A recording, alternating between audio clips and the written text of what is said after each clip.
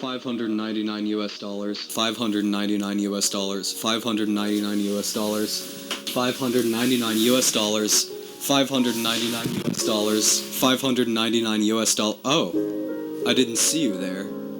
Welcome to the PS3 and its weird, out-of-date version of Minecraft that makes it really easy for me to record on VHS. Let's just go ahead and let's just go ahead. Oh wait, yeah, that's right. That's what you do. Okay. So we're gonna do a new world, and we're just gonna call it.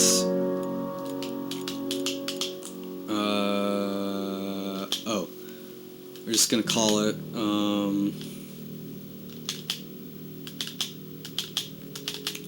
Let's just call it that. Boom.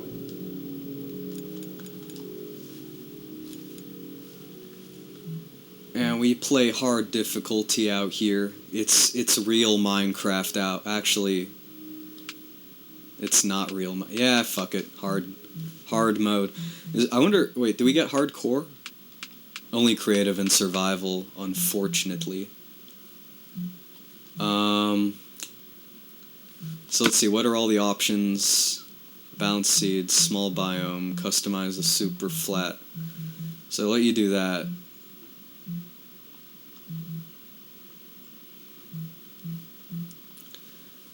And we got some things here.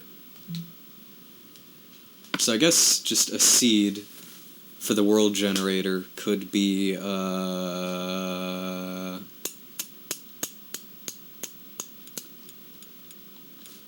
I'll just use the brand of VHS that the brand of VCR that I'm currently using.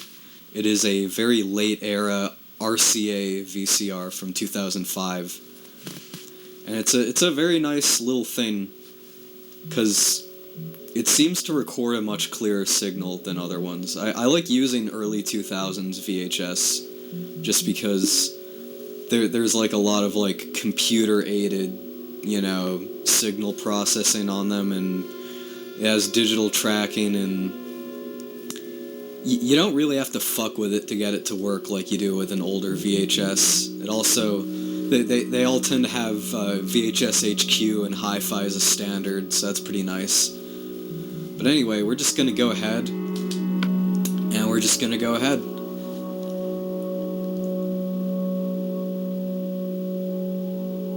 So as far as I'm aware, this particular version of Minecraft here is, they stopped updating it, I think, around 2018.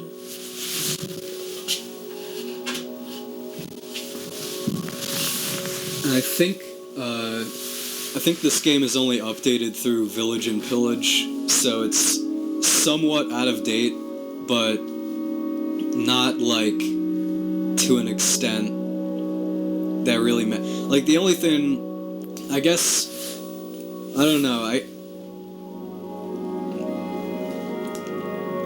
don't know. It's kind of interesting. I didn't realize they kept it around for that long.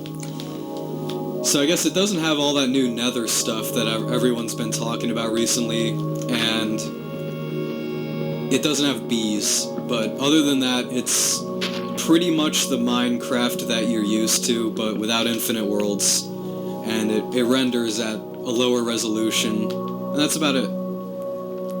Other than that, it is Minecraft, but it is on the PS3, and I'm just doing this because it just feels like the right thing to do right now. As you might be able to tell, I have adjusted my setup quite a bit since last time. I've made a lot of technical improvements as far as audio is concerned. And yes, this audio that you're hearing, this is actually what's on the tape. So the problem last time was that I wasn't really thinking, and I just kind of boosted the microphone so high that it just peaked. It never occurred to me to just turn the main mix down, and that's what I've done here. And this allows me to balance the audio of the game much better with the audio of my microphone.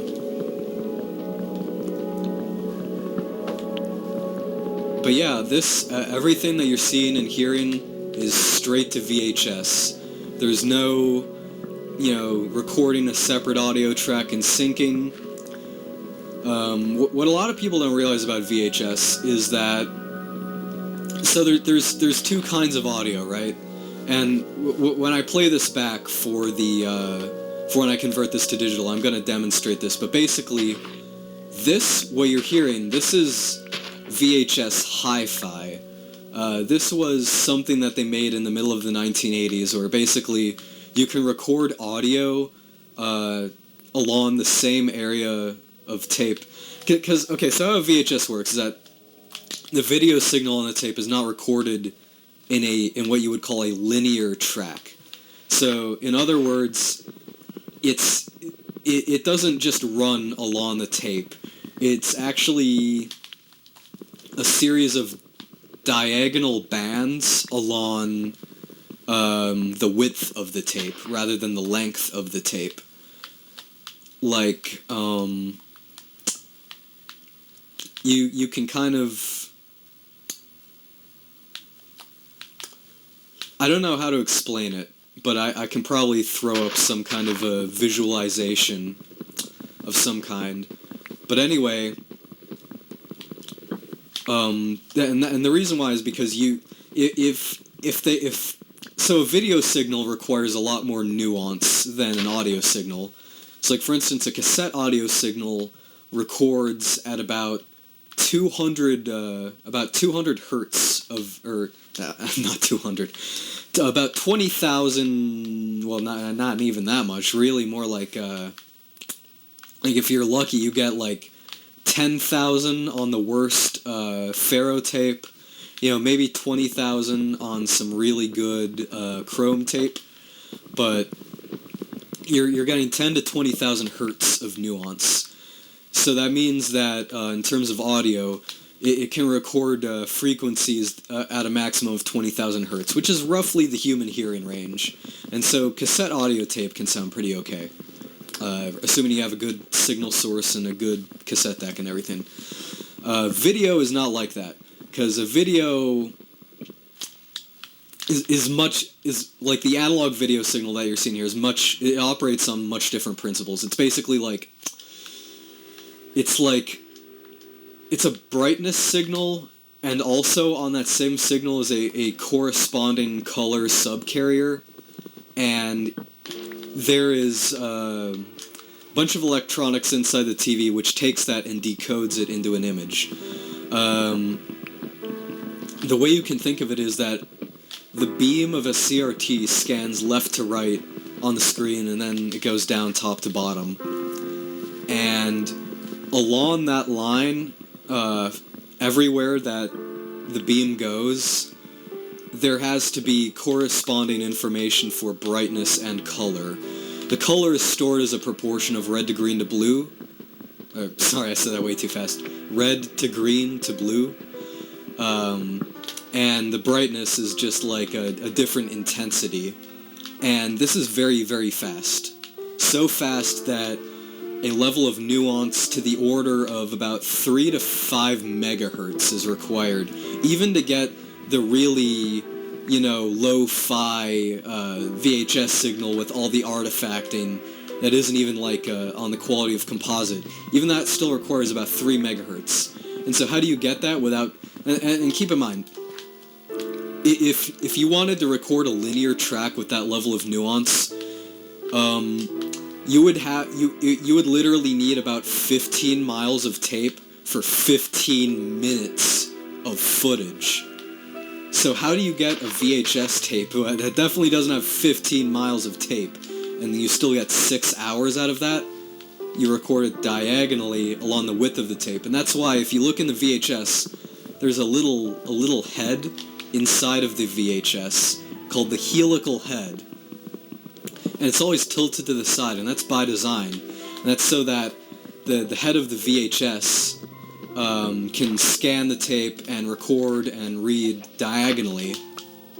And that lets you get all of that nuance. I have collected way too much wood. I was not thinking. But anyway, we'll just go ahead and make some fresh stacks here. find a good little spot for the hut. And let's go ahead and get some seeds, because this is a vegan Minecraft server, and we're not allowed to kill animals, so we're gonna need to grow some wheat. So anyway, so it used to be that, the video was recorded with this diagonal helical head, but the audio was recorded much like a cassette tape, with that linear track. The problem with this is that cassette tapes, or VHS cassettes specifically, move quite a bit slower than a regular audio cassette. And because of this, that linear track gives you much worse audio. And it gives you that sort of very lo-fi kind of VHS sound. It basically doesn't have any highs. It doesn't the highs are very fuzzy on old VHS tape. And I'll show you what that sounds like right now. Okay, so assuming that I was paying attention while playing this back, what you're hearing now is the linear track of the VHS. You can tell there's a big difference. It's still a VHS. It's still the same tape. It's just a different way of recording that track. And that's just to give you kind of the rundown on like the technical aspects of this. And like I said, I'm not an expert. I didn't really grow up with this technology. This is just what I've learned about it. I mean, I kind of did.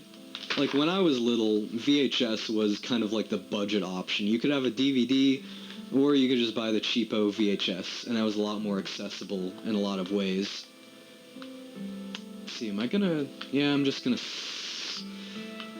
put the hut down here. Let's just go ahead. Don't leave your trees floating, people. Don't ever leave your trees floating. It's just bad Minecrafting. So anyway, so I'm gonna just switch it back to hi-fi, but that's just to like give you a rundown of an explanation of how all this works.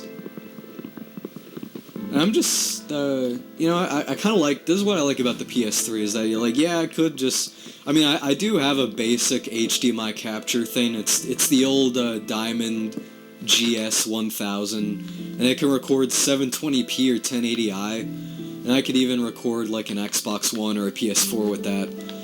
But the PS3 has so many video options. You can do VGA, you can do SCART, you can do component YPBPR or component RGB. It's just like, you just have so many options. And I decided, let's just go with the classic way of doing things. Something interesting about the PS3 is that all throughout its lifespan, from 2006 to 2015, no matter at what point you bought the PS3 at, it always shipped with the old composite cables for this kind of video. Even if you bought it in like 2012, after the Super Slim came out, you were still getting the old composite cables. Oop. Actually, I'm gonna do that anyway, so I guess it doesn't matter. But we're just slapping up the basic hut.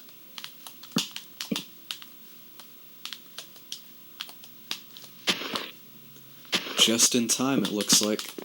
But you know what? We're just gonna... it would be really boring to just, like, become a shut-in at night, so I think we're gonna make it a little exciting. We're just gonna craft some basic tools, and we're gonna go out and... Oop. Didn't mean to do that. We're just gonna go out and try to find ourselves some coal. I actually got a PS4 on launch day in 2013. I ended up selling it a couple of years later because I was a PC gamer, and I was just kind of disappointed with it on a number of different levels. But one of the things I was most immediately disappointed about right out of the box was that it only has HDMI. I was like, wow. I guess that was kind of to be expected. But, yeah. I thought that they were still going to have some kind of legacy option, at least component. You know, considering component can still do an HD signal, and a lot of people were still probably using a TV that had I mean, still to this day, I mean, I just bought a 4K TV like a couple months ago, and that thing still has a component input, and it looks pretty nice. My TV, it's actually, I'm gonna talk a little bit about that right now. It's actually that Walmart brand, that ONN brand. I think that's kind of funny. You can't call it off-brand because it's on. But anyway, but it's like, okay, so like that brand, it gets a little bit of flack, and rightfully so, but I don't think people understand. Okay, so I paid like $180 for that thing, and it's like a full 4K TV. Well, I'm not sure if it's full 4K. A lot of TVs advertise a higher resolution than they actually are, but whatever it is, it's definitely higher than 1080p. And it also has some kind of... It has a sort of anti-aliasing, where if you put in a 720p or a 1080p signal, it actually has like... hold on, I need to craft some tools first. It actually... it does some weird, like, anti-aliasing, or at least it seems to, where... Let's see. Just get the usual suspects, and yeah, I might start some farming since I already have some seeds. But anyway, it seems to have some kind of anti-aliasing. Oh, here, I'm sorry about the noise, but a TV...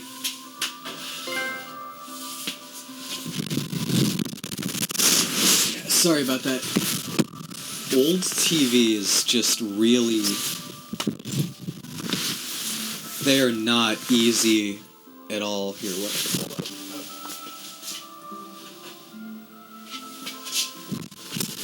Yeah, I'm just giving my headphone cable a little bit of slack there.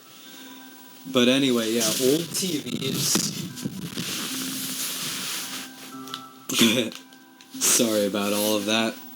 But yeah, anyway, old TVs, they are an eye strain if you sit too close to them.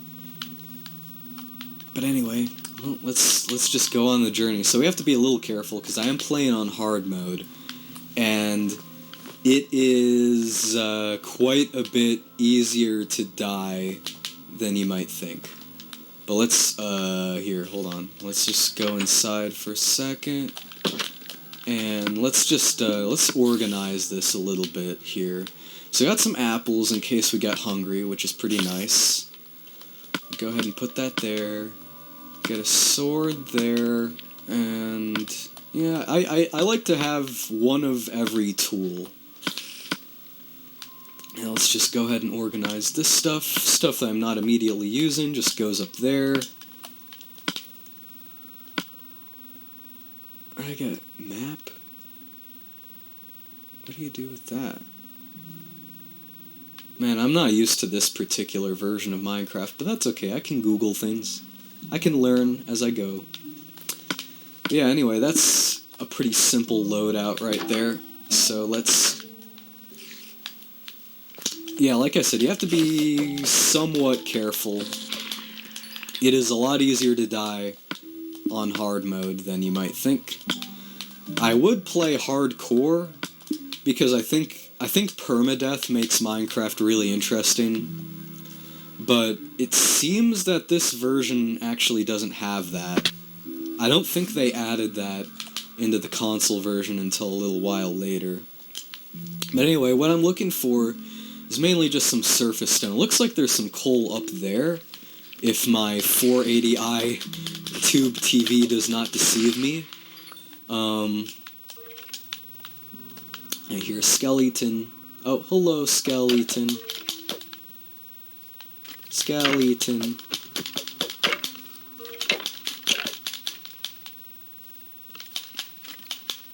You have to be really careful. Skeletons can fuck you up on hard mode. Alright, so we're just gonna do this the old-fashioned way. That's not the old-fashioned way. Wait, did I get sulfur? No, I didn't. But I do have this really old bow that's almost dead. And a bunch of dirt. Yeah, anyway. I'm just looking for some surf... I don't really want to, like, start a mine shaft yet. I want to become a little bit more resourceful before I do such a thing.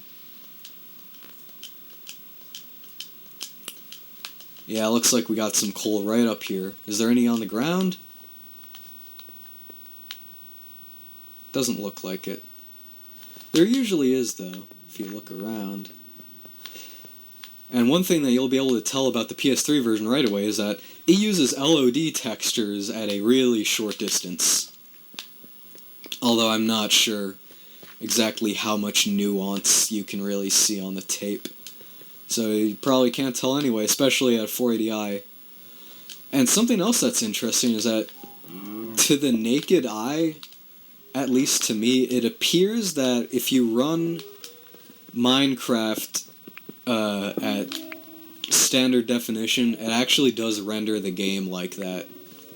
Which is probably pretty good for my sake, because it lets the game run at 60 FPS.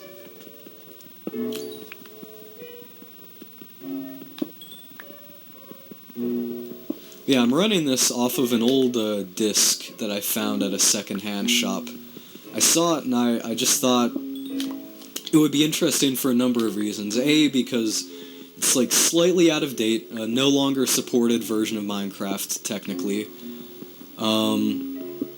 You can run it on a CRT like this, and I don't know, it's just fascinating.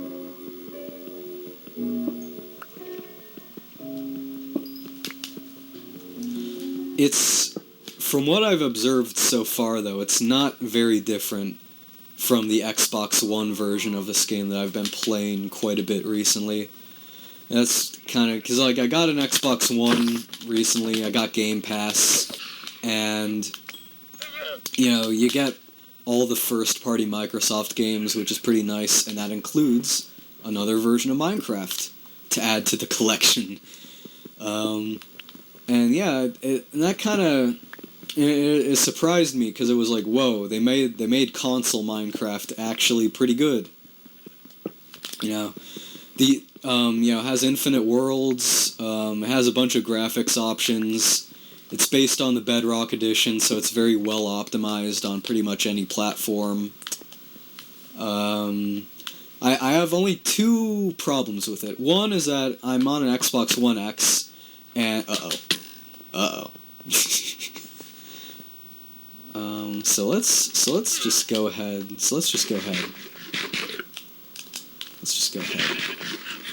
Alright, that should, you don't see me. I'm nobody.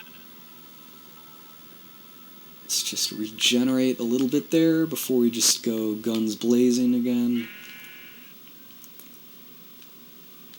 A lot of people don't like the hunger system in Minecraft, but honestly, I feel like the old system was way more forgiving, because food has always been easy to come by in Minecraft, even in like the old beta versions. Like, yeah, like there was a time when like only certain animals... Okay, so first of all, let's just get to some high ground and hope that I can find where I started from.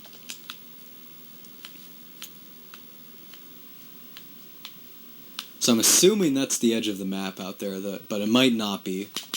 I'm not really sure how much space they give you out here. And also, come to think of it, I have no idea what the deal is with Minecraft. But yeah, I have no idea where I started from, which is like pretty much rookie mistake number one.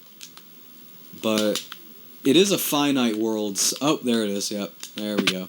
It is okay, so I'm probably gonna have to renege on my vegan worldview for a second here. Because I don't want to die. I don't want to die.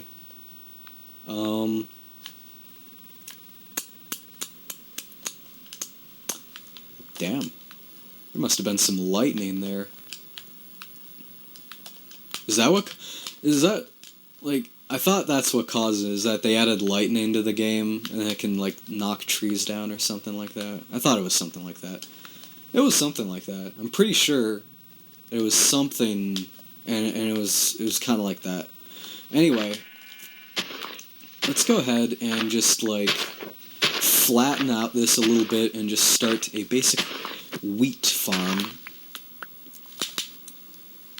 Because as vegan Minecrafters, we need to get this bread.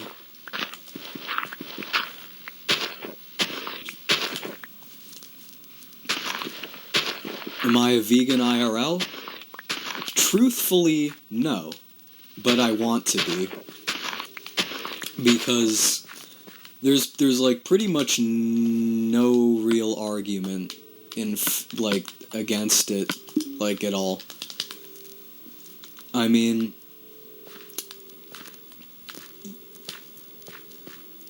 we, like, the biomass of, like, cows and pigs and chicken outnumbers humanity several times over, and part of the reason for that is because we have very advanced technology that allows us to create fertilizer that basically just like, okay, so if you look on the Wikipedia page for the Haber process, pretty much, so a German guy named Fritz Haber, okay, so I guess you have to, like, plant something. Okay, hold up.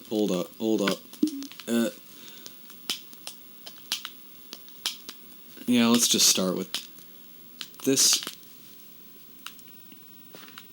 So pretty much, yeah, around World War I, this really, really cool guy named Fritz Haber decided to make a really cool way to make really good fertilizer.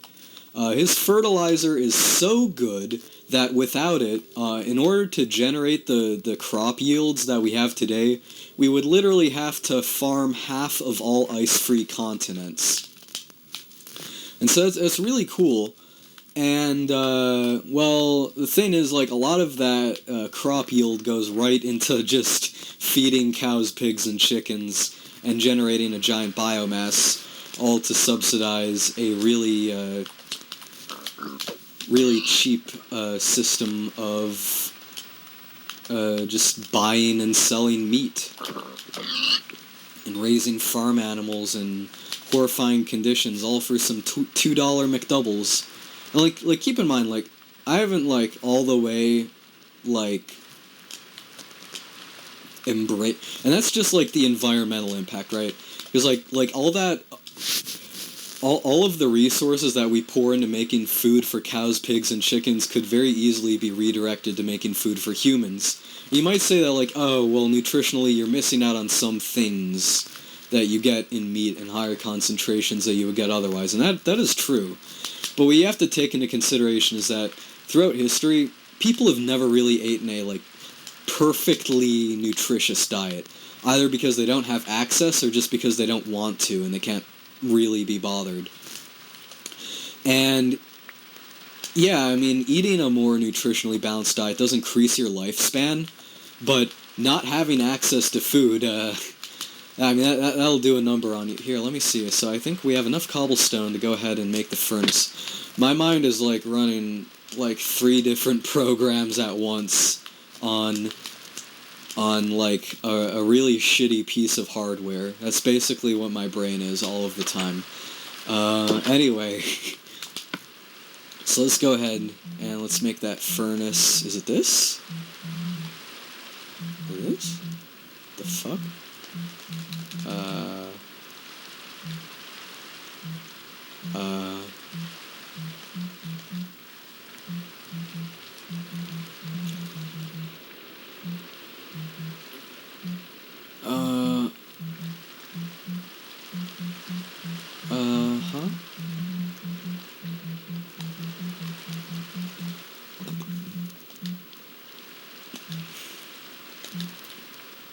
I am not used to this menuing system. Oh, I guess that kind of makes sense. Just lump it in with that. Okay, wait, hold on, wait. Okay. Let's go ahead.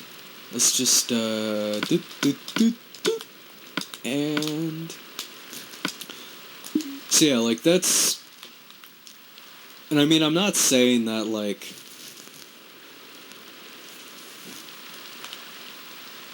I mean, I guess I am saying that, like... I guess what I'm trying to say is that, like, there's... even if you personally don't want to, or you don't care, or you think that the rhetoric of most vegans is somewhat abrasive, there's just no real, like, if you're just taking the emotion out of it, there's no well-reasoned argument why I mean, maybe you don't have to all the way abandon meat, right? But I don't really think you can make the argument that we can eat meat like we do as Americans with every meal so frequently without consequence to just the world around us and even our fellow humans. That I mean, think about how ridiculous. I mean, even now we already produce more than enough food to feed everybody with the current, philosophy of doing things, which is quite frankly wasteful. If we just dialed back on the meat a little bit, it wouldn't even be a question. And that's just step one. So, like, the other thing is that there have been multiple studies that have shown that eating meat has... Or, I mean, not an individual eating meat, but our meat production system as a whole has, like, quite a bit... Like, we're talking, like, 3 or 4 times as much emissions as passenger cars. So yeah, next time you get mad at that coal roller, F-350, consider that they might be vegan. No, I'm just kidding. Still, get pissed off at people like that still, but people definitely dramatically... Oh, okay. So every time it auto-saves, it kind of has to do that. That makes sense, because it's a PS3. This ain't a... PS3 cannot multitask whatsoever.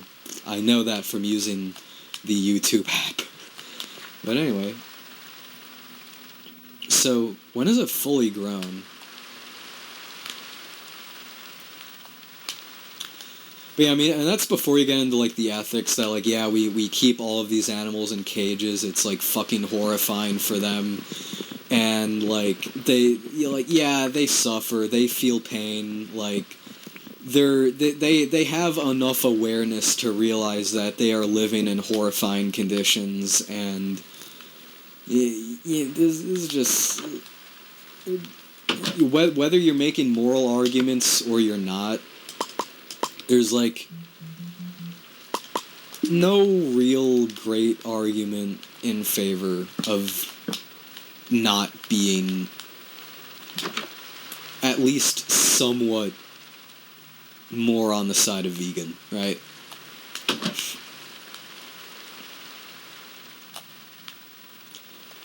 And anyway, so yeah, so in this Minecraft playthrough, we're only gonna be making bread. I mean...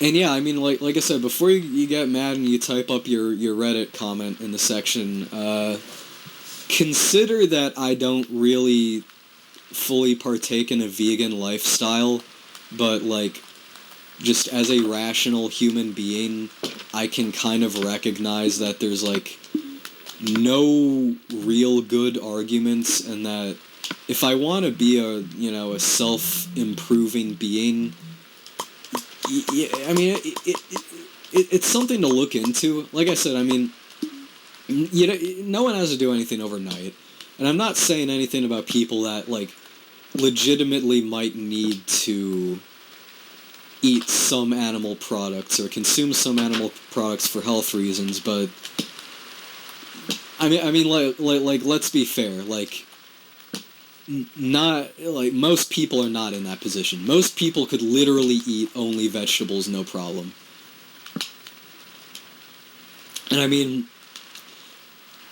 considering how much more, I mean, not everyone is fortunate enough to live in a time or place in history where you really have access to livestock or anything. I mean, even, like, most peasants in Europe only really ate meat, like, twice a year, you know, Thanksgiving, or not Thanksgiving, you know, Christmas and Easter, basically. And other than that, like,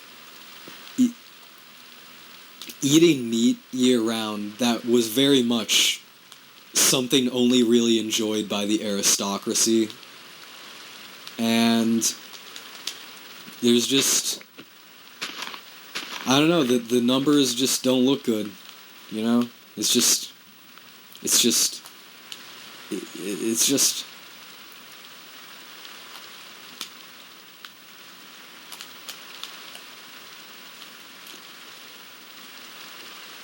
and I mean, I'm not saying, like, you don't even really have to, like, go into a special section of your grocery store. It's like, it's as simple as just eating a bunch of potatoes and shit. You know what I mean? Like, there is kind of a myth that you won't get everything that you need from plants, and, like, it's kind of not true. I mean, even something like tomatoes or spinach, you still have every nutrient present. They're just not available in quantities that you might be used to. Fuck this. They're just not available in quantities that you might be used to. So, really, the only consequence of that is that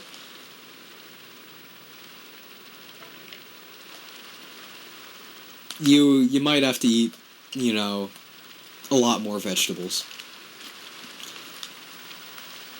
I mean, yeah, I mean, I guess the argument that I'm making really is as simple as just eat your vegetables. I mean, like your parents weren't bullshitting. Like, that shit is really good for you.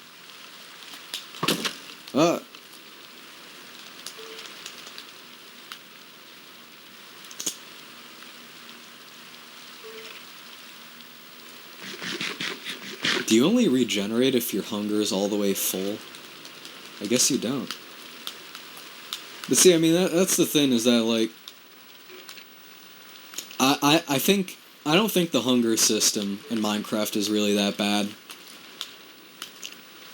And I say this as someone who started playing on beta 1.4.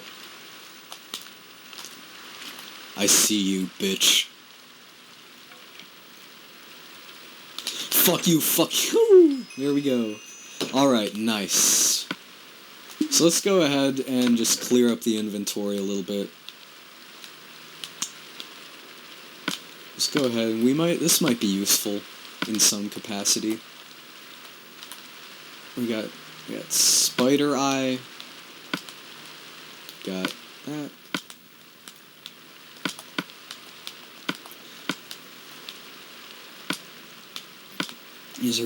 The only problem is that the inventory screen is so small on this little CRT, it's like you can barely make out anything.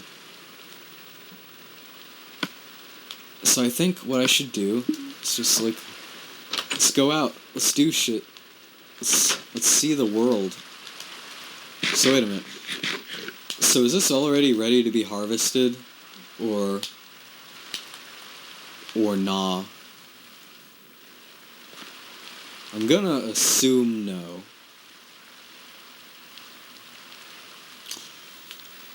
I'm not really sure what the requirements for farming in Minecraft are, because I've never really done it that much. That's okay. I can kind of learn as I go along here. So I guess another thing that I want to talk... So, and like I said, like, I'm not sure... I don't want to make you feel bad if you're not vegan, or even if you've... Like, if you've gotten in a heated argument with a vegan, I don't want you to feel bad. I think... I don't know. Like, I go back and forth on this a lot, right? That, like, like, on one hand, nobody likes moralizing arguments, but on the other hand, like, life is just full of them, and, I mean, I don't know. It's like, I don't really believe in the idea of putting my morals aside all the time just to make everyone happy, but the bottom line is, when it comes to veganism, I would just want you to look into the topic yourself. You know, eat more vegetables. At the very least, eat more vegetables, you know what I mean? This is something I've done recently, and it just makes you feel good. Not to mention that, like, you know, I'm 21 now, and even though I'm still, could be considered quite young, I've lost quite a bit of my sweet tooth recently. So do you just...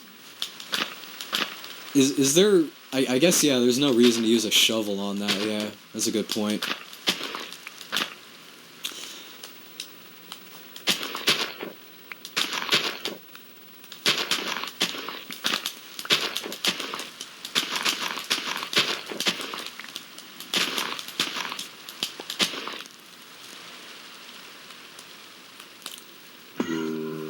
Alright, let's fuck him up. Let's fuck him up.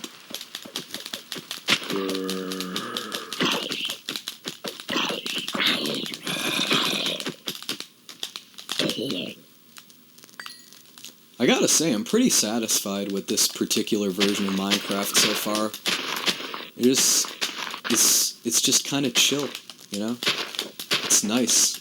It's also, for a PS3 game that, is literally a Microsoft game that started off as a 360 exclusive, the PS3 version is, like, surprisingly well optimized. PS3 versions always had problems. If you would like to know more about why the PS3 in particular always seem to have those issues, there's a YouTube channel called Modern Vintage Gamer, and he has a really good episode on it. But to give you the rundown, Sony developed their own custom CPU architecture just for the PS3, and they developed it in association with IBM. It's kind of a spin-off of the PowerPC, if you're familiar with that. So, in many ways, it's... If you owned a Macintosh computer from before 2006, it's actually very similar to that in principle. Let's see. Let's just go ahead and... Okay, we're pretty good right there.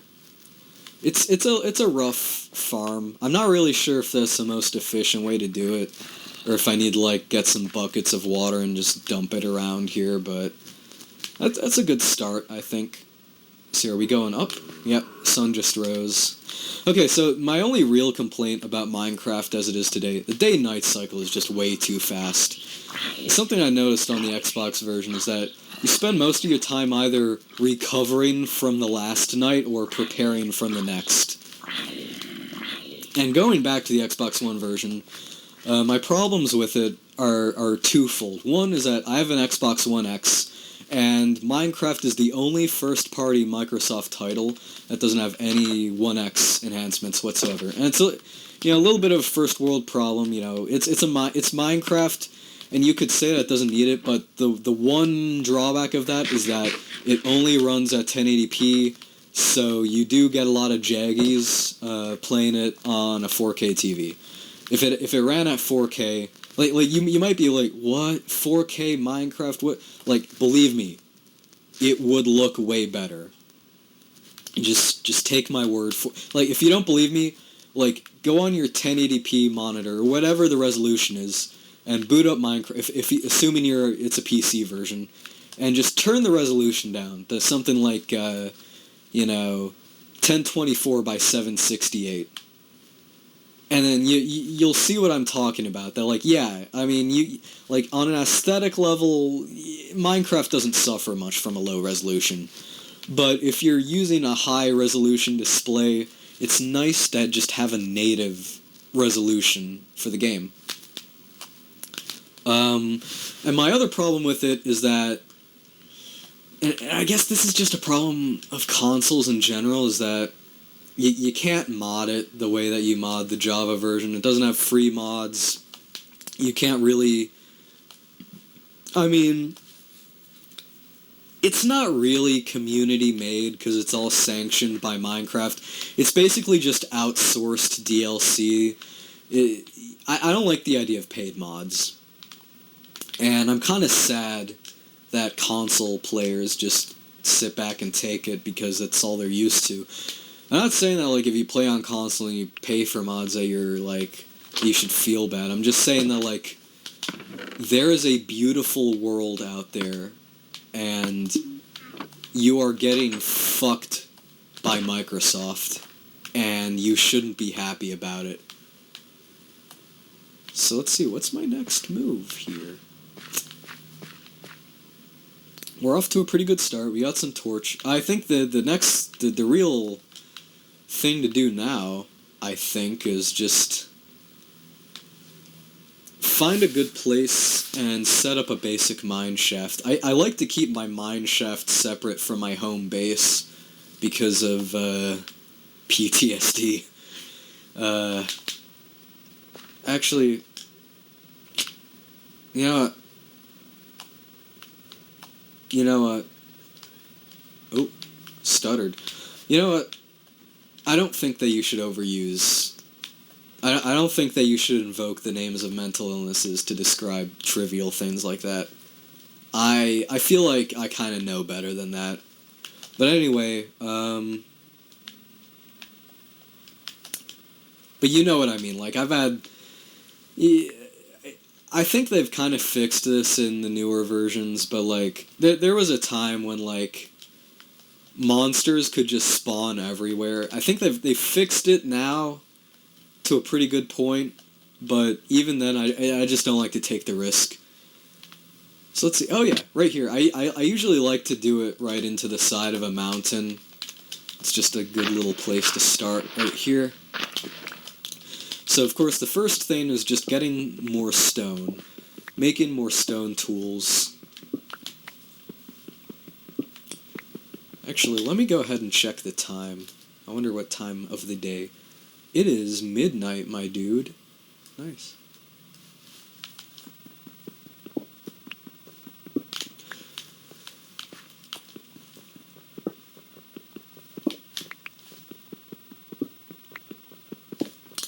And you know, the typical advice would be not to dig straight down, but fuck it, you know. Everyone knows that you shouldn't dig straight down, but everyone also knows that digging straight down is just faster. I should probably make my ladders before I have to eat my words, though. Here, yeah, let's go back. Here, let's just clear an easy path back to home, or where do you... Yeah, I mean, I guess that's not a bad path right there. You know, we'll develop this world more as we go along. But let's go ahead, did I put any trunks here? Yeah, we can go ahead and just convert all of that. Oh, wow. Okay, I didn't even need the birch logs, okay. I kind of have split feelings on there being different types of wood just because, like, I don't know. It's just, it's a lot more to keep track of, I guess. Especially if you're trying to build, like, a hardwood floor of, like, all one type, and... Yeah, I don't know. I kind of miss when it was oak only, and that was it. There's definitely a lot of things I miss about old craft.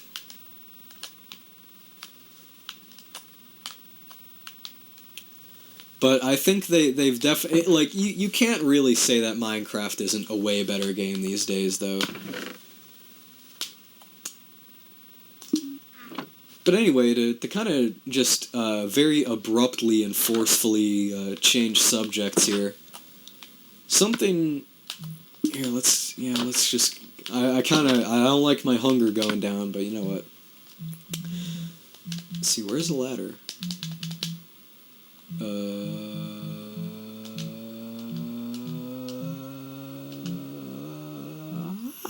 Oh, they put it under that. Okay, this menu is really confusing. I gotta say, the Xbox One version definitely, or the I guess it's because it's across all consoles now. The new Minecraft for that's not going to be enough. Hold on. Let's go foraging here. But anyway, the new console version of Minecraft definitely has a much better interface. Although I do kind of like the console version, even this version anyway, because crafting on the Java edition is just really sluggish, you know? I mean, there's probably a mod that fixes that, but I don't really like the idea of having to just play. I mean, I feel like that's just something that they could easily incorporate into the main game. I mean, I don't really like the system of, like, you know, having to, like, it just feels like it slows the game down a little bit, just like the game slowed down and stuttered right there. Anyway, so first things first, let's just find... I need to forage for a little bit of food before I'm able to really... Uh-oh. Like I said... You know, you just gotta feel bad for killing those Minecraft animals, though. They don't deserve it. If you kill too many Minecraft animals, Hero Brian will think you're a piece of shit. Man, like, you weren't, or I guess you... There's probably a pretty good chance that you were, but, like, man, when... I remember when those, like, Hero Brian rumors were first going around. That shit was freaky. It is kind of weird because in a lot of ways, Minecraft can be, if you're playing it alone by yourself in an offline game, it can be a little weird and unsettling and spooky. Especially because, like, when you're near a cave, it throws in those weird little, like, kind of noises at you, and it's like, yeah, when I was 12, that really kind of...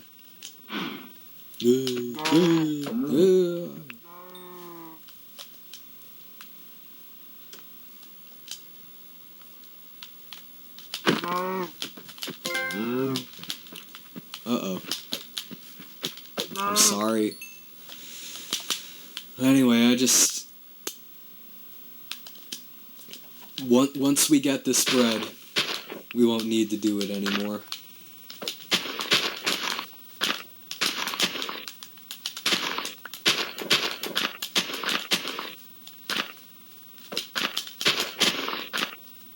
I'm actually surprised that the PS3 version has a render distance this good.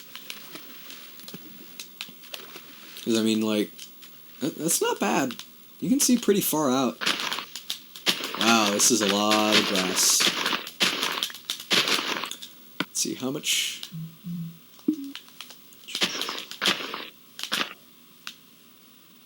I like the way that the dandelions look.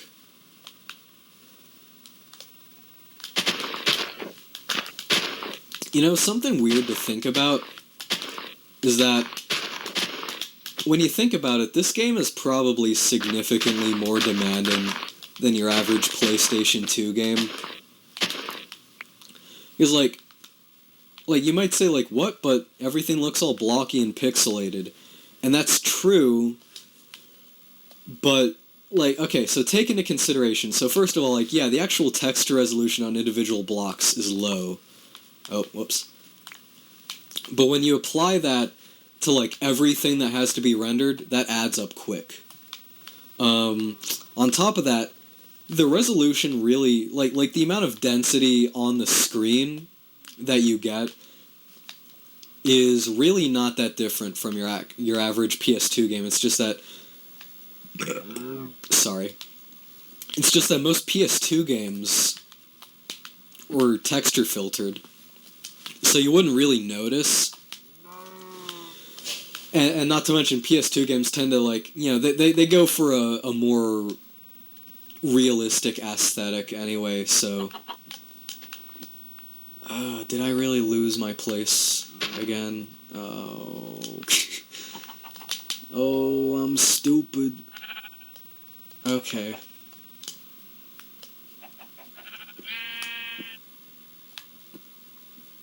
Oh, no. No, yeah, I didn't go that far.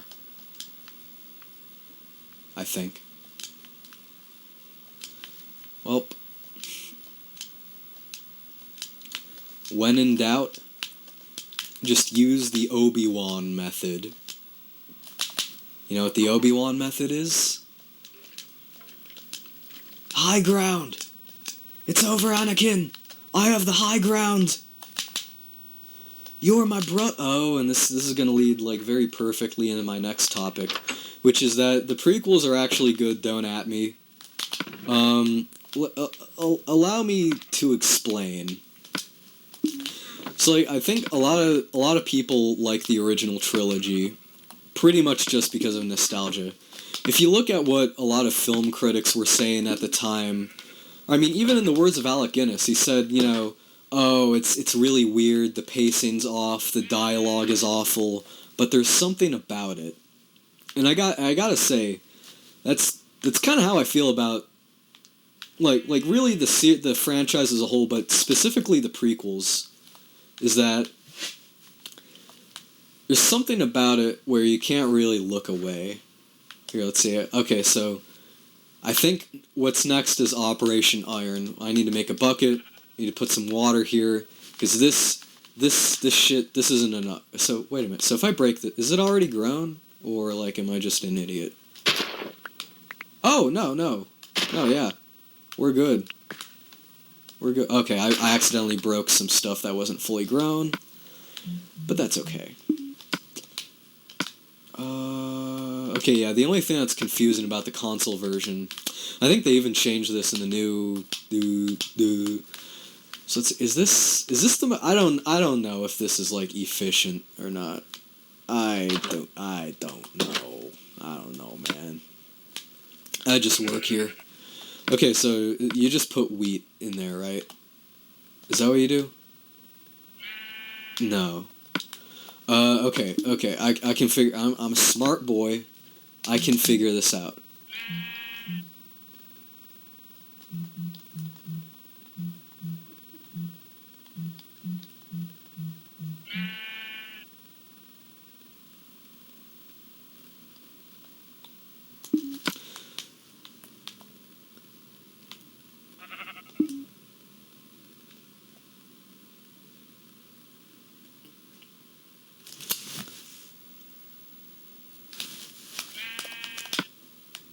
You don't just... It's not just that?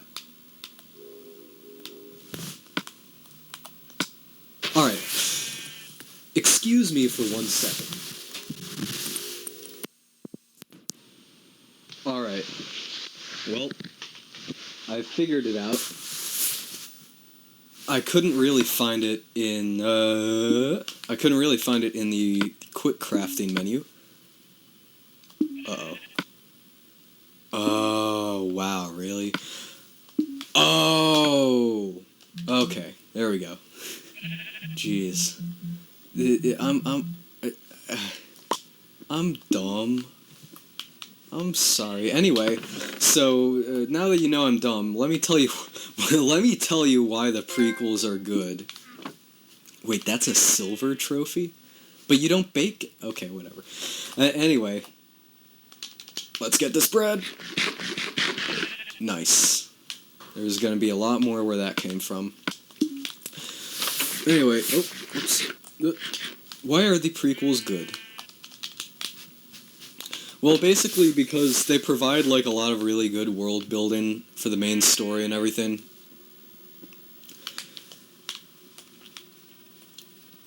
Like,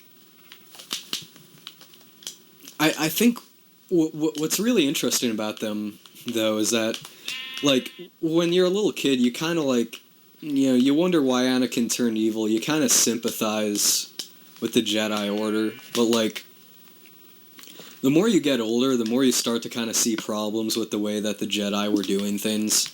That they were kind of just conscripting children and teaching them basically military shit at like a really young age. They were very just they were rigid and dogmatic. They wouldn't even accept trainees younger than like 4 years old, or I mean older than 4 years old. It was just there's just a lot about it that you can very easily question. They were kind of okay with a lot of trouble in the galaxy just for political purposes. And, you kind of start to realize that the whole point of the prequels was that, like, Anakin was pretty bad, but in a lot of ways, the Jedi were kind of worse. And they also had all of the power in that situation and all of the ability to put an end to everything. And they didn't, like, even if they didn't want to train Anakin, and they probably had good reasons to doubt him, he was still a slave. Like, they could have freed his mother. They could have, I mean, they were more power, like this, another thing is that, you gotta understand that in the prequels, the Republic didn't have a military. So, for all intents and purposes, the Jedi were the most powerful, organized fighting force in the entire galaxy. If they wanted to end slavery in the Outer Rim, they could have done it. They literally could have prevented Anakin's entire situation from happening. And they didn't for political purposes. They didn't, so that way the Republic could get along better with the Hutt space. And there's just a lot of other things. Like, you notice in Attack of the Clones that the Jedi are very much the aggressor when it comes to the Battle of Geonosis and the entire Clone Wars. And, Anakin is knighted, right at the beginning of the Clone Wars. And, I mean, yeah, you can say that he didn't have to fight, but, like, he didn't really have much of a choice. He was born as a slave, and then he immediately became a ward of the Jedi Order. He's not like Count Dooku, where he's an economically established nobleman. He could just run off at any time and go to his easy life. Anakin didn't really have that. He didn't have outside resources or even a family. I guess he had his family on Tatooine, but, like, there are definitely reasons why he didn't want to go back to that place. I mean, he kind of watched his mother die. He kind of got brutalized by his slave masters on the daily. He had a bunch of bad run-ins with the Tusken Raiders. It's just like, I mean, it's like, I mean, imagine if you had a really nice house, but when you were a little kid, you watched your dad die of a heart attack in that house. Now, you've received the house for free in an inheritance, but, like, would you really want to... Okay, so, like, let's add another layer to it, is that not only did you watch your dad have a heart attack in this house, but also you were kidnapped, and you were made to do excruciating labor every day inside of this house until the police found you, There are reasons why that house might have bad memories for you, why you wouldn't want to go back.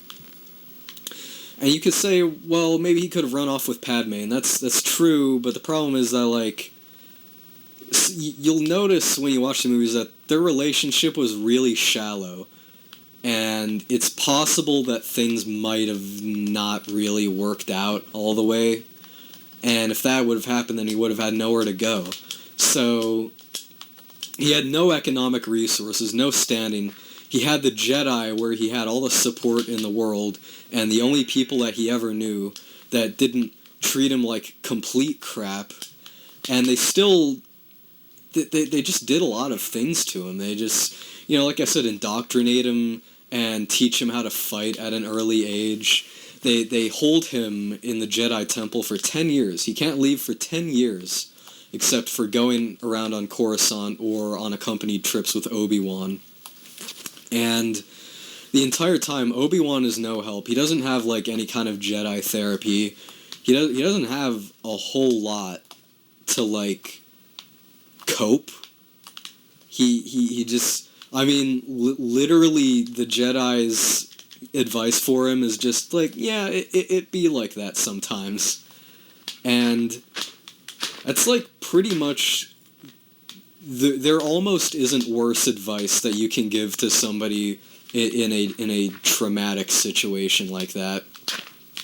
So he has no support, no economic standing, no real options, and so, he fights in the Clone Wars, and, like, and keep in mind, there's, like, very little negotiation with separatist leaders or separatist worlds.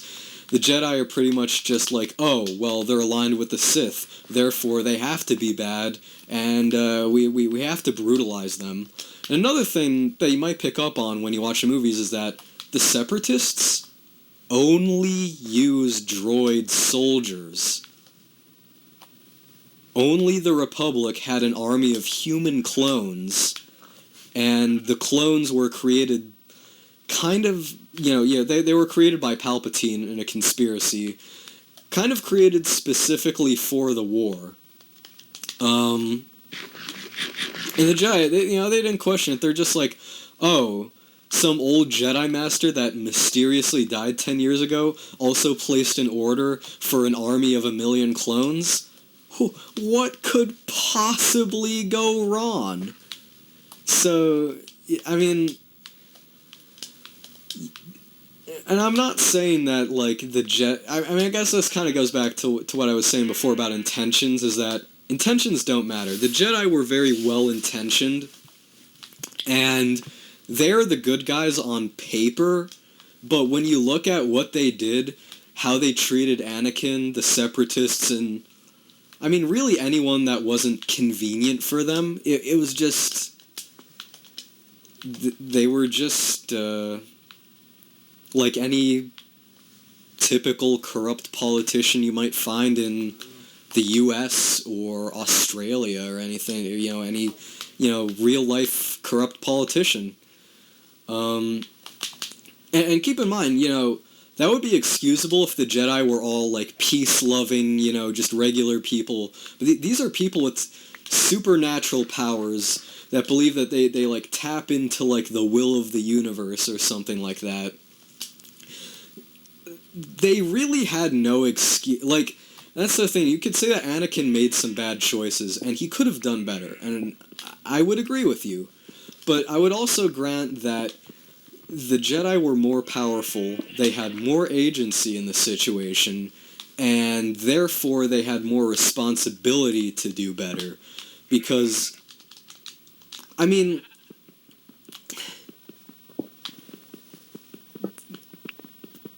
people tend to, like, leave the choices that the Jedi made out of the conversation, And it doesn't help that the marketing, all the toys, the Legos, everything, it was all just, the Jedi are really good. Help the Jedi heroes be the really cool good guys with no flaws whatsoever. And it's, the movies and especially the novelizations are not like that at all.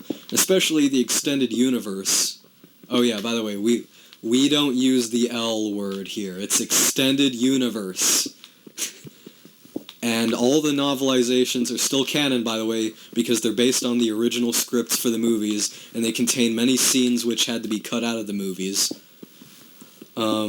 Including scenes in The Phantom Menace, in which Anakin was literally beaten by his slave masters, which is pretty important to the conversation once you consider the fact that Anakin didn't really have that much control. And also keep in mind, these are, like, his developmental years, right? Like, it would be one thing if all of this trauma, if he was, like, sold into slavery as an adult after having just a relatively normal life. But you gotta keep in mind, Anakin was literally, like, in that situation from the cradle to the grave, and it just never let up. He never had a real break from it. It just... He was basically always dealing with... Like you can say that he could have made better choices, but he was always dealing with the horrifying choices made by others. And that's why it's more of a tragedy. I don't really... I guess you could say in a lot of ways Anakin is both, even as Darth Vader, he is both the hero and the villain.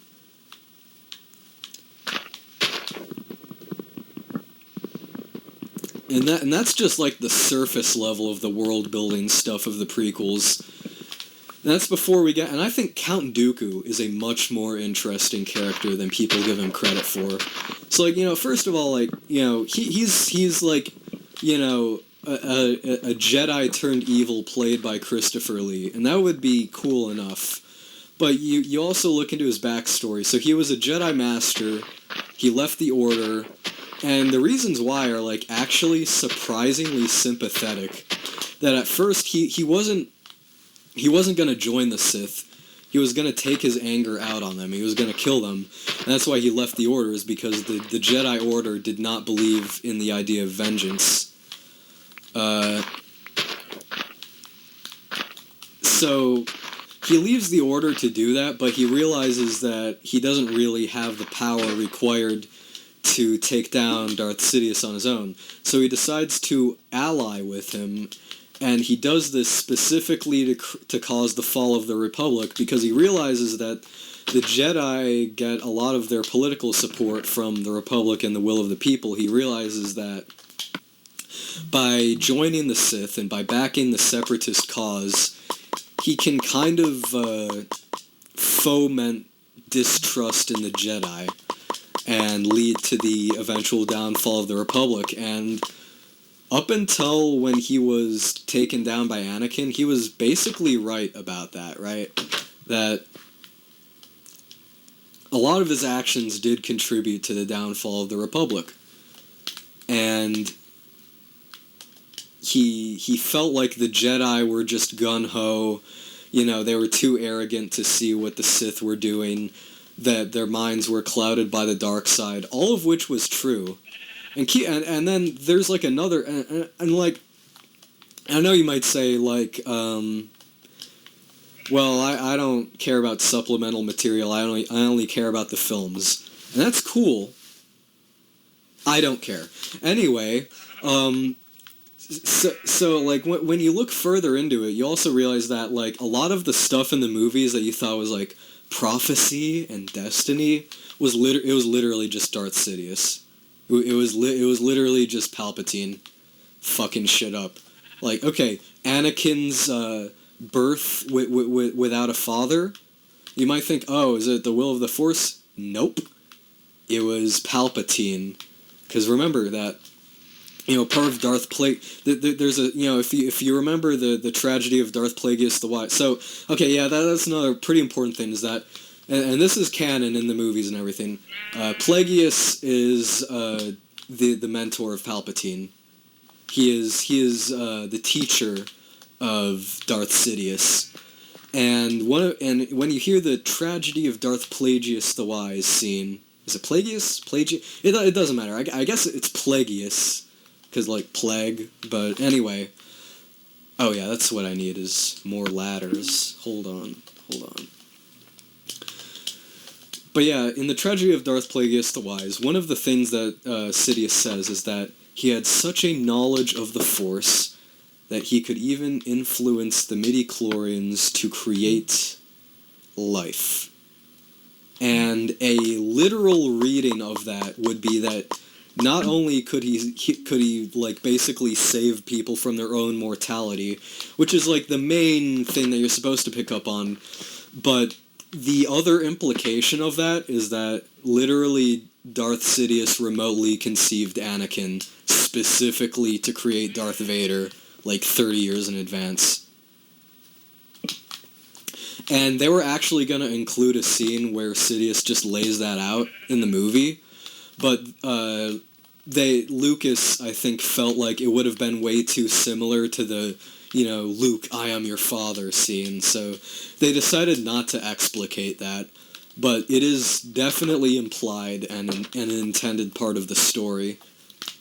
And, other things like, the prophecy, the idea that there's going to be a chosen one, kind of also Palpatine. And like I said, I can understand why you would say, like, oh, well, why didn't they incorporate that into the movie? And the reason why is because basically, and this goes back to the dialogue, and this also really applies to the original trilogy as well, especially if you watch the originals closely, is that George Lucas is a great storyteller, but he's also a very disorganized storyteller. And he doesn't really have the ability to prioritize, like, okay, is this important? Is this not? And so...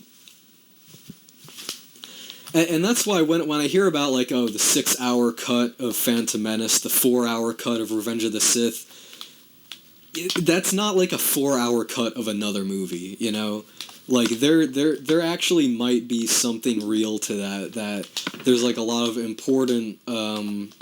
storytelling that had to be left out, basically because I think in a lot of ways Lucas is just limited by the format of the 2-hour feature-length film, which by the way is just totally arbitrary. There's really it's just tradition why movies are only that long, and just commercial reasons, and probably mainly also to limit. Or, I guess to make sure that theaters can show a certain amount of movies per day. And, yeah, I don't know. I feel like there's a lot in the prequels that people don't give them credit for, and a lot in the story. And the more you get into the extended canon and everything, the more you realize it's... And, like, I don't care how much shit I get for saying this, but in a lot of ways, it's kind of like Lord of the Rings in space. But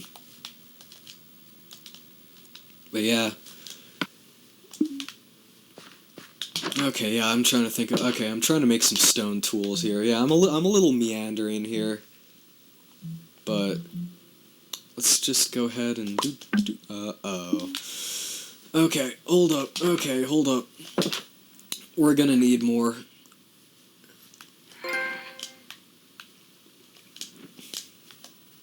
Let's just go ahead and just hollow out the mountain here.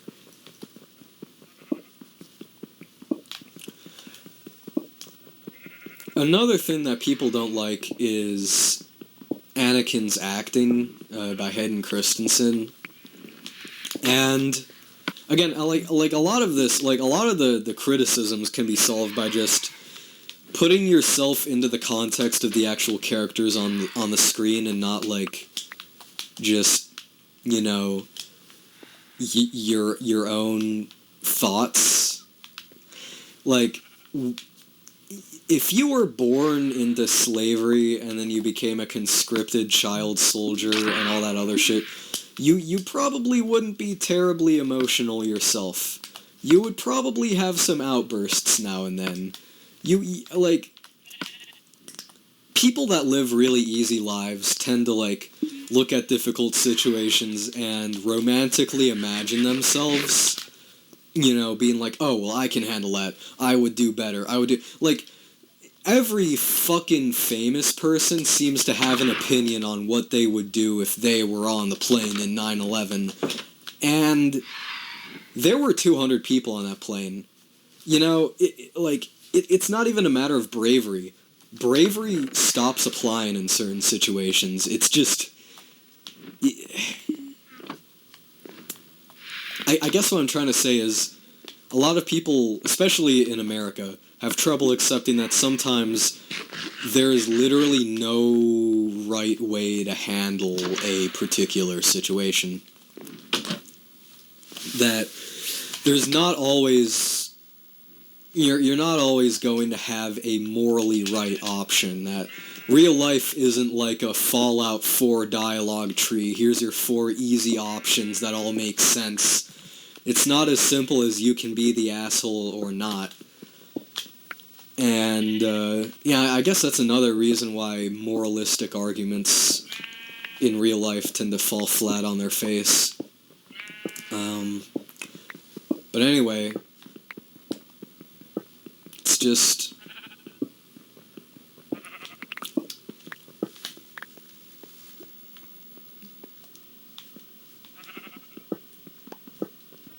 There's a lot about the character of Anakin that I don't really feel like he properly gets credit for. That, like, yeah, okay, yeah, when you watch it, when you see the scenes with the hooded robes when he marches on the Jedi Temple, we can all make funny little memes about school shooter jokes, but, like, it's pretty important to remember that Anakin is not free. Anakin is not American. Anakin doesn't have the options that we have in the real world. And that's pretty important to the context of the story, is that it's not just like the Joker or Falling Down or something. And then, yeah, Joker's another movie that people will, like, willfully misinterpret the shit out of and try to, like, it's like, just make all these crazy arguments, you know. I think if you're making arguments about what the Joker could have done better, you're kind of missing the point. You know what I mean? And it's... I mean, I guess if you want to make arguments about human choices, first, very carefully examine who actually has the greater power of choice in the situation. And that's the point of the Joker, is that, yeah, like, Arthur could have definitely done a lot of things better, but that doesn't really give excuse to the world around him. And by simply just brushing it off and saying Arthur could have made better choices, you are literally robbing the entire world around him, who, by the way, is, like, in the movie is portrayed as being more healthy and, you know, well-adjusted, you know, more affluent. You can't take away agency from a powerful entity to focus on the poor choices of someone in a horrifying situation, I guess is what I'm trying to say. You're not supposed to really want to emulate the Joker. You're supposed to come away from that movie thinking, what can we do as a society? Oh, yeah, I really love that. I love how we've turned the word society into a meme, so that way I can never say it without a bunch of fucking brain-dead idiots invoking this old, like, 2017 meme to prevent me from actually talking about the fucking world around me. I love it. Anyway, so, like, the entire point is that, like, everyone was like, the Joker could have done something, but the world around him literally could have done everything. And I'm not... You shouldn't really take agency away from the world around him just to try to project agency onto Arthur that really isn't there. Right? I don't know. I mean, I guess what I'm trying to say is that there's some serious philosophical flaws with behavior-oriented ways of psychoanalysis, for lack of a better word. Because if you analyze everything through the lens of individual choice, it just clouds your judgment. It just makes you think weird shit, basically. And that's kind of the message of the Joker more than anything. And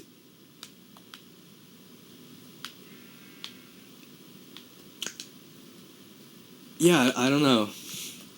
And not to mention, I think something that's very scary about what a lot of people say about the Joker is people saying, like, oh, his situation is unrealistic. It would never be that bad. And I can agree with you on one part. It's unrealistic. It's unrealistic because in real life, it's worse. It's worse than that. And people don't get moments like what Arthur did with his little movement. People in real life don't get that. They just get all of the suffering with none of the vindication, none of the, they don't get to strike back. Even if you disagree with Arthur striking back, people in the real world get all of the bad shit without actually having any sort of recourse or sympathy or anything. Because everyone's so focused on individual choice that you miss the forest for the trees. Like, Margaret Thatcher once said, "There's no society, just individual families." Britain has never recovered from Margaret Thatcher, so maybe don't take that very literally. I don't know.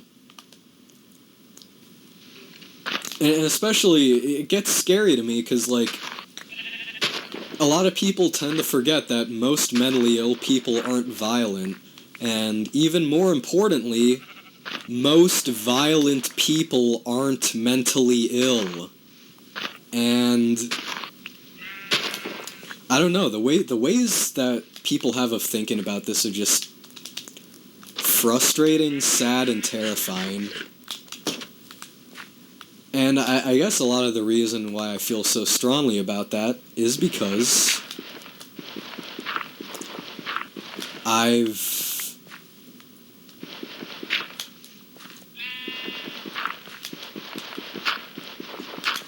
seen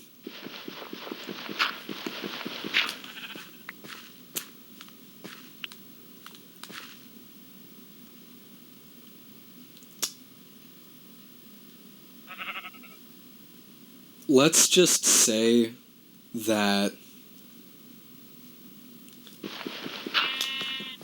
members of my immediate family have experienced illnesses which are much more advanced than what Arthur was portrayed to have in the Joker. And it just makes me sad watching people talk down about the Joker and people who like it, because honestly, the Joker has literally done more for mental health in this country than, like, a lot of liberal society. And yeah, feel free to get pissed off at me. I don't care. You aren't helping me. You know what I mean? Like, it's just... It's just that liberal condescension. And keep in mind, I'm a leftist, so when I talk shit about liberals, I'm talking shit from the left.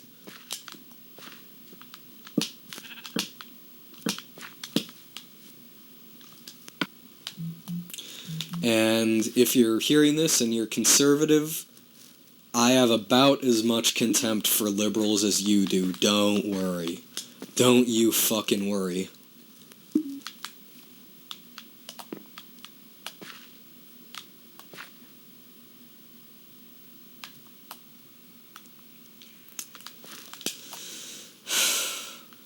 I don't know, 'cause it's just...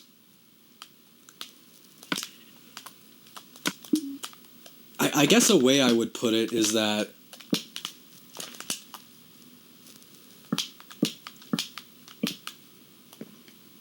I don't know, I guess I can't really say anything beyond there's just kind of an inherent condescension to it, and it should just make anyone uncomfortable.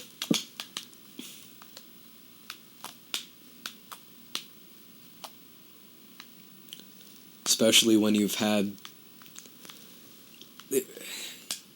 Is that...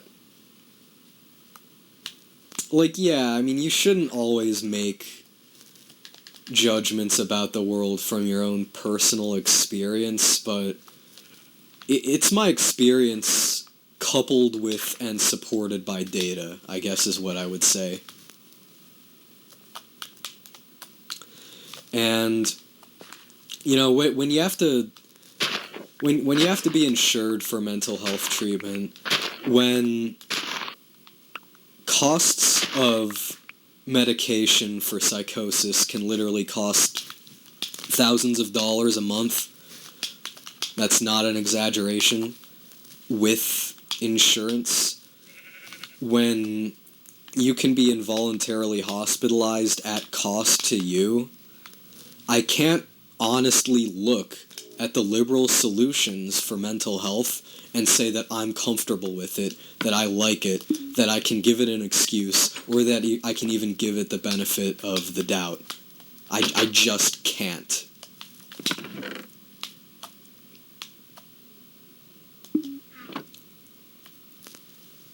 And like I said, I mean, I'm not... If you disagree, type up your little Reddit manifesto. I'm here for it.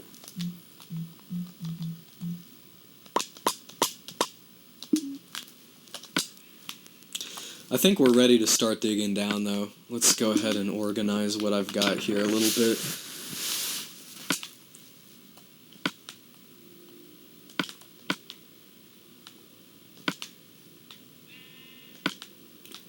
This is really hard to see on such a weird little screen like this.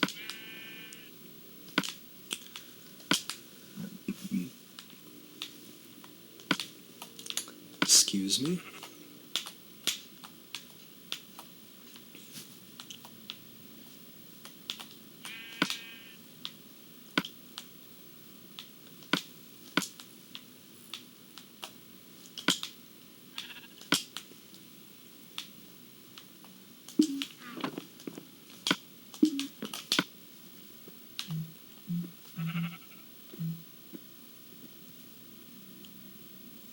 Wait, hold up.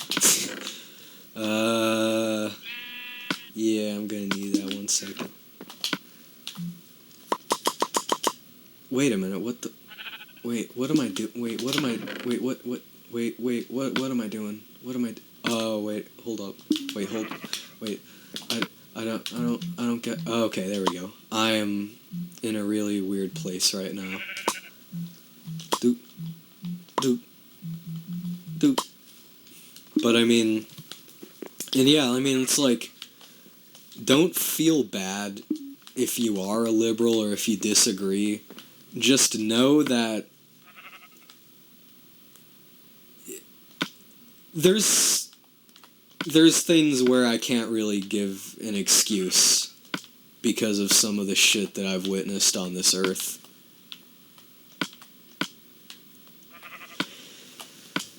And I guess when I see some of the pizza cutter commentary that I see when it comes to movies like The Joker, when it comes to real mentally ill people, when it comes to people in general, you know, it's just...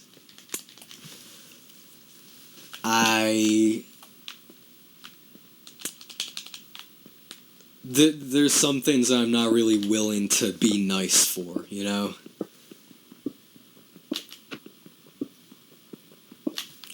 Because I can hurt your feelings through words, but if you're a liberal or a conservative, chances are you've probably already hurt me mentally and physically with your actions. Sorry. And again, tensions don't matter. Sorry. It's the way it be.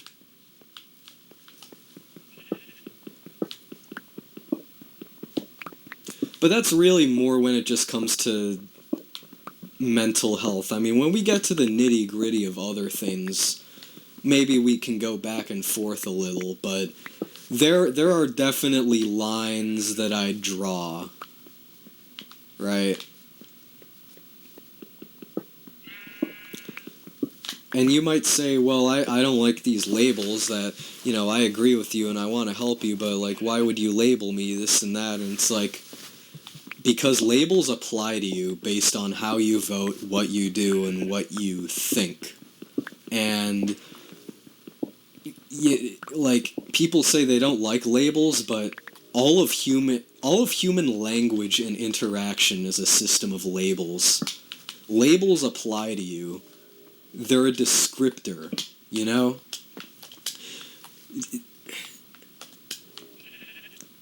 You can label me as whatever you want, but I'm not gonna attack you on the very concept of labels, I guess is what I'm trying to say.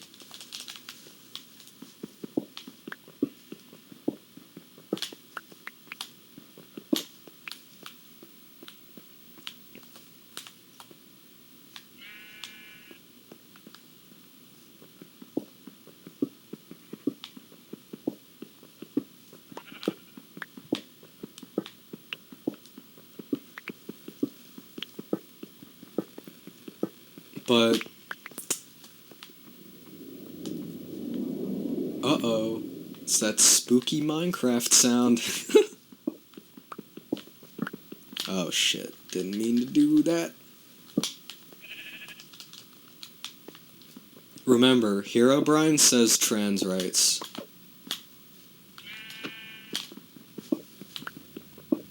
Yeah, we're definitely near a cave.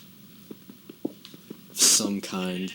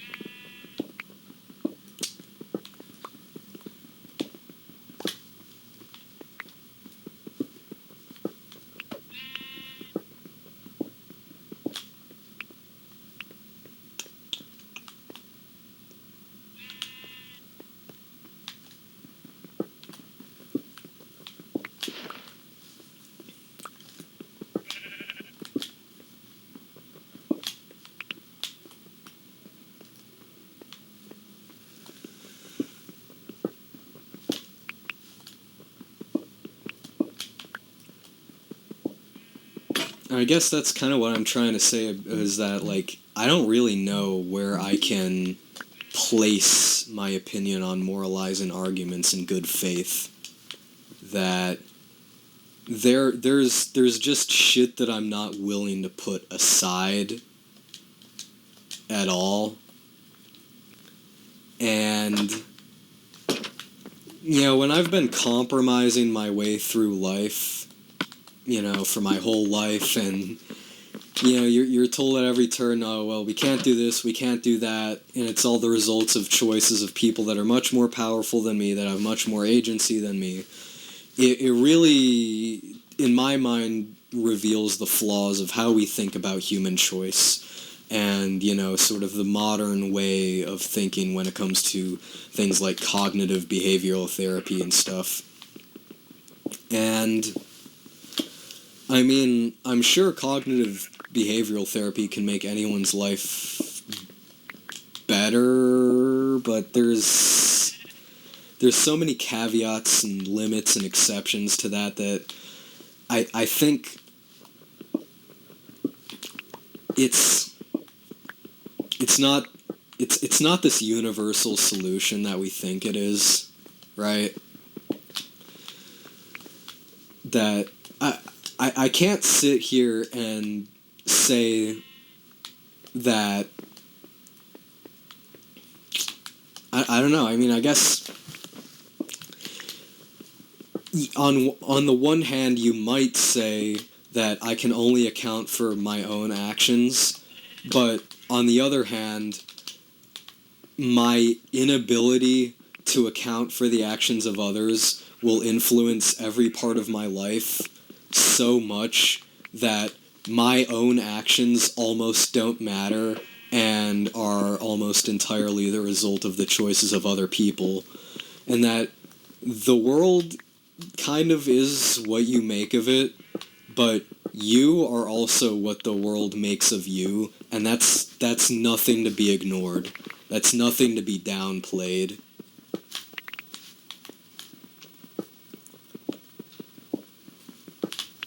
And when we say that both sides are the same, and when we say that we shouldn't have moralizing arguments, and when we say that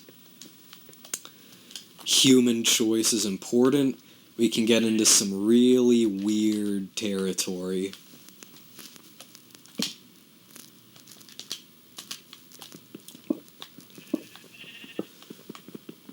Especially when you assume that people who are mentally ill could have made better choices because... Don't you realize that that's gonna, like... I don't know, I mean, it's like...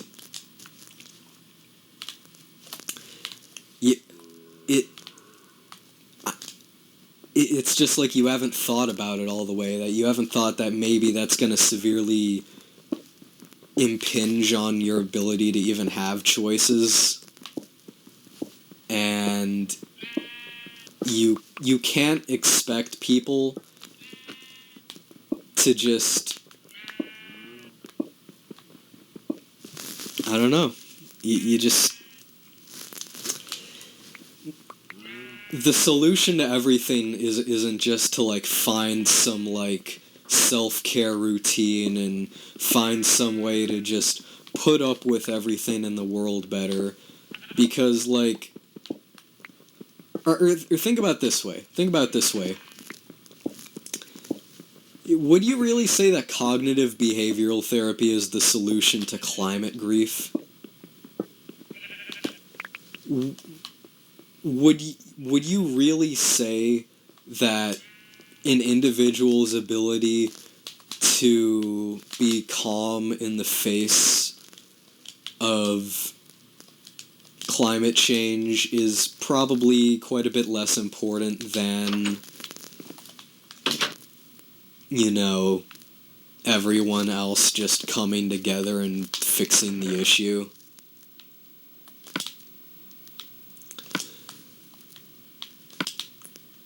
I guess what I'm saying is that if you're willing to give an excuse to a group, the excuse kind of has to apply to the individual as well.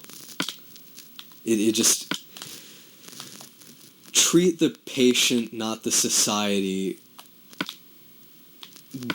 is like a very limited way of doing things. Well, I think we're entering the next stage now. Let's see. So I got a bunch of tools, I got some wheat, I got granite, and some food. And we're about to have more. Actually, let's go ahead and just farm as much of this as I can. Just go ahead and clear up some more land here. Oop.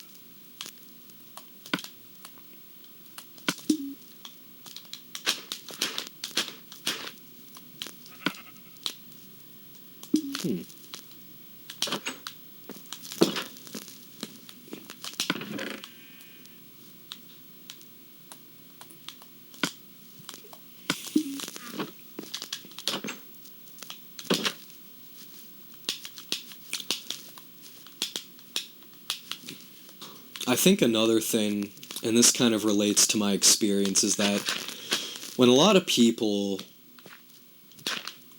particularly people on the more liberal side of things, talk about mental illness,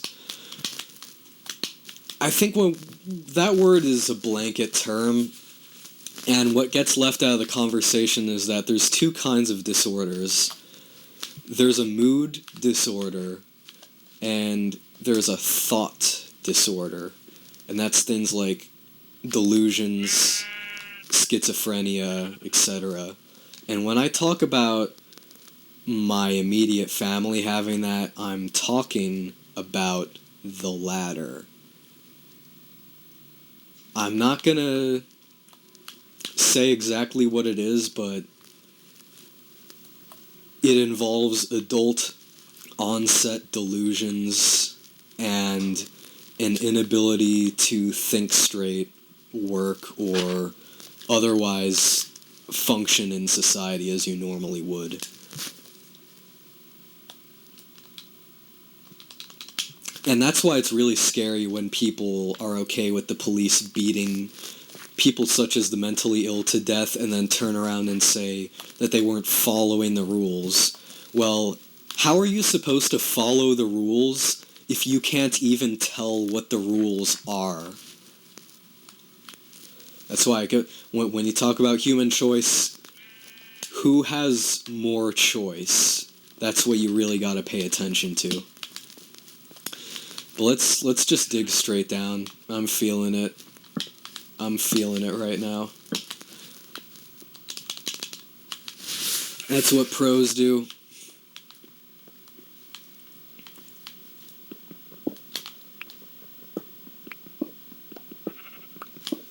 Oh shit, wait a minute. Hold up. Okay. One thing that I'm gonna take care of before I do this, it's pretty important, probably something that I should do, is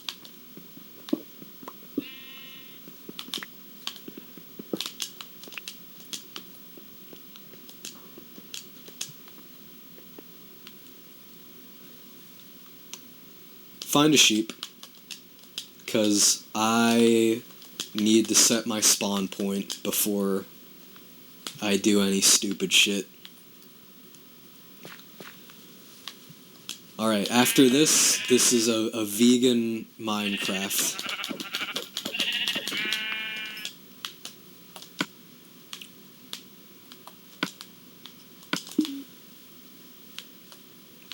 And something that I've noticed is that a lot of people in situations similar to mine will often say that, you know, it like, I guess what I'm saying is that a lot of people who have family members who have that will say things very similar to what a lot of liberals will say without realizing that they're in a particularly fortunate situation, and that the success that you might have had will not translate to everyone, especially if you can't afford treatment, especially if things are economically dire, especially if you have no outside emotional support. That, I mean, it's like we've all had that experience where we've bought a game on Steam and it's just not working on our computer, and we put our specs on the Steam forums and we say, look, it's crashing, it's not working, and some fucking asshole comes along and says, I have the same specs and it's working just fine for me. I don't know what your problem is. It's like that, but way more serious and way worse and with life or death implications. So yeah, just because your family member has schizophrenia, that doesn't necessarily mean that your liberal worldview or your liberal advice will necessarily apply, or that it should apply. And that's something that's very important to take into consideration.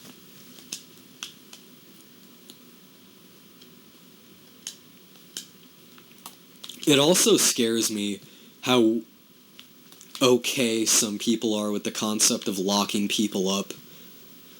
And I guess this is just an American thing, but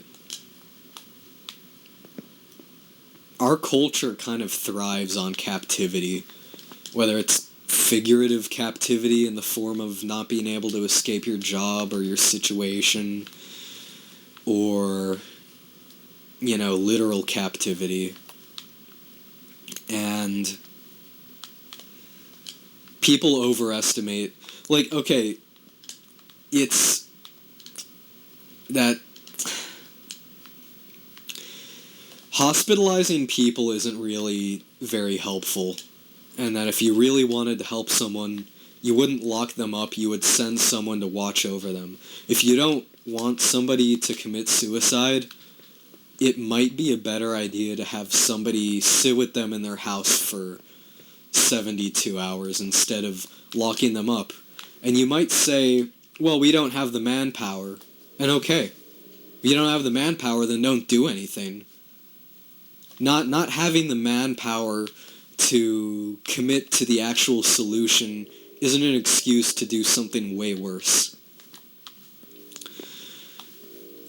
Tearing people out of their lives with little or no possibility of recovery is... It just doesn't work. And that's why I think it's not good enough to just say that people have good intentions and leave it at that. Because if you're well-intentioned and you still ruin someone's life, you still ruined someone's life.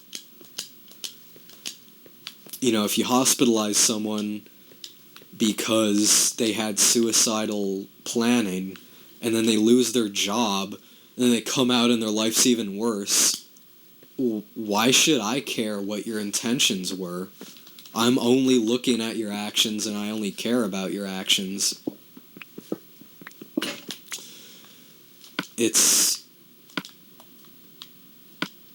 just something to consider. I guess another way to put it is,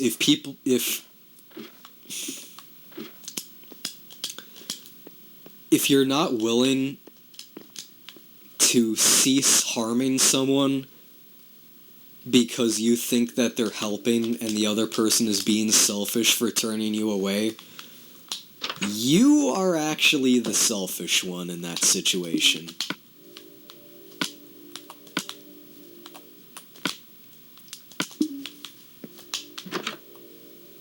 Because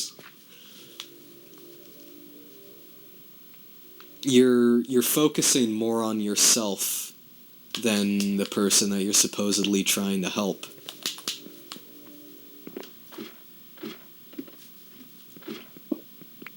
I don't know, maybe this is all just an American thing. I'm not sure what somebody watching in Australia or the UK or another part of the world entirely, I'm not sure what you would think, but... Well, there we go. Nice. Well, we can make that bucket now. And quite a bit more than that. Nice. We even got some coal to boot.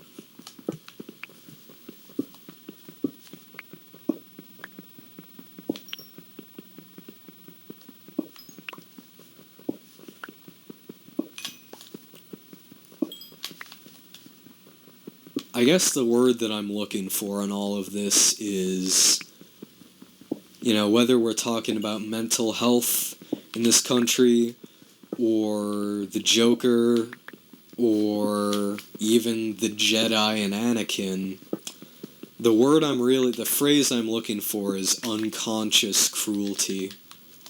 Because unconscious cruelty is still cruelty.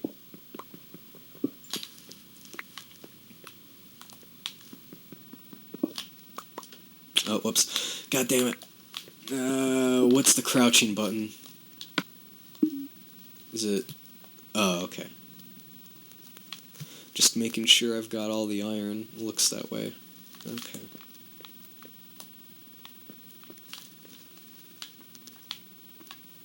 Okay.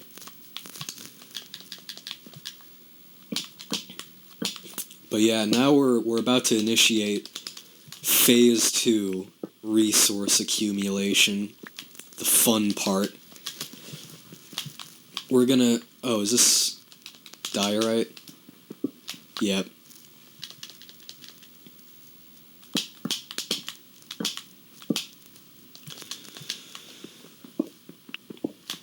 And I'm not gonna shame you into voting a certain way or anything, but when I say all of this, this is what I really think, and it's just something to consider.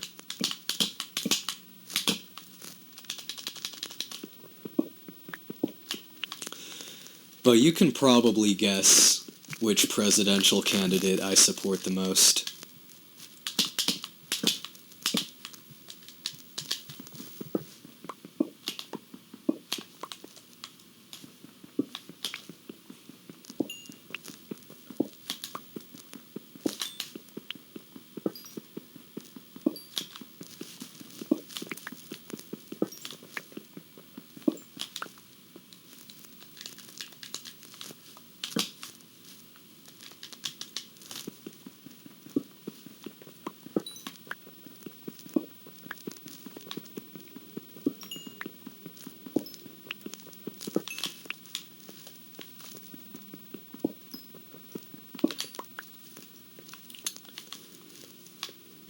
It's Bernie, by the way. It's all Bernie.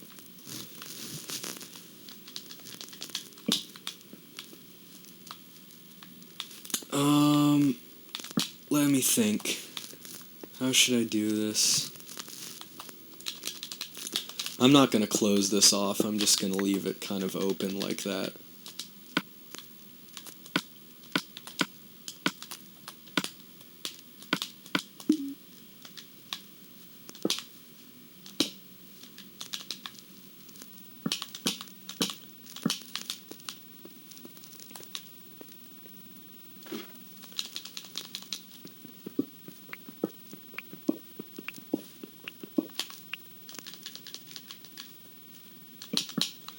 And by the way, when I say all of this, I say this as someone who tries to make the best personal choices that I really can.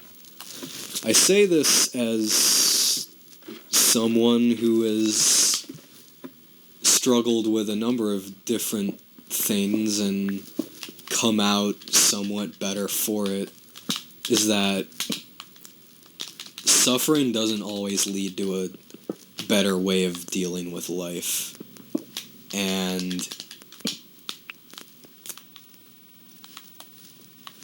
I guess what I'm saying is you shouldn't abdicate responsibility outside of yourself, because you are responsible.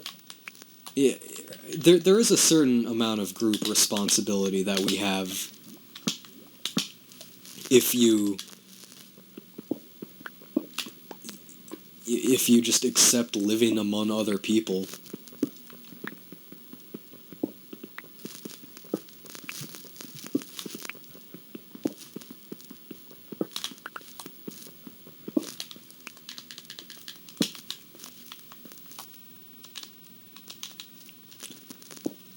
Oh, this is interesting.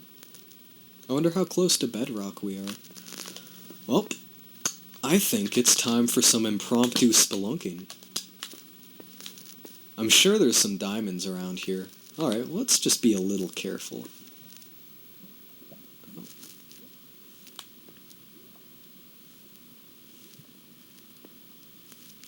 Here, hold on. I'm going to go ahead and I'm going to save. And I'm going to exit. And I'm going to take a short break, and I will come right back. Come one, come all, and welcome back to the thing that you are already watching, but I haven't done in like 18 hours. Because that's where I'm at right now.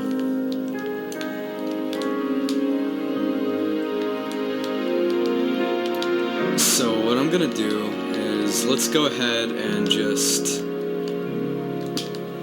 before we do any tunneling that could potentially be dangerous. Here, hold on, did I close anything off right there? Nope.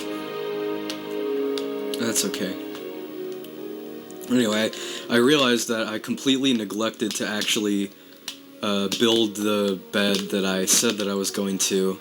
And I figured if there's going to be lava, and if there's going to be a bunch of stuff in a cave, it might not be a terrible idea to just, go ahead and get that spawn point established, among other things. Is it just me, or is climbing ladders, like, way slower than on newer versions? That's probably something they changed a while ago. Because on the Xbox One version, I swear you can climb ladders much faster than that. Farm's coming along nicely, and we're going to expand it even further. But the first thing I need to do is make a bedroom. Now, they say that they've updated the game a long time ago, and that, you don't have to worry too hard about how you build your bed, but, as a veteran Minecraft player, I don't trust it, so we're just gonna build a fancy little bedroom. And also, I'm gonna redo this. I think this would just look better with cobblestone.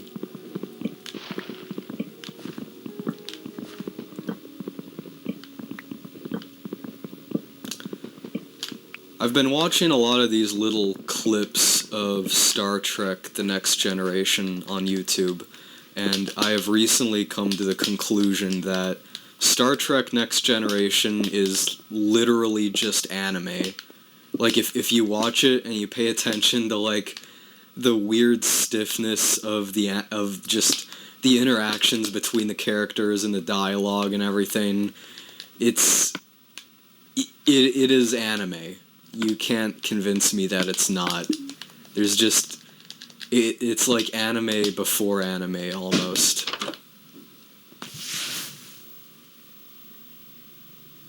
I think my cat might have ended up somewhere around here.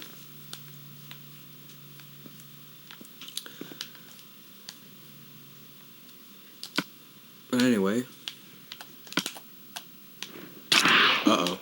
I forgot those things exist. So I guess that means first things here. Do we have... What do we got?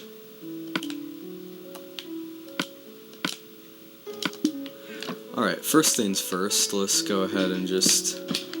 Is it sunrise already? I guess so.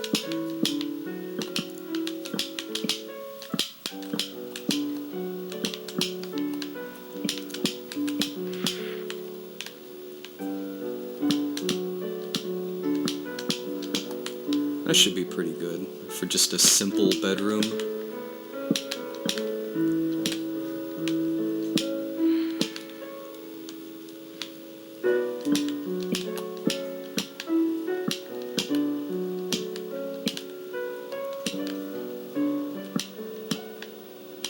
Uh-oh.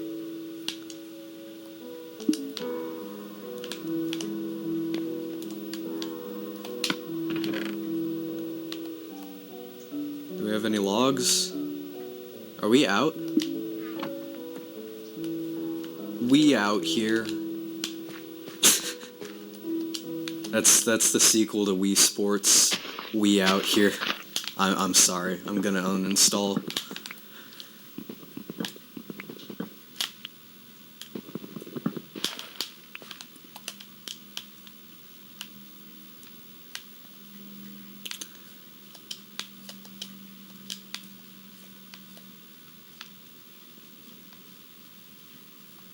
Yeah, we're already looking pretty good here. Let's go ahead and... Oop, oop. While I quickly decide on the next topic of discussion here. Alright.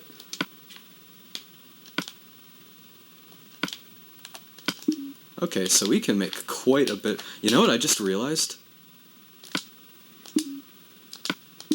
That little sound is, like, identical to... I think it is. Maybe, unless I'm remembering that wrong, I think that's, like, the exact same sound that the Xbox UI uses.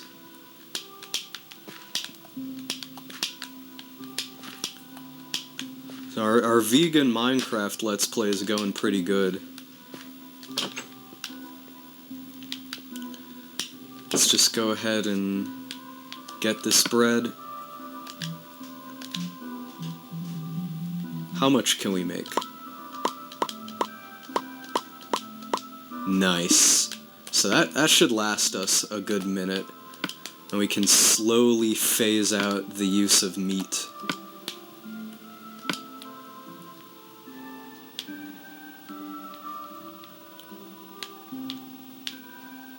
I never really used the map, to be honest.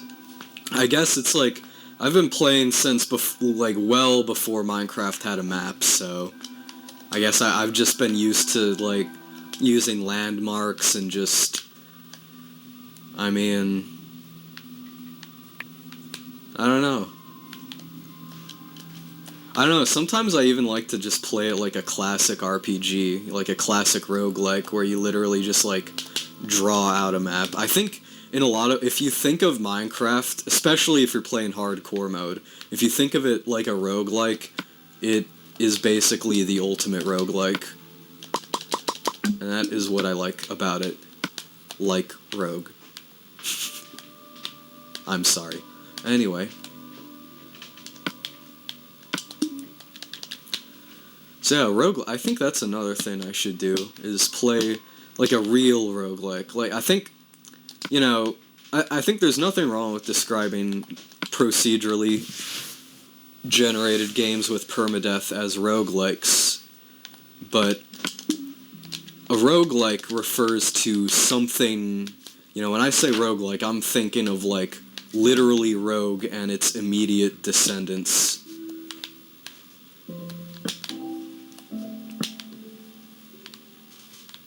That should be good, I think. And may as well just go ahead and get the stone floor going.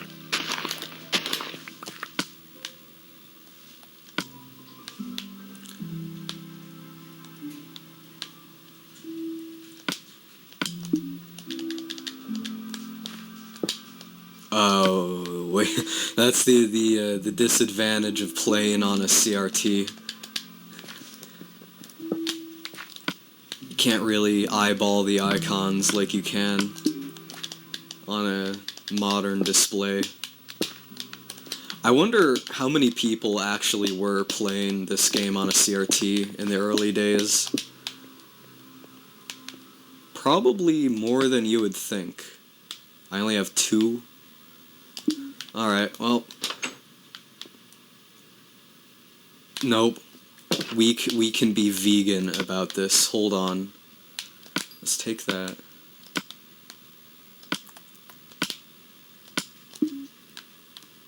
I think you only need iron to make shears, unless I am misremembering that.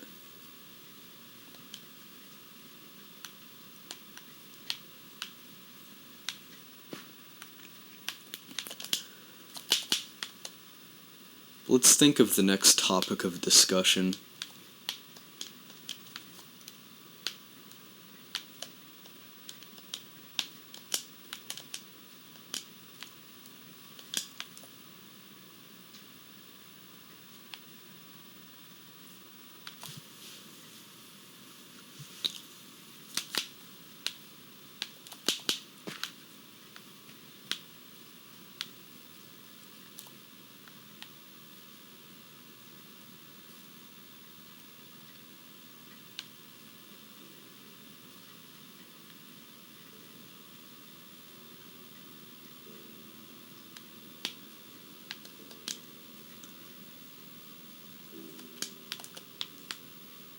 So what's kind of weird is that, like, I think people have, like, very odd ways of thinking about historical time. Like, we kind of assume a certain inevitability about industrial civilization that doesn't really exist, right? That, like, what we have and what we enjoy has really only, in the modern form, has really only existed, since the end of World War II. And someone's gonna say, well, wouldn't that be postmodern? And it's like, yeah, it would. Shut up, I don't care.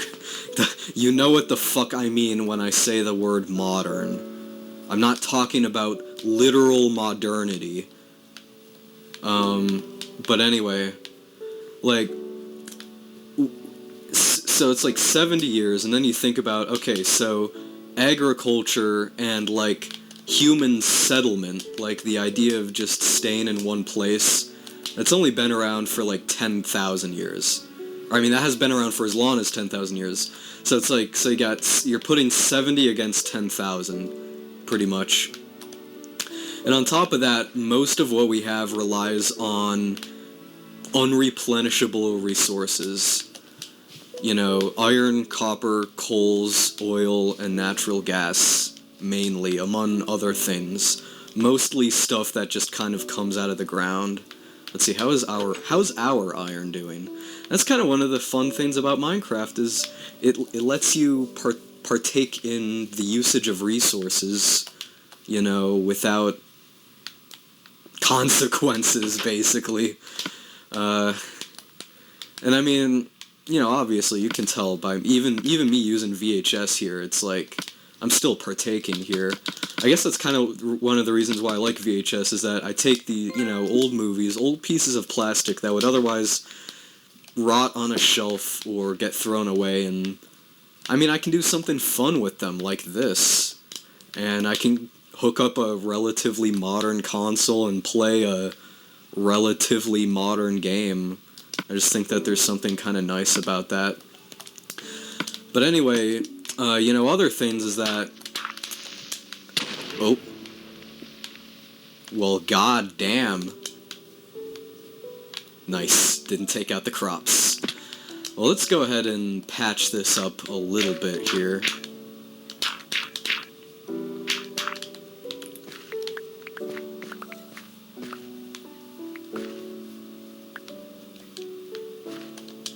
Now it is part of the landscape. Oh yeah, let's get this bread.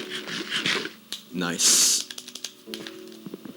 And never leave your trees floating. Something that I kind of wish they would patch is that I kind of wish that they would make it so that all trees can be fully mined from the ground. Just extend the range of breaking blocks maybe, but only for oak and wood and things, wood logs. Because I can't tell you how annoying it is to have to put a bunch of blocks under yourself just to get that one stupid tree. But yeah, anyway, back to the non-inevitability of what we enjoy now in the current era. It's kind of limited. It's very severely. And, the future doesn't have a lot of Teslas in it. And you can probably already guess that by the fact that they're really expensive and they pretty much rely on social media hype. But, there's multiple layers to... first of all, it kind of It kind of feeds into that sort of weird environmental consumerism where, okay, you still poor shame people, but now you do it on the dimension of, well, I'm helping the environment and you're not, even though if you're more wealthy than someone, chances are you're using more resources anyway. You're using more products. If you buy products at a store, chances are it came to you by diesel truck. You don't get to claim environmentalism just because you ride to your office job in a Tesla. And I would hope that you already... Actually, wait a minute, I said... Don't forget to... Okay, I swear to God, climbing ladders is, weirdly slow in this game. I would kind of hope you would assume that.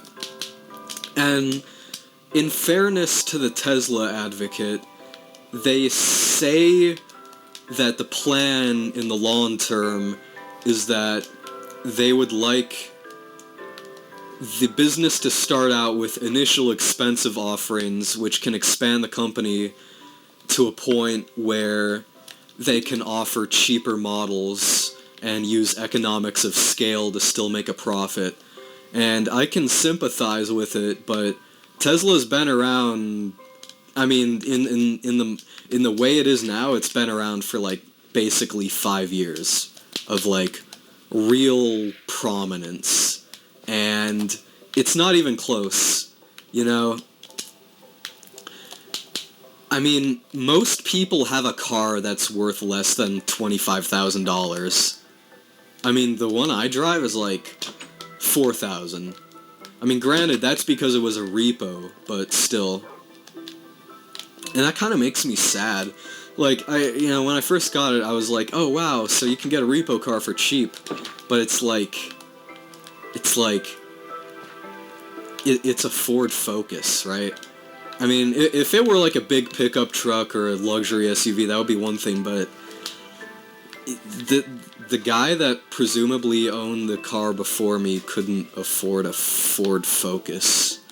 And there's something kind of disturbing about that when you think about it, And I think, yeah, that's just a big problem with a lot of the way that our current structure of civilization is set up is that we often take things only at face value for how they affect us in the immediate term. Like, when you get unseasonably warm weather that's terrible for the wildlife and obviously unsustainable, and you say, well, I'm just glad that I can wear a t-shirt in February. There's just something kind of weird. I don't know. So I guess next move is find a sheep. Actually, wait a minute. Can I make the shears with what I have? Oh, you can. You only need 2. That's pretty nice. Alright, so let's go ahead and find that sheep, and let's go ahead and get this bed. Let's get this bed. There's your new anti-work meme. Anytime someone tries to say, like, hey, let's get this bread, gotta, put in really long hours for someone that doesn't give a shit about you. Just say, no, don't get this bread, let's get this bed. I feel like a lot of our current civilization could, you can tell I'm using the word civilization to avoid saying society, because of fucking assholes with that meme, that stupid fucking meme. Nice. Anyway. Well, oh wow, okay, well, I guess building a bed at this point would be almost kind of redundant, but still, I got the shears made, may as well. I was right here, right? There we go. I'm about to do what's called a pro gamer move.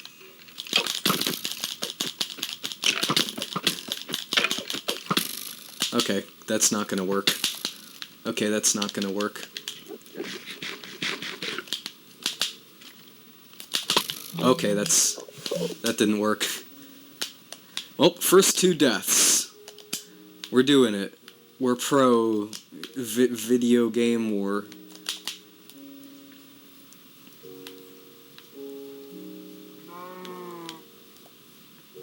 Also, by the way, I have no idea what experience does. That's literally how much of a veteran Minecraft guy I am. I genuinely do not know what it does. Like, I know it's like something about enchantments, but it's like around the time that was added to the game is basically when I stopped giving a shit in the years before. Okay. In the years before the Renaissance.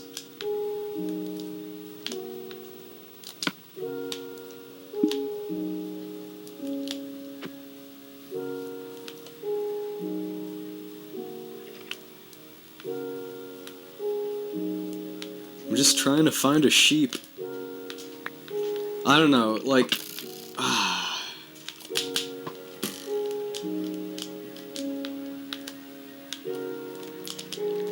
I think that's actually kind of one of the biggest flaws of Minecraft is, and really a flaw of just survival games as a concept.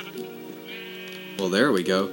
Is the idea of, like, having to just shut yourself in at night and do literally nothing.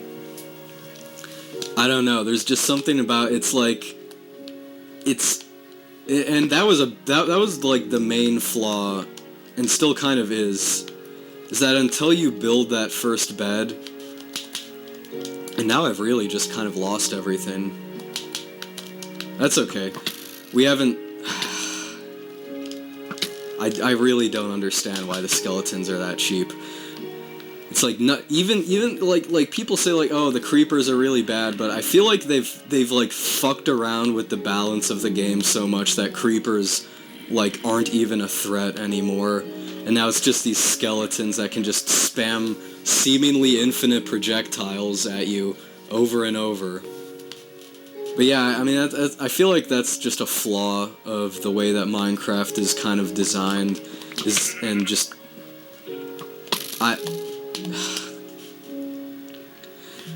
And then this is another thing, is that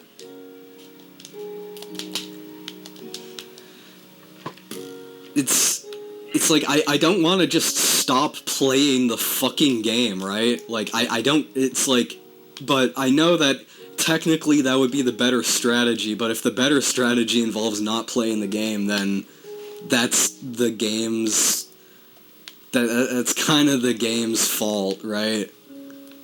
That, like, if there was, it's just, I think that's just a problem with a lot of RPGs, is that people haven't found a way to make them good in the beginning, right? And, like, you can have, but see, it's like,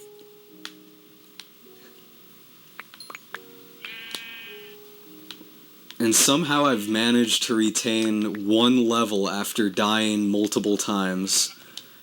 And I've probably lost the original place where all the bread was. But that's at least I got the farm going. That's the important thing. Yeah, I mean, I think that's like,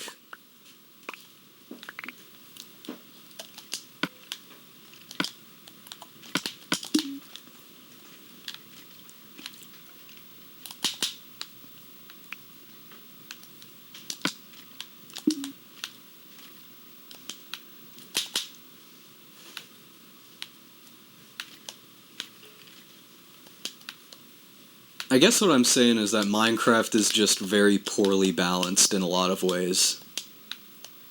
And yeah, there's mods that can fix that, but not on the PS3, unless you want to pay for some texture packs.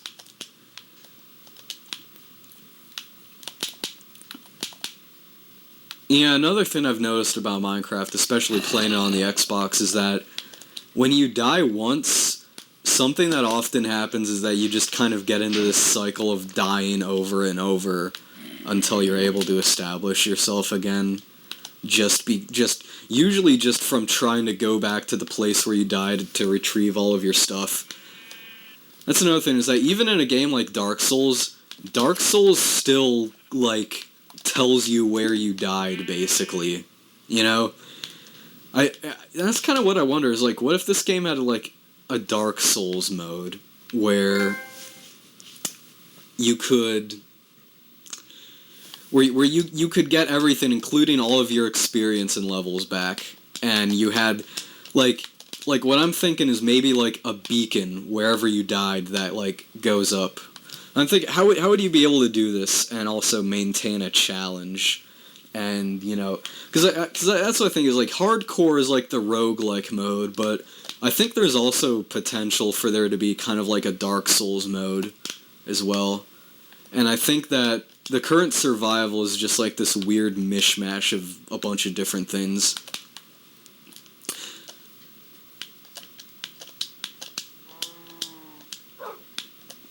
But anyway, yeah, I mean, a lot of this might just stem from them making balance changes to the game based on other changes that they've made over the years that I haven't really fully understood yet. But, like, I don't know. All that for a fucking bed, you know?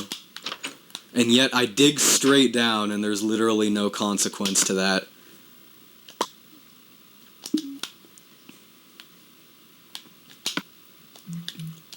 Alright. Let's get this bed.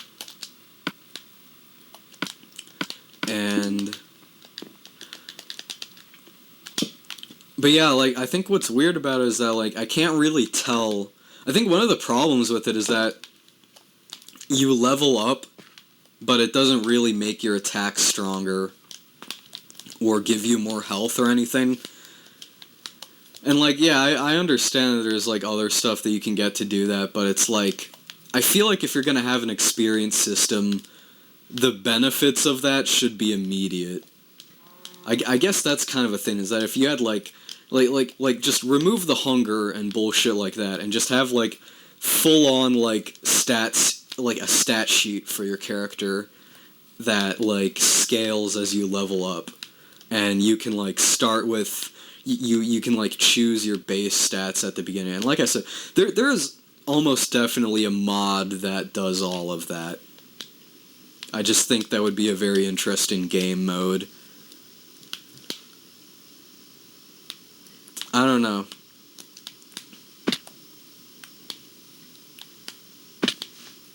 But much like earlier, I am willing to consult Google and learn as I go along.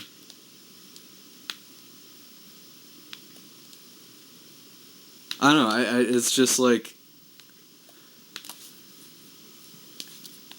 I guess that kind of goes back into why I don't like the day-night cycle, because it's just so fast that you never really have any chance to prepare for it, especially if you're doing a lot of work underground.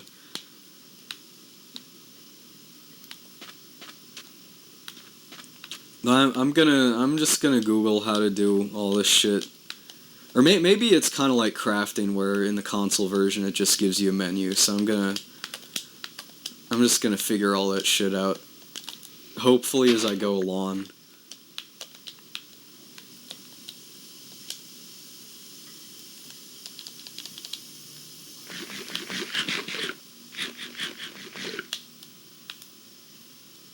But like seriously, I guess that's what I'm mainly thinking about, is the fact that Creeper literally exploded right behind me and I lost like 3 hearts. But then you go out and some fucking skeletons start shooting you, and you're basically skull fucked. I don't get it. That's just so weird. Especially as someone who's been playing since beta 1.4, that's just like so weird and like offbeat for Minecraft. But that's the Minecraft that we know today. At least I got the bed now. Yeah, you know what? Can you set the spawn point without... Nope. I think that's one of the changes they made in modern Minecraft, is that even if you're not at night, you can still set your spawn point during the day.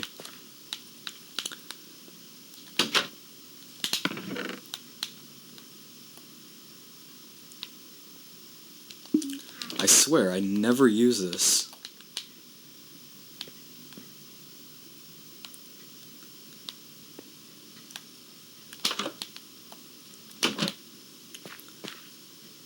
So, do you have to, like, have it out for it to draw stuff on the map? Oh. Autosave. Yeah, it's very weird how it has to, like, halt the game to autosave.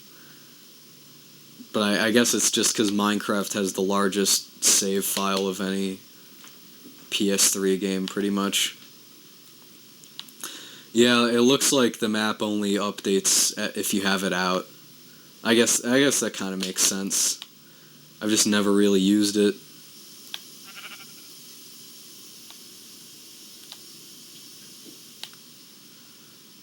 It says that there's a body of water right here.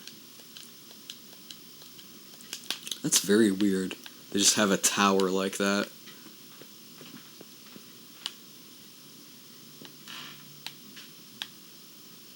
Oh, is this the edge? Is this it?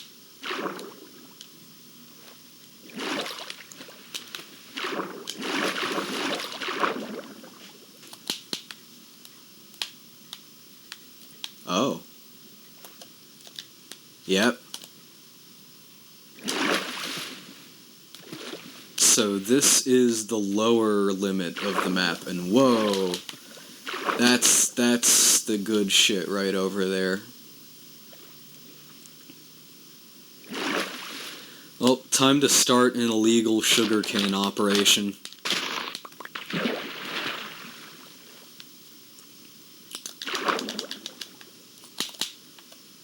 I forgot what... I remember you needed to, like, make parchment or something. So that's interesting. I guess the map makes a lot more sense when you have a finite world. But I guess that does kind of give you a scale of how big the world actually is. It's not too bad. Oh. Uh-oh.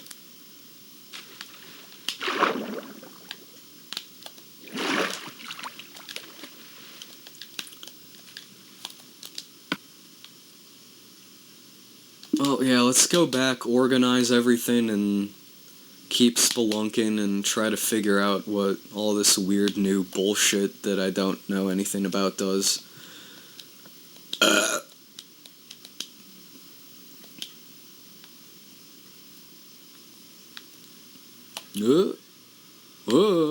Oh, wow, I just heard the disc move. So I presumably had to load something from the disc. Because, yeah, I'm playing this off of a disc. Because I think it's kind of cool to have a physical copy of Minecraft. It's the only system where I have an actual physical copy, because a Switch, I got the digital... Where was I? See, I think going back here is about where I started. Oh, yeah. Yeah, I was over there.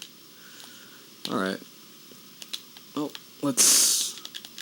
I'm the map, I'm the map, I'm the map, I'm the map, I'm the map, I'm the map.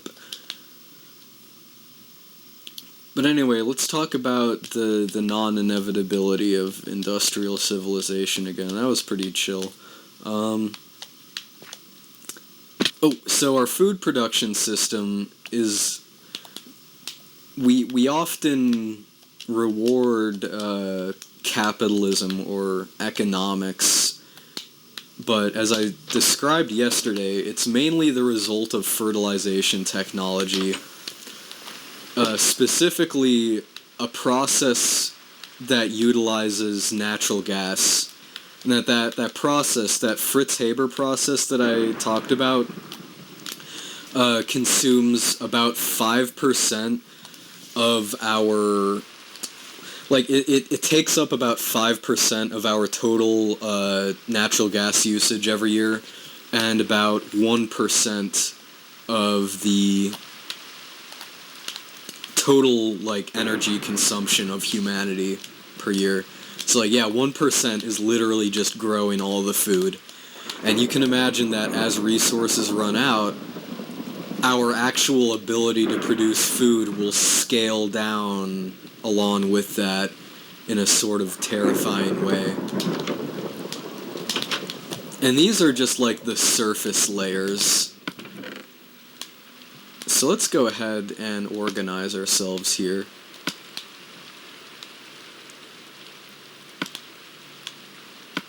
Damn, I got a lot of cobblestone already. I'm feeling a good castle. We can build a castle. That's usually the first big project I undertake in any new Minecraft world. Man, I kind of wish this version got that new Nether update. That thing is looking pretty sweet. I'll probably do like an actual HD Minecraft Let's Play at some point, but I just figured that this would be an interesting way to... Because everyone can do a Minecraft Let's Play, but who can do a Minecraft Let's Play on VHS? Me, because I'm weird.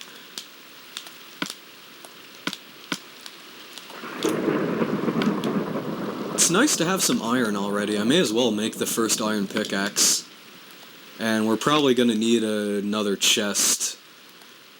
I often like to make just a storage building full of chests. Oh yeah, sugarcane. So let's go ahead and start the illegal pirate sugarcane operation.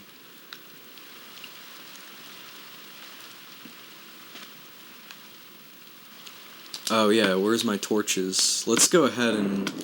Another thing I like to do is I like to mark areas of importance or areas that I've gone to or been by just throwing down some torches.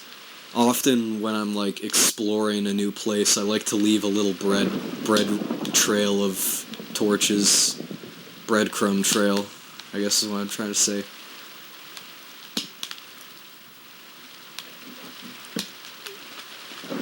Peter Kropotkin, The Conquest of Bed. Yeah, so let's start off. The illegal sugarcane operation begins.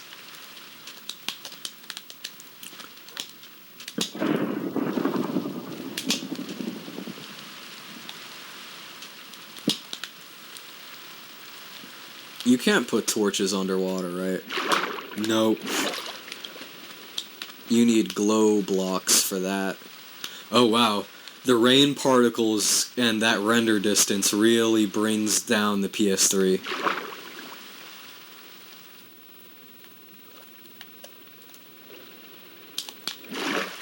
Although, yeah, like I said, all things considered, considering that this is a, 2018 version of Minecraft, this is, like, surprisingly impressive for what you get, for what it is. I'm kind of sad that we're now at the point where the PS3 literally doesn't get games anymore. But, it was gonna happen. So let's see. Yeah. Do I have any sticks? Yep. Yeah, let's go ahead and upgrade the hardware again. And you know what? What would it take so I can do that? Well, what would be the best use? I'll wait until I've got more iron to really get into that. For now, I'll just go ahead and get the pickaxe going here. I'll start off with 2 of those, and get that for some extra attack power, and I don't really need anything other than that, and I'll just go ahead and put the spare items away.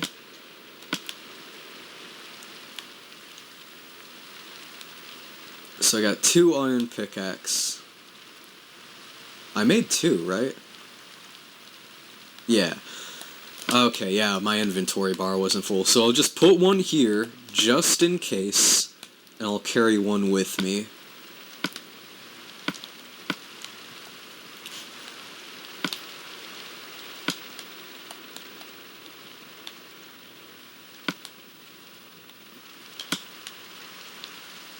Don't really need that for now. And I can go ahead and put away the rest of my iron.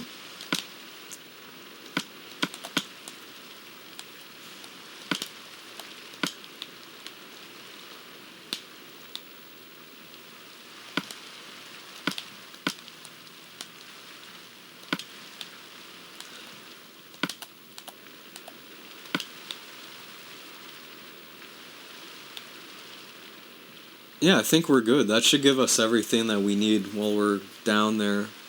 The only other thing that I can really think of is... where did all my coal go? I might have lost it. That's okay. Oh, God. I'm just thinking, like... I mean, I found coal in that cave, but it might not be a bad idea to just go ahead and... oh. Go ahead and make the rest of the torches. So, is there any difference between a charcoal torch and a regular one? I thought functionally they're the same, unless I'm mistaken. Yeah, that should be good for now. And you know what? Yeah, I'm gonna go ahead and expand the farm a little further.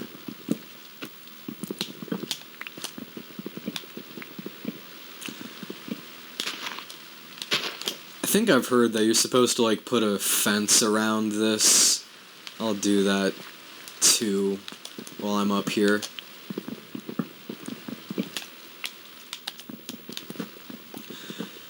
But yeah, anyway, like, what's another aspect?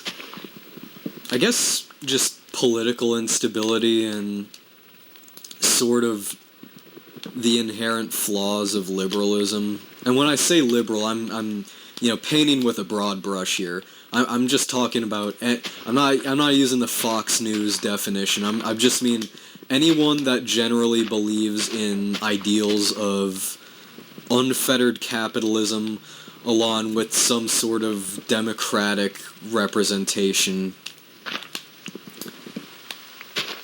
And how often, and I mean, you see this with, CNN, with the way that they really don't care about the electability, or lack thereof of characters like Joe Biden or Michael Bloomberg. See, this is the shit I'm talking about right here.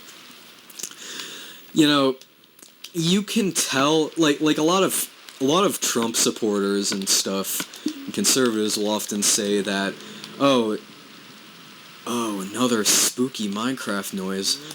Yeah, they'll often say something along the lines of, it's almost like they want Trump to win, and what you might not realize is that's literally true. It's true. Well, I forgot what the crouch button was. It's true for multiple reasons.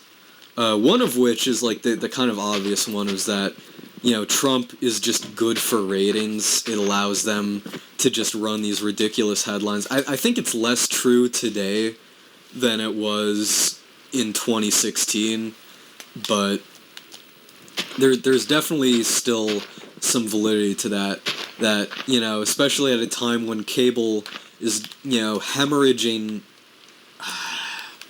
why, kind of just hemorrhaging viewership, is that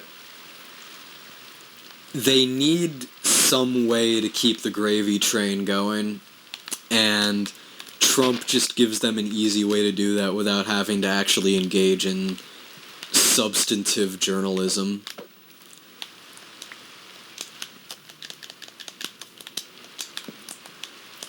And the other kind of darker aspect of it is that there is definitely an element of controlled opposition to the way that Democrats operate in the modern age.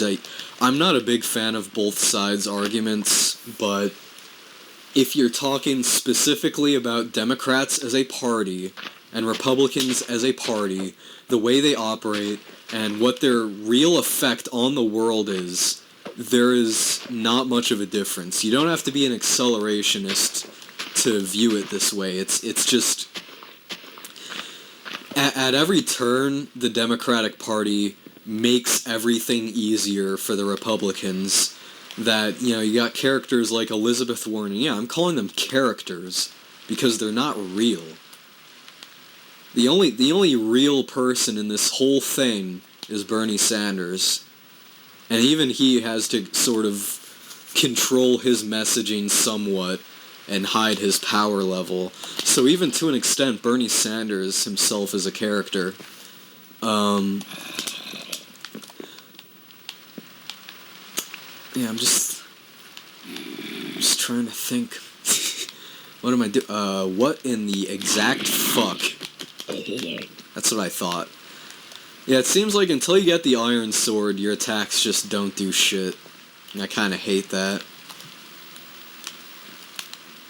Although I'm definitely glad that they got crossbows in the game now.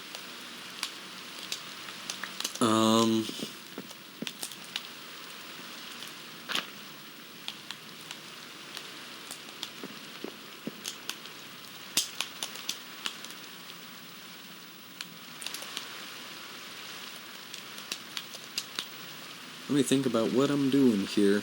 Do I want to clear out all of these? Probably not. I probably just want to get rid of this, go long way. The only... Oh, I see what the problem is... Oop. See, this is the shit I'm talking about. Is that, yeah, even if you knock down a tree, if there's, like, any connection through leaves, is that... You just gotta deal with that weird floating bullshit.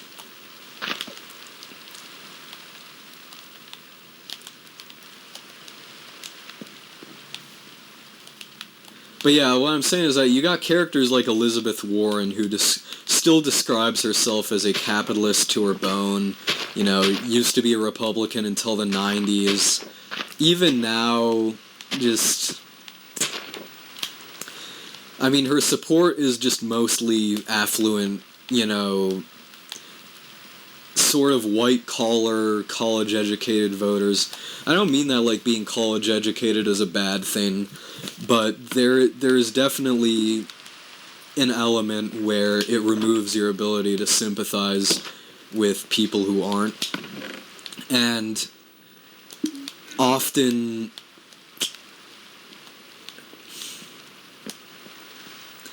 I guess what I'm trying to say is that when you want to get mad at anti-intellectualism, don't blame the undereducated. Blame what allowed them to be undereducated. If school is expensive and people that go to school look down on those who don't, and those who don't go to school ended up getting economically shafted, and people often weaponize intelligence to, do things like just steal elections or just withhold elements of the economy from those who don't have the education. Don't be surprised when people are anti-intellectual. Books are a good thing. Being intellectual is a good thing. But, I mean, I guess what I'm saying is that it's an example of how you can kind of have a point about something and be right, and just kind of invalidate that point by just being a fucking dick about it. And that if you're gonna be mad at people, don't be mad at people that have less power than you. Because yeah, I mean, like we have an electoral system that gives more votes to people in more sparsely populated areas, but that's really the fault of people that are much more rich and much more powerful than them or even you. Don't misdirect your anger based on intentions, even when... And that's the thing, intentions don't matter when they're bad, intentions don't matter when they're good. The cave is, like, somewhere there. I can tell by the stereo separation on that sound.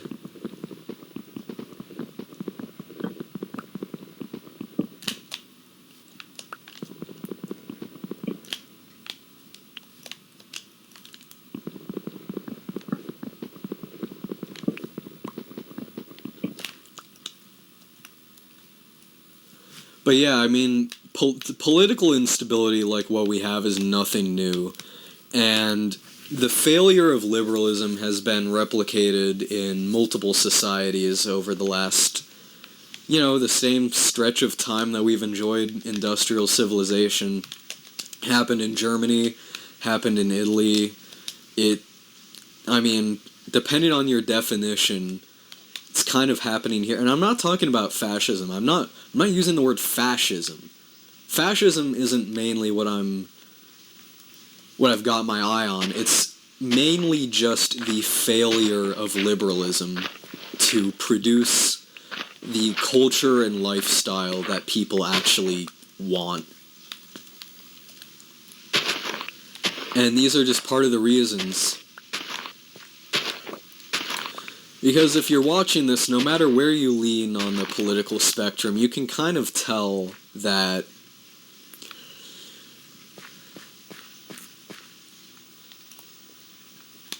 neither politically established party really cares about you, I guess. And I'm not saying that the left and the right are the same. I'm saying that the Democrats and the Republicans... I'm not even saying that they're the same. I'm just saying that they're so similar that if you just strip them down to the actual effects of their actions, both through legislation in the case of the Republicans and criminally negligent inaction in the case of the Democrats, they really kind of do the same thing. Is that, the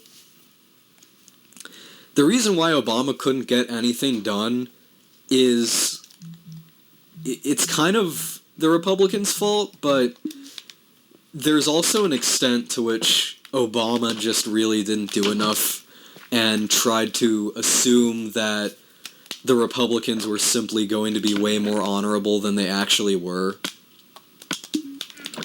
And that before even voting or anything on Obamacare, he already basically compromised the bill, took out Medicaid expansions for some states, just like stripped it down. It was going to have a public option. That thing that we're debating about now, wouldn't it? Oh, we don't need Medicare for all, just a public option. We could have had one 10 goddamn years ago, but Obama just didn't negotiate. And it's definitely more the Republicans' fault, but Obama definitely was not a powerless actor in that situation.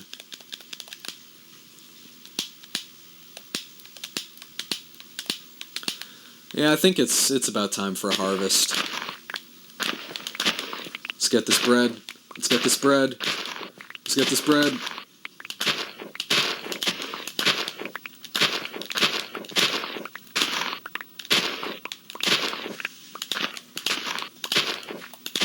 Uh-oh. Well, you win some, you lose some. What can I say? Got 39 wheat out of that. And quite a few seeds.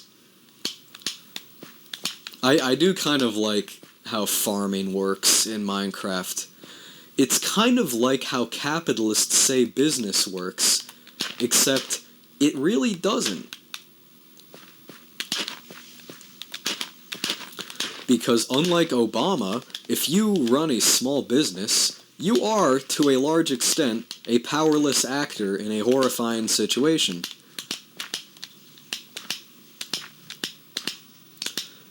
And 9 times out of 10, Republicans and Democrats will invoke the rhetoric of small business, but they don't care about you, and they're even more callous towards people that don't have a small business.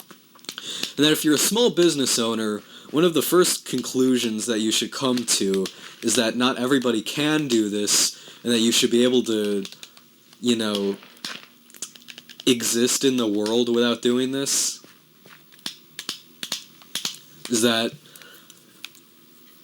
there was a time when 90% of Americans were self-employed, but they weren't really business owners.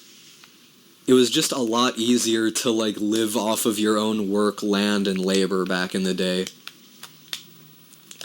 And we fucked it. We have completely fucked it.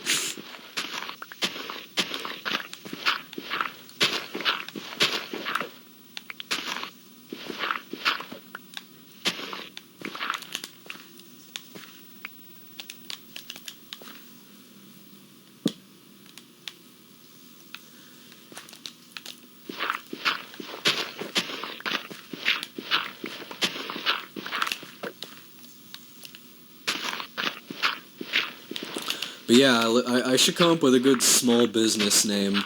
I'm the next Louis Rossman. This is my bread repair channel. Instead of right to repair, we have right to mod Minecraft without paying for it.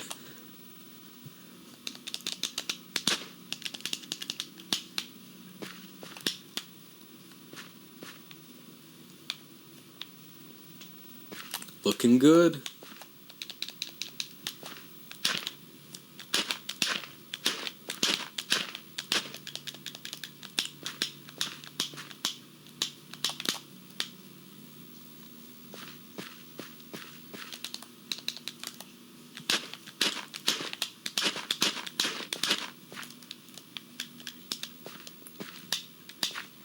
Oh, that's all, folks. Alright, bread factory.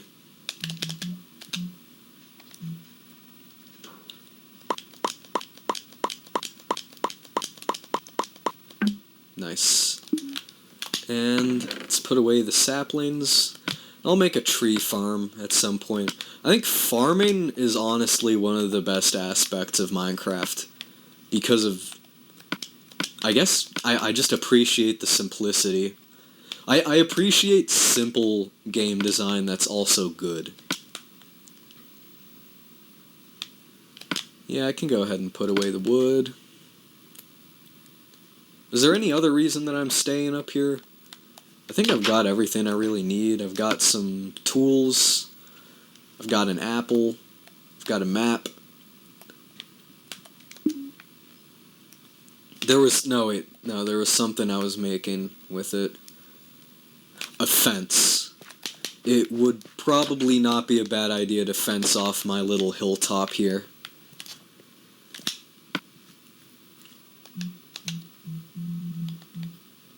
So you can make it out of iron, nether brick.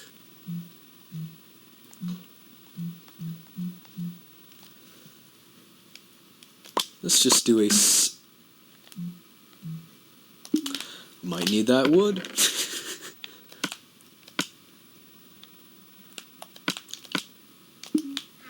Alright. Wait. Do you need... What do you need? Planks? Planks and sticks. Okay.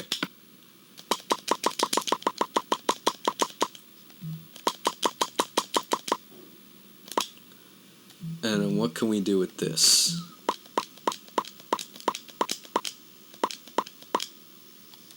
Okay. Still pretty good on sticks.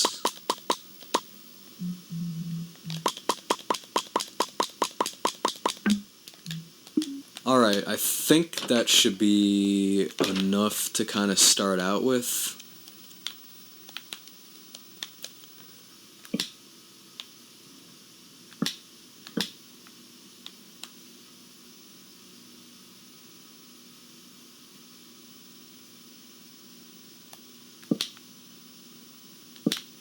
So that counts as 15 blocks high? Wow. Damn.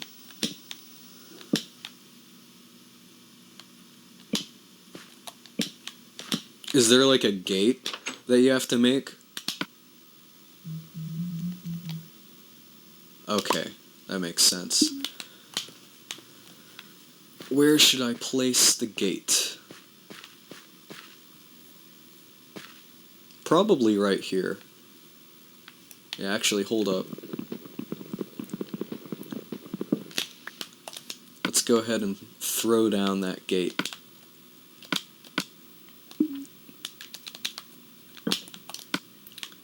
There we go.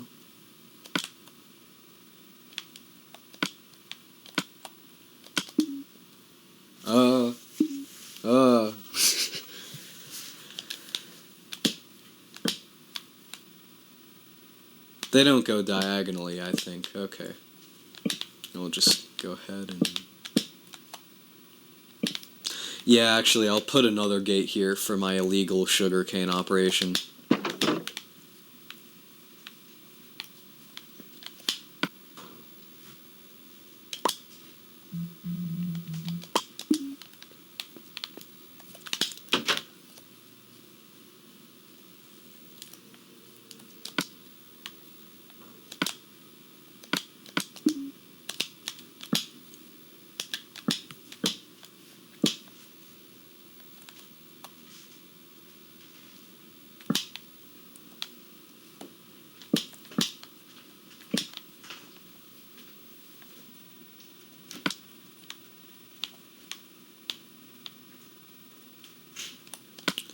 Yeah, I'll just supplement that with a little bit of wood.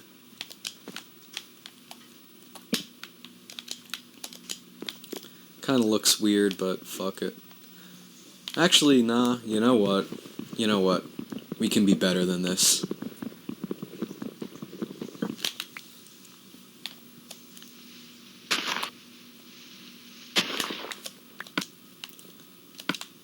I only really kind of half know what I'm doing here.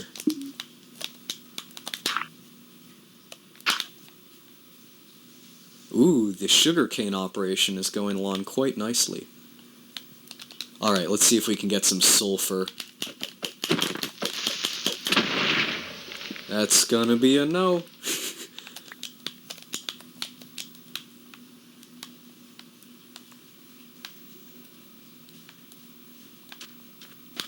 See, is there a way back up like this?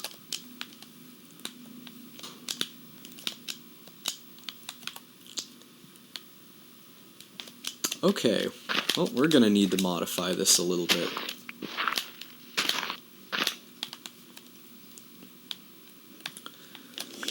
That should work for now, though.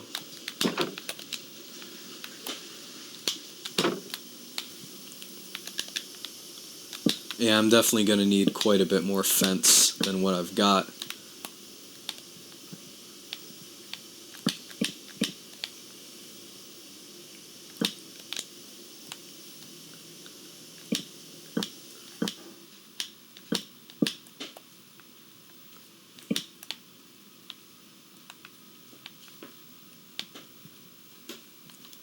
Yeah, it's hard to say.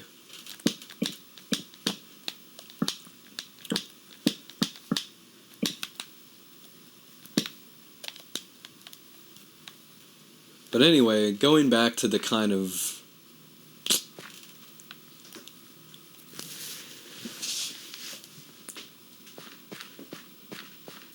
Let's see... I guess another aspect of the non-inevitability of our situation is kind of just climate change in general. An argument that I often hear when people kind of sound the alarm on climate change is that, well, every generation has an existential crisis, so why should this be any different? And the reason why is because we've never had a crisis where we don't do anything about it. We've never had a crisis that we've, like, no matter what your political leaning was during the Soviet era, you weren't in denial that mutually assured destruction is kind of a big deal. Well, I'm gonna need to tear this down at some point, but for now, this should be pretty good just to protect what I have here. Oh, wow, we do actually just barely have enough fence.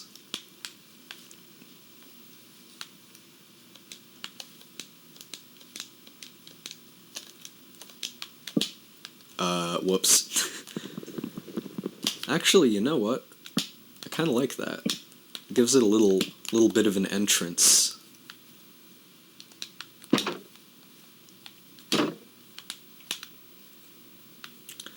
So that's pretty nice.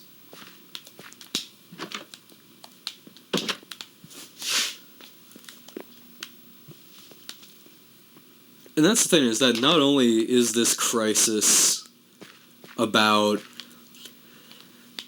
complete inaction, but the main element to it is the fact that the climate and the living organisms that support it and make it up are like what we literally emerged from. And that I think when people talk about pumping aerosols into the atmosphere or attempting to live on Mars, is that people don't understand exactly what we stand to lose.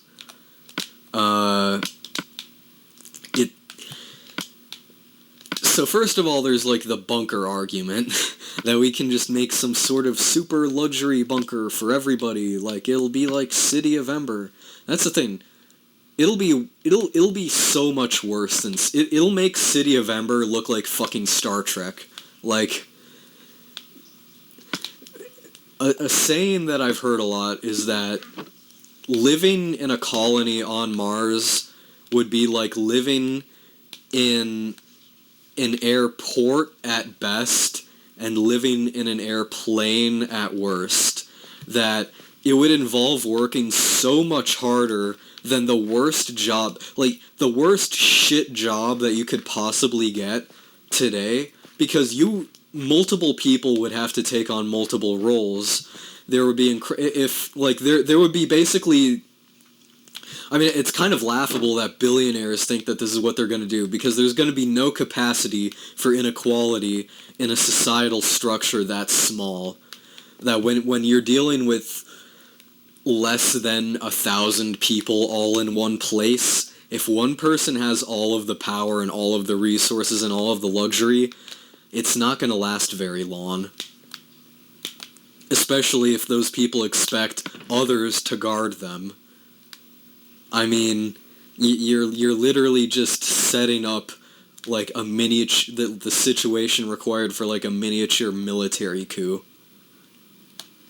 It's just, it's a poorly thought out idea. It's great to want to establish colonies on other worlds or underground for scientific reasons, to study what's up there or down there, study the environment, things like that. But beyond study, it's much more practical to work with whatever arable land is going to be left. There's going to be, I mean, unless we end up in one of the more apocalyptic scenarios, which is relatively likely. Let's see, I'm pretty organized here. I'm happy with that. But yeah, unless we end up with like one of the relatively apocalyptic scenarios, there's probably gonna be some kind of arable land somewhere. Although, so much of our ice caps are melting that the capacity of our climate to even have winter is starting to be impinged upon. I mean, you can tell right now with the way that it's not consistently cold anymore, even up north. Like, winter up north is kind of like how winter used to be in Kentucky, and winter in Kentucky is kind of turning into how winter used to be in Florida, and it's just going to keep getting worse and worse. That, you know, at some point there will come a time when taking a snowball into the chambers of Congress isn't going to be possible anymore, because there just aren't going to be snowballs with which to do that.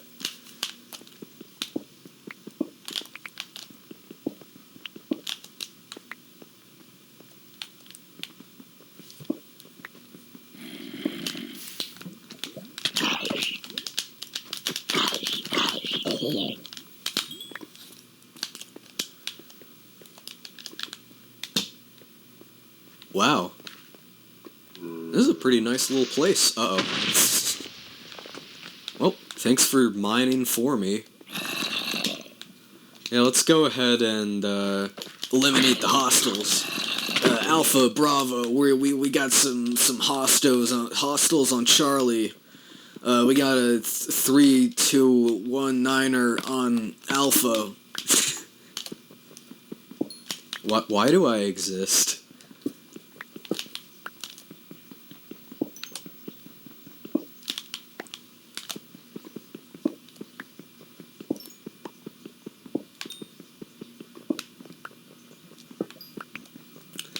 You can probably just barely hear it, but it's kind of raining outside right now. That's another thing that it didn't used to do in the place that I'm in, is rain for 24 hours straight. Because that's kind of what it's been doing. And I mean, really, it's almost been precipitating non-stop for, like, the last, like, 48 hours or so. The flooding just kind of gets worse every year. And I mean, yeah, the weather is not the climate, but you can only have so many once-in-a-100-year weather events in a row before you kind of begin to accept the new normal, you know? Yeah, you know what? I'll just change that out for things like this.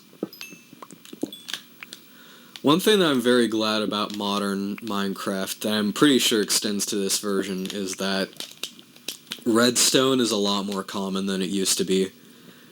We're going to build a big railroad network powered by redstone. It's going to be fun. I might even try to build one of those computer bullshits. I love that people figured out how to actually make like in-game Turing machines. I just it's like one of the best game mechanics that they've ever come up with, I think.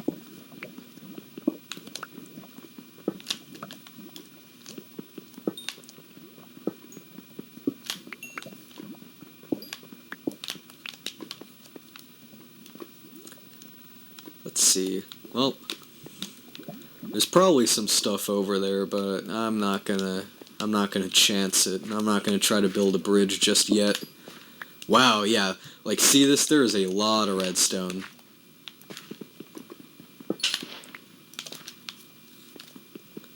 It looks like that's all of it.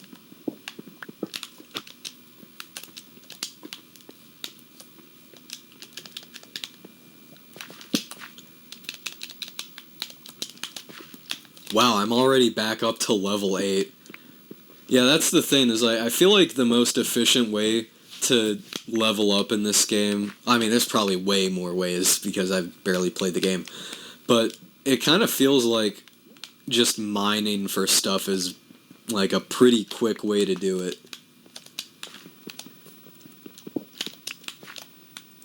Yeah, the only thing that doesn't immediately give you experience is iron, and that's because it gives you the experience when you smelt it and not when you actually mine it, which is something that kind of took me a while to figure out. Yeah, playing the Xbox version, I have like a little bit of experience with the most recent version. Not the Nether update, but like the B update. There's still just so much stuff I don't know because I stopped playing Minecraft basically around the time that most people started, around beta 1.4 in early 2011. It was a different time.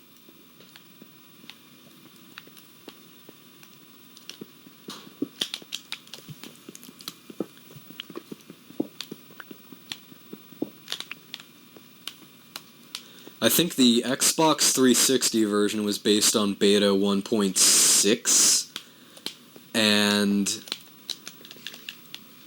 the PS3 version is mostly identical, but the PS3 version came out much late. Ooh, we already got some obsidian. Nice. The PS3 version... You motherfucker. Well, at least I know where I died. See, that's the thing, is like, skeletons are fucking broken.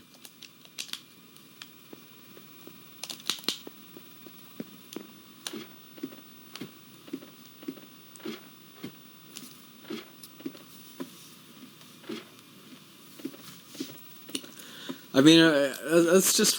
See, that's what makes Dark Souls so good, is that it's difficult, but it doesn't really punish you that hard for dying, and it actually fucking rewards you for grinding. I don't know. I wish they would like, I'm not in support of every game being Dark Souls, but this is definitely a game I wouldn't mind them Dark Souls-ifying.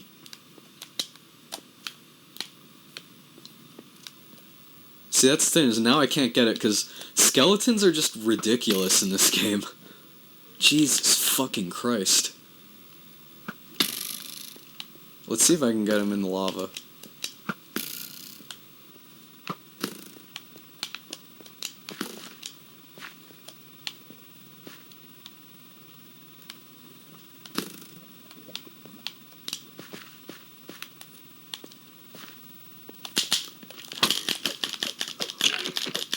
Ooh. Okay, what the See, that's a problem specific to the PS3 version, is the fact that the clicky stick is the crouch button. It's just kind of fucking... It's like, I think they changed it to where the clicky stick throws the item and the O button crouches, or it's... You know what I mean, not the O... Like... the button, the B button, which would be in the place of the O button on an Xbox controller.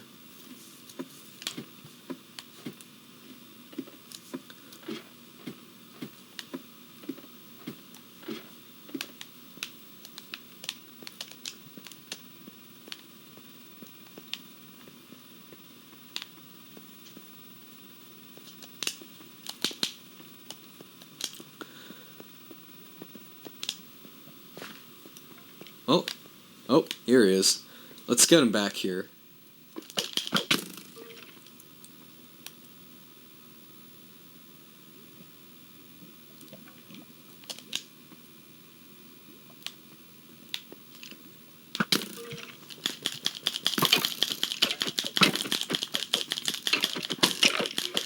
Okay, what the fuck? Oh my god, I really hate that. That just makes it... Jesus fucking Christ, that just... You can probably remap the controls. That's just...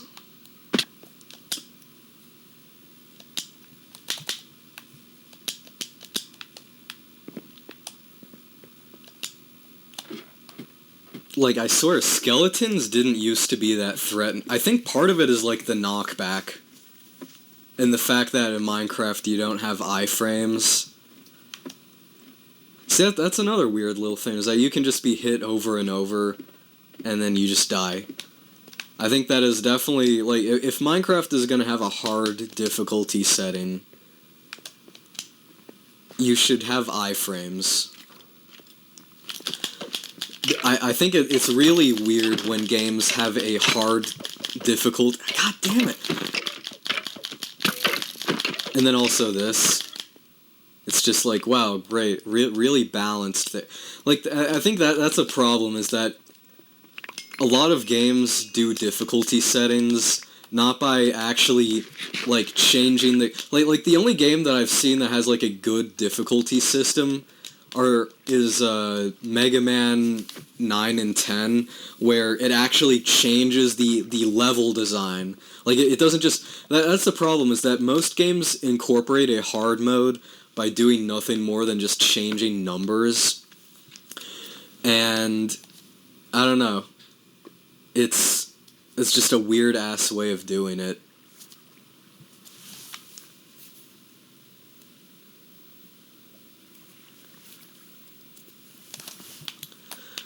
Let's organize ourselves again here.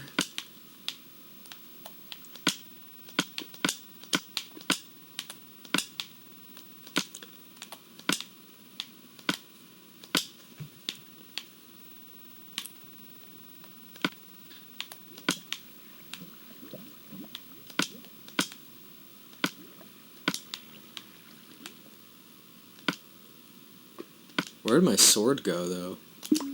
Oh, whoops. Where's the... I had an iron sword. Did it fall? Oh.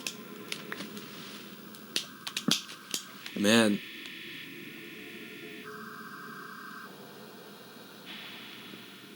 What a weird little sound. Like I said, that shit used to oh, no. I heard that. Fuck you. I'm getting... Like, I don't understand it. Like, no other enemy in the entire game fucks you up that hard.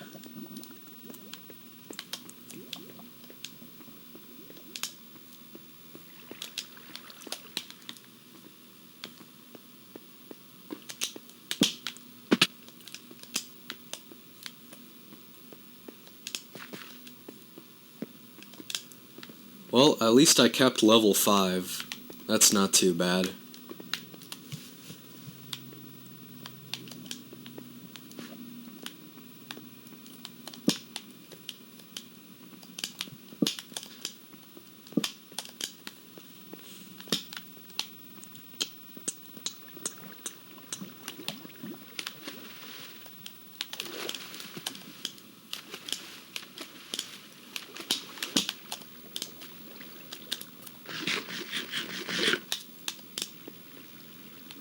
Seems like having full hunger doesn't fill up your health as much as it did in the other games either. I mean, in the other difficulties.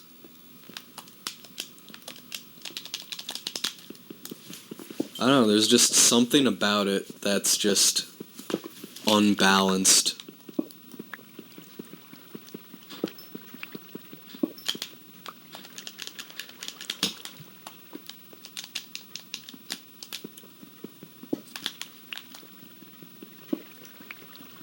This is an easy way to level up, though.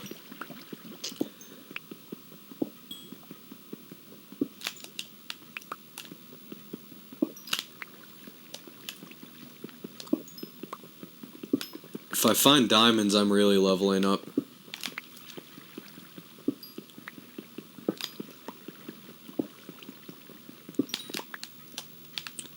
Yeah, like I said, it's just weird to have an experience system that doesn't, like... It doesn't, like, actually change you immediately. I don't get it. I just don't get it.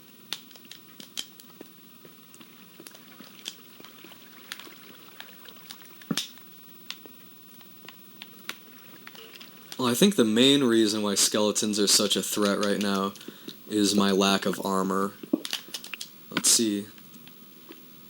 Well, I have a good bit of iron ore. I could probably make a full set of armor, but I'm just gonna keep going here because... Here, let me just get the rest of this coal and level up, and then I'm gonna try... I think you have to make an enchantment table, which is basically just a crafting table, but for leveling up. And presumably it will present me with some kind of a menu that will let me do the good shit. Because I've like, even in the Xbox version, I haven't touched that yet, just because it's just not how I'm used to playing the game. And you can still, like, on a single-player server, you can still relatively play it like old Minecraft.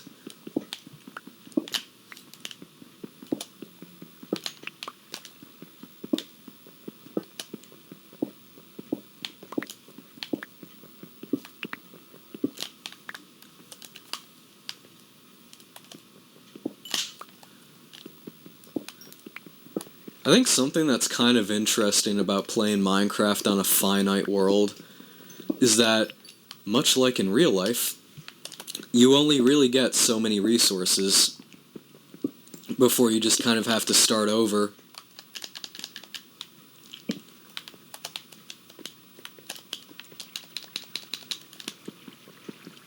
Well, you don't get to start over in real life. You're just kind of fucked at that point. Let's see if I can break the level 10 barrier, at least, before the next fucking time I die.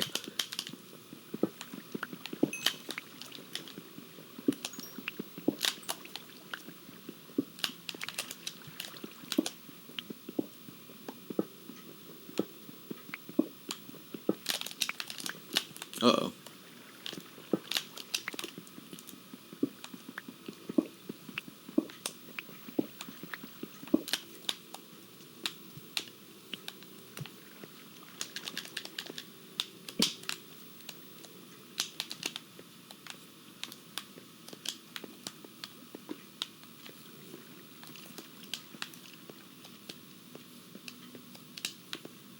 Let's think. Okay, so I came from over here. And... Ooh, yeah, you can very easily slip up here. Oh! Okay, we're good. And let's just go ahead and put up a little barrier for safety reasons.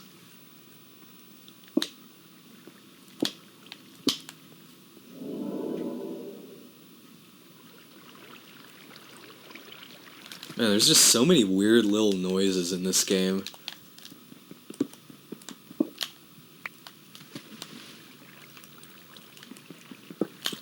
Something I've noticed is that when you get to a certain point, coal doesn't drop as much experience.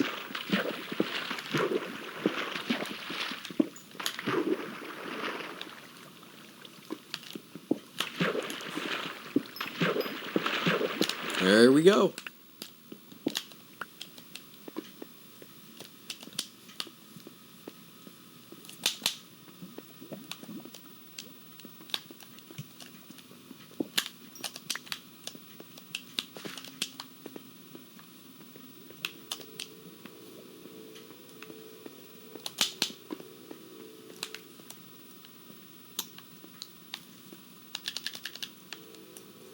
Does that do it?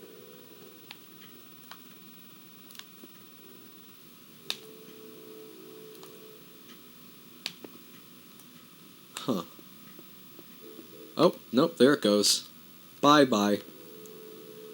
Oh, nice. Not nice. I think we're good. Yep, we're good.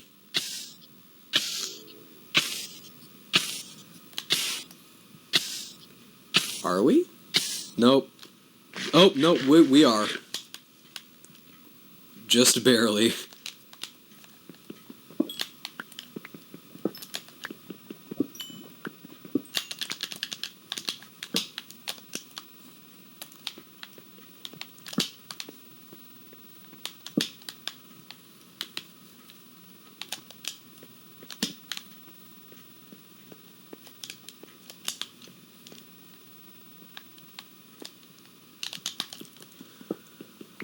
Yeah, definitely first thing on the list is get some armor, so that way I'm not, you know, near death every time I encounter a single skeleton.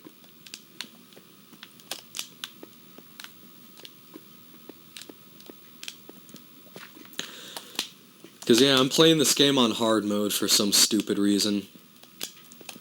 Because, as we all know, the hard mode in any game is always the most balanced difficulty that you can choose.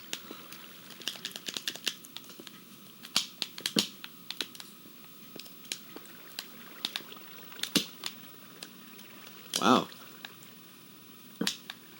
That goes up quite a ways.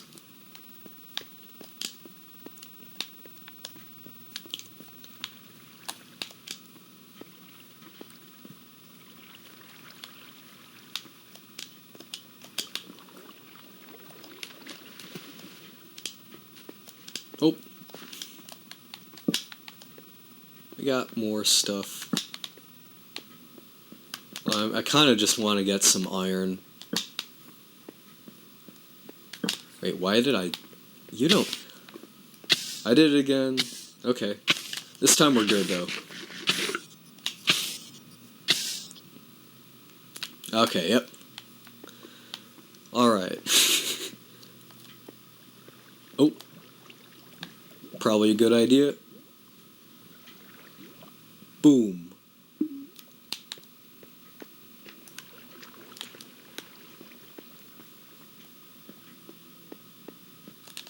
Let's see, how much iron do I got? 30? Yeah. That's... Between that and the iron I got in the chest, I can get something going with that. Can at least get the ball rolling. There's nothing over here. It looks like I've explored a pretty good bit of this cave, but... I heard that. Yeah. Oh. One of you. What are you doing here?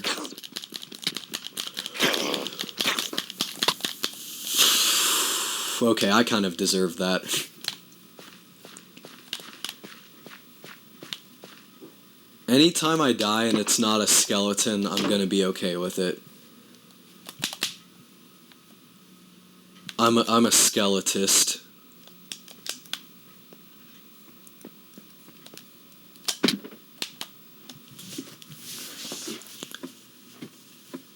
At least I didn't fall. At least I didn't lose all my shit in the lava. That would have been really bad. Yeah, like, I swear, there's just something about the ladders where it's like going up and down is much slower than it was.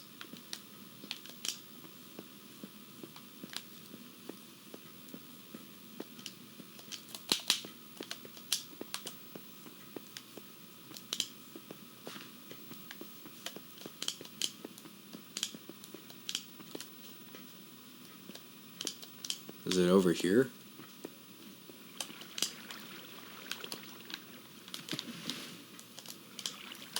I think it was... Oh. Well, goddamn.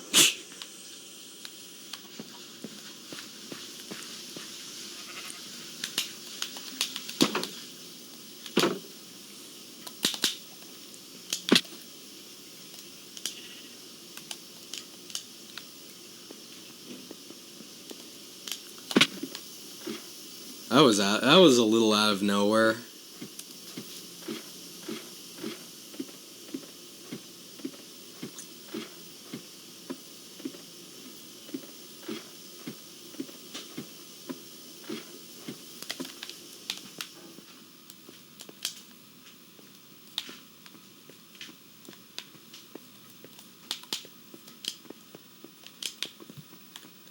At least I remember where I was. Oh. Not gonna do that again.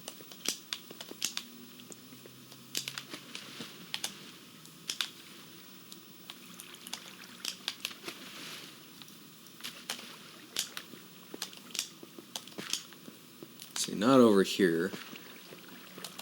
Yeah, I was over there. It's over here. Here. Well, at least it took out the zombie for me. Okay. Yeah, I'm not doing this. I'm not doing this again. You know what's really good? The combat in this game. It's just so good. It's so well designed. You know, when I die or, you know, accomplish something in this game, I really just feel like it was so incredibly well put together. I don't know what to tell you. That's Minecraft for you.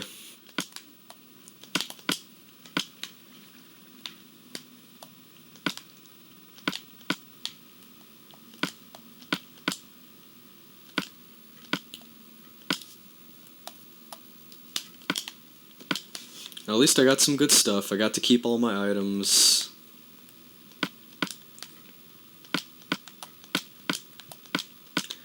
And by now, all of my bread is almost definitely done growing.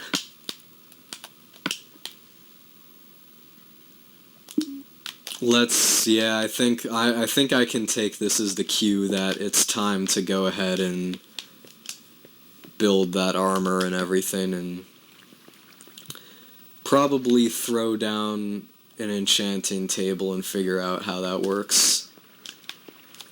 I forgot what you need to make one.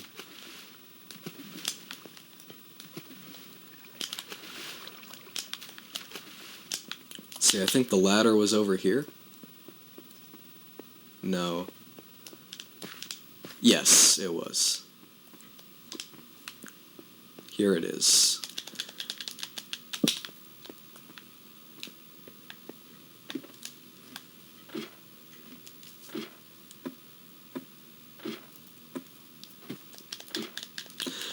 I guess kind of part of the problem with coming back to Minecraft is they put in a bunch of systems that weren't there before, back when the game was way simpler, and they've rebalanced every aspect of the game around an expectation that you know how to use those systems, and that you should have to use those systems. And I'm willing to be open-minded. There definitely was a time when there was like just a lot less to do, so let's just go ahead and get this bread.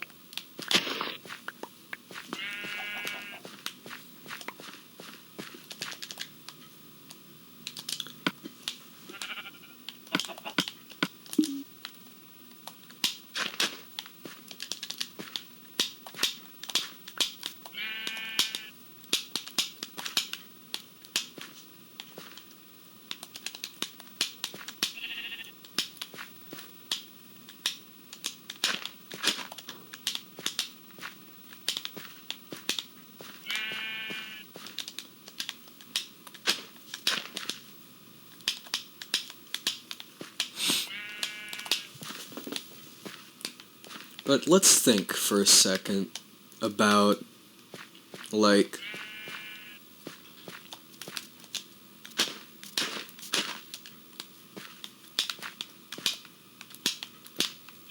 stuff.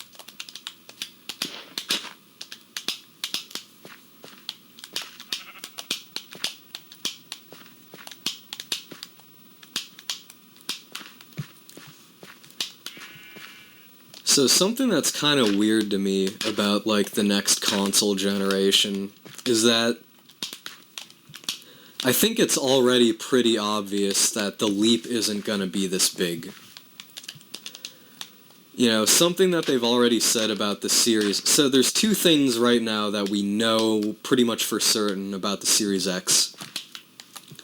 One is that in terms of teraflops, and, you know, like, that's not everything, but when you consider that the GPU, or I mean, you know, more accurately, the system on a chip APU thing that they're going to be using for the Series X, when you consider that that thing is still, like, basically just like DirectX 12 and everything, it's not going to have any new graphical features outside of the ray tracing, and it only has twice the computing throughput in terms of teraflops that the Xbox One X has.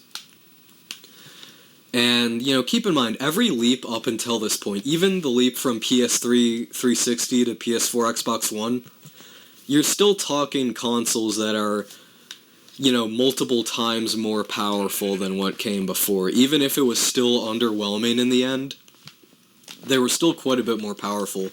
But now you have a situation where, at best, you're talking twice as powerful, and even worse. Yeah, let's go ahead and expand the farm again. Yeah, and even worse, Microsoft's all... And well, I mean, this isn't a bad thing. I think, overall, the idea of this is a good thing, but it kind of shows you that there is an increasing triviality in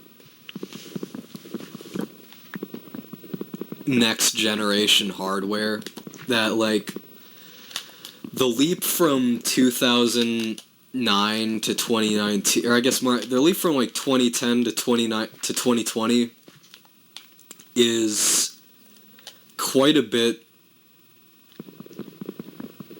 less impressive than the leap from the year 2000 to the year 2010. If you think about computers in the year 2000, they were mostly Windows 98. Some people... Yeah, no, it was pretty... Like, on a consumer level, it was just Windows 98. Windows 2000 existed, but really only inside of offices and enterprises. And it was not marketed to regular consumers. And because of that, like, a computer from the year 2000 can't really run the same benchmarking software and stuff. Like I saw this video, and it was like a comparison between computer from 2009 to 2019, and, you know, as you can imagine, there's a pretty big difference.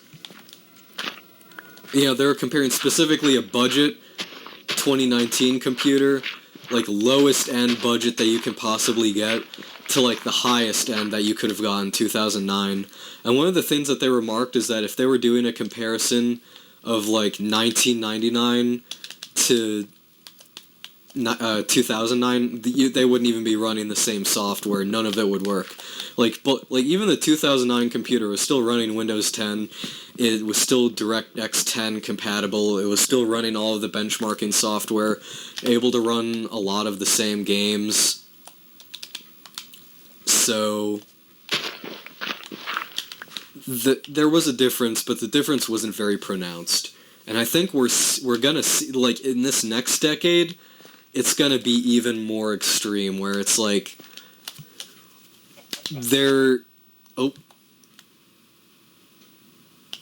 interesting. Huh. So you can... I just hit that button accidentally. Okay, so you can make like a little dirt trail. That's kind of cool. I can get into that.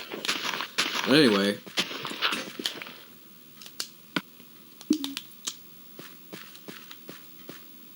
It feels like tools don't last as long on hard mode. It seems that way anyway. But yeah, I think I've got what I need to... Yeah, let's go ahead and make an extra shovel and cap off the farm.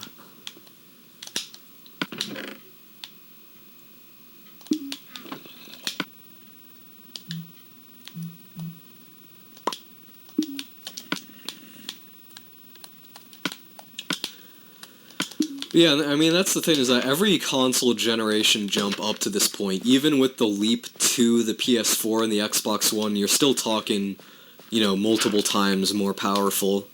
Now, it's... And, like, the difference is so small that Microsoft isn't even going to really have exclusive games, and even when they do, it's going to be pretty apparent that they could still run on the old hardware. I think, you know, especially considering the stagnation of wages and the fact that the new consoles are probably going to cost at least $500, it's probably a smart idea to not alienate the current user base of Xbox One at this point.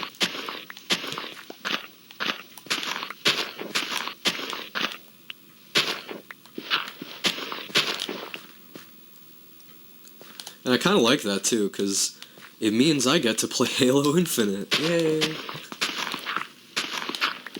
With a controller, which is, you know, whatever, you know. Actually, no, I think Master Chief Collection has keyboard and mouse support.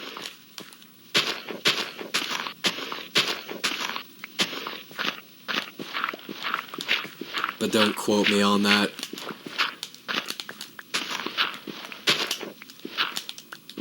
See, that's the thing that it's kind of nice, is the fact that the Xbox One X lets you do keyboard and mouse. It's pretty chill.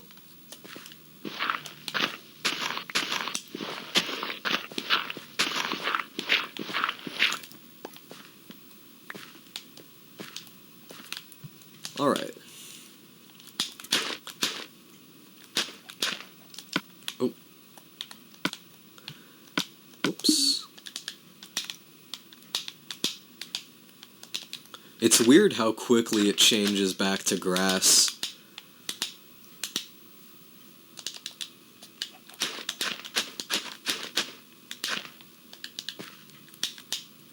Hello, chicken.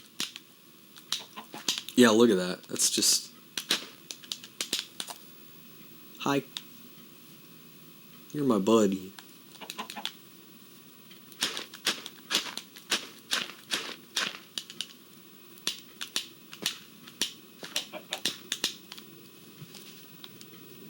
He's my friend now.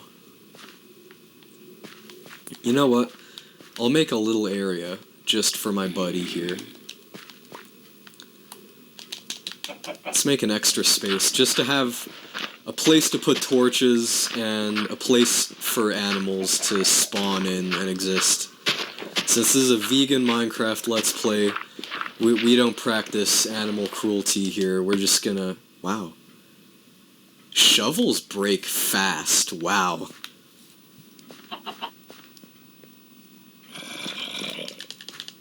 Here, hold on. Alright, yeah, I'm gonna need to... And what in the exact fuck?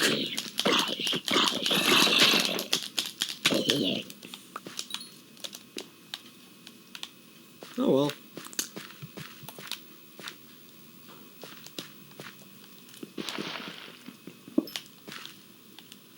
Nice.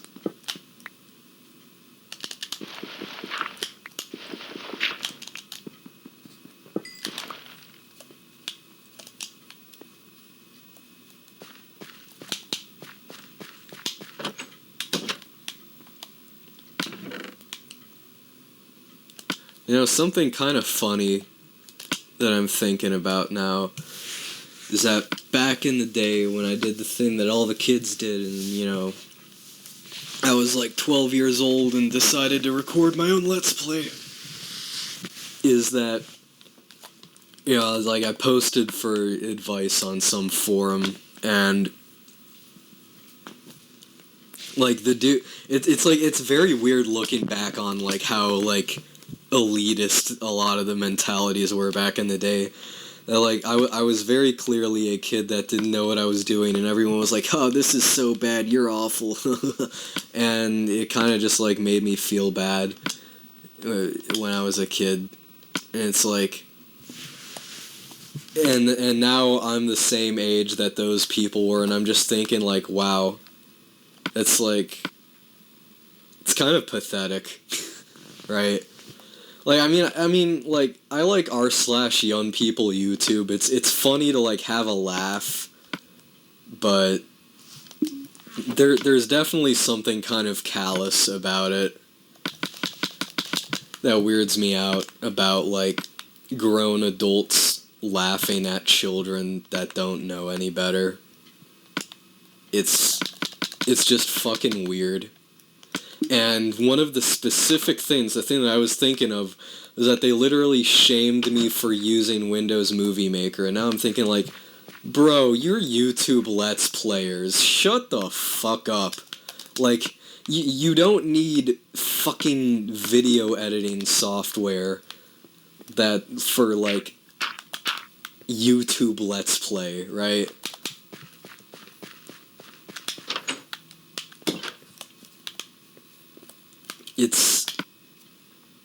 It's insanity. I don't know. It's dumb. It's stupid. And it's dumb and it's stupid.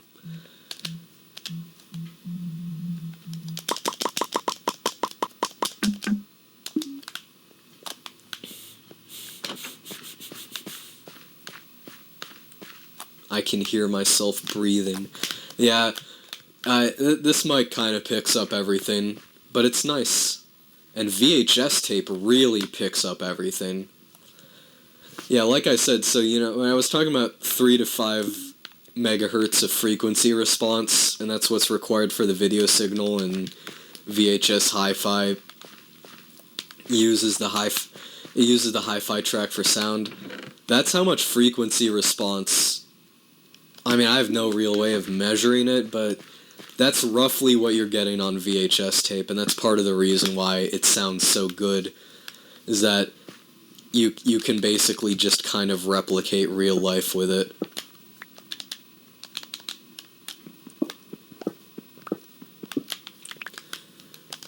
The only thing that I really like about the PC version that, you know, if we're talking vanilla Minecraft, the only thing that I think is truly superior about the PC version is inventory management, and then, you know, just using your mouse to, like, zip everything around.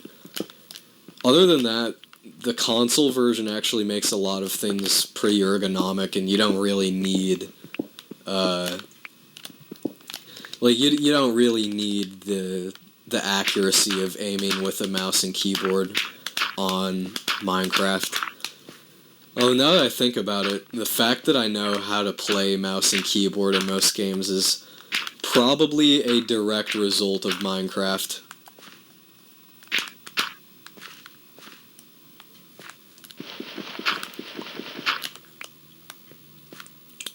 Yeah, that's good for now.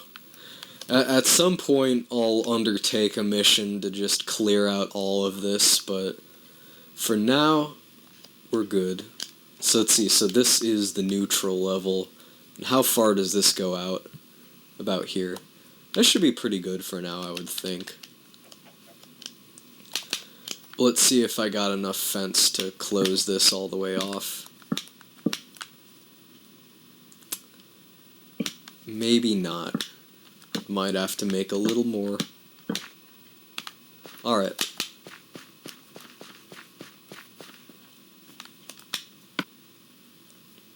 I still haven't used this bed that I made a big deal about right at the beginning.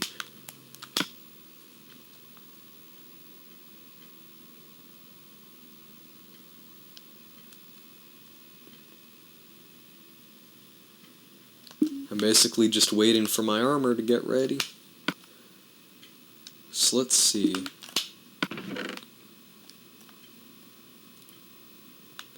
Any plank? Okay. Wait a minute, hold up.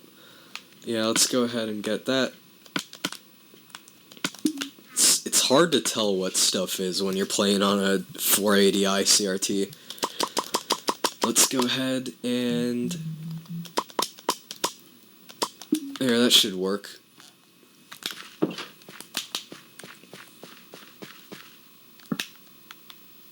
Actually, you know what?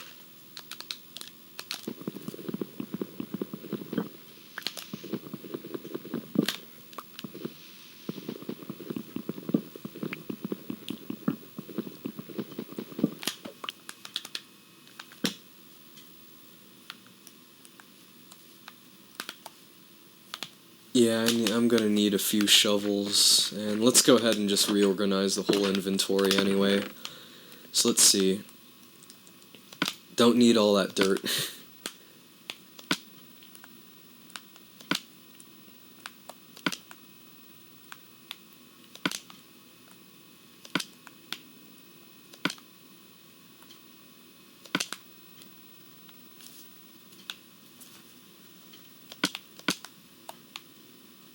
Yeah, I should put that away before I lose it. I'm surprised I still haven't filled up an entire large chest yet.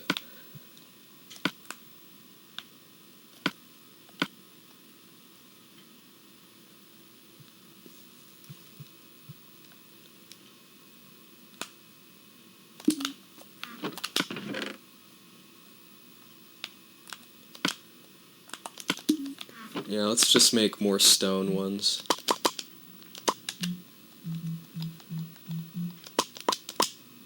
There, that should be good. Probably a few of those, just in case. And I'll put one of each of these in here. Yeah, I'll just keep them on me, because I'll probably go through them pretty quick anyway, since I'm playing on hard mode.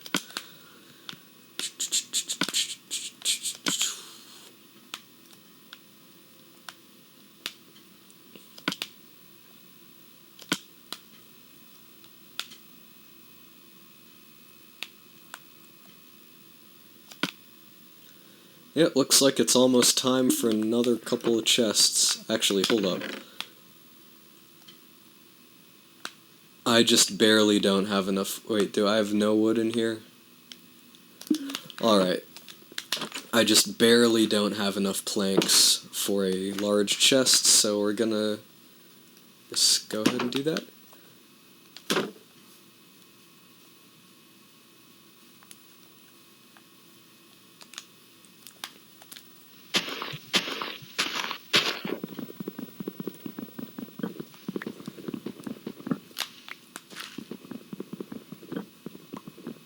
So something that's really cool is the concept of peak oil. And basically the idea behind that is that since oil is a limited resource, it's a thing that comes out of the ground, and since right now we depend on it heavily for everything, it is very likely that there will come a point when we begin to very quickly run out of it. And the way that everything kind of works is that once we start that decline, it's basically just a downward spiral. So the idea of peak oil is that at some point there will be a peak. There will be kind of like a plateau of like maximum oil usage in society, where, you know, because our economy is mostly growth oriented, we're just going to be using more and more and more, and then there will come a point when there's no more left. So then there will be basically a gigantic socioeconomic contraction caused by a lack of oil and other things. You know, anything that comes out of the ground has a peak like that. And there's a surprising amount of people that actually don't believe in this. Like, I'm not even joking. There's people that genuinely don't think that there's going to be a peak resource usage point that will somehow just shimmy our way out of it with, like, solar panels or something. And that's the thing, is that when you think about a solar panel, they're really more of a supplement and not a solution. And that when you look at what it takes for an economy like this to ship goods all around the world, I mean, we aren't exactly going to be doing it with nuclear power, right? And that's another thing, is that nuclear people are, like, absolute zealots about it. And yeah, for power generation, nuclear is going to be the way to go for years to come. But the problem is that you can't really make a nuclear airplane or a nuclear car.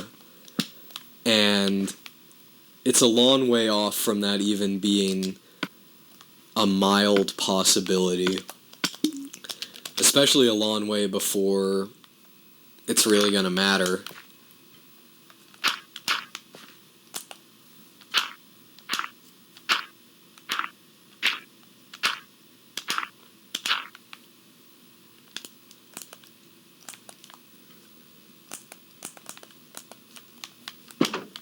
And I think one of the things that you have to take into consideration with peak oil is that you might be thinking that it probably won't happen. Maybe what if it doesn't happen until 2080? And you're right, but the problem with peak oil is that the idea is that since we're so growth oriented, even if it doesn't happen for 80 years, that's still 80 years of growth. So if it doesn't happen for a long time, it's still gonna happen.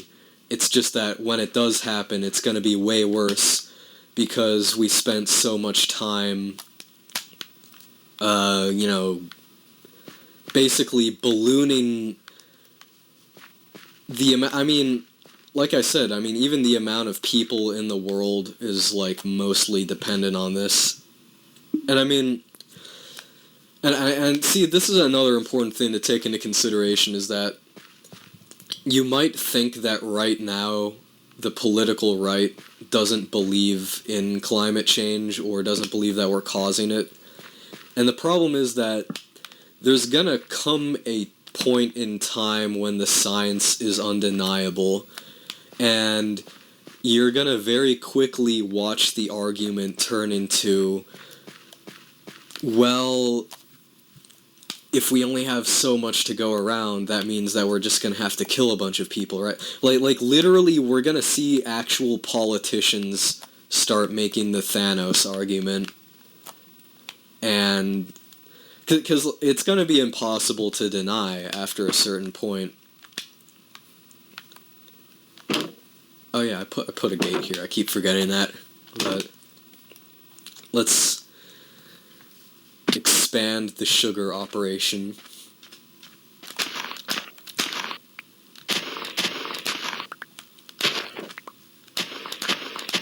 It's weird how you can, like, hit through blocks because of how sensitive the PS3 trigger is.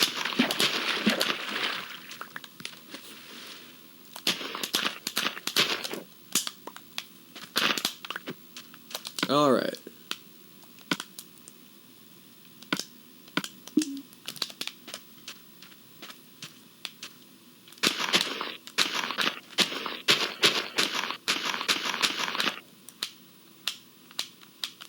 Huh. Oh, you can only place it next to water. Okay. I guess you can't do it diagonally.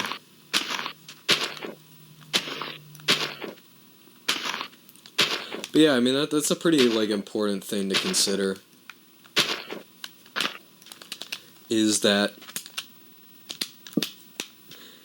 whether this happens today or 80 years from now, it's going to be important to keep in mind and plan and account for. And it's just weird to brush it off. It's weird to say that it's not a serious issue. I mean,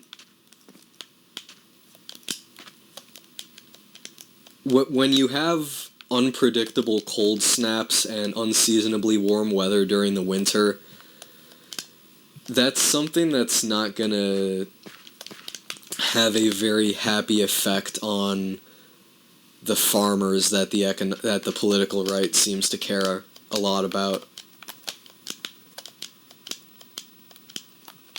And then there's also, and like, I don't know much about this particular issue, but there's also kind of the issue of corporate farming, that like most farms are owned by corporations like Monsanto, and or if not directly owned, like kind of indirectly.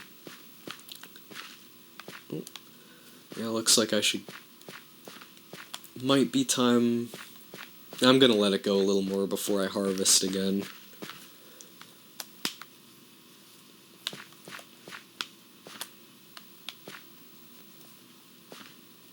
Are we good where we are? I'm trying to think of what else I'm trying to do here. I guess I can go ahead and craft that armor. Nice. That leveled me up. Alright, let's see. How close to a full set am I?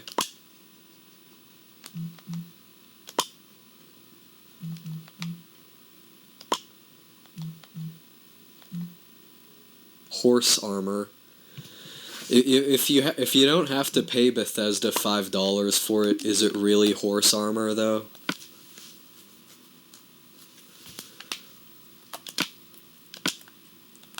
There we go. And once we do this, we get an achievement.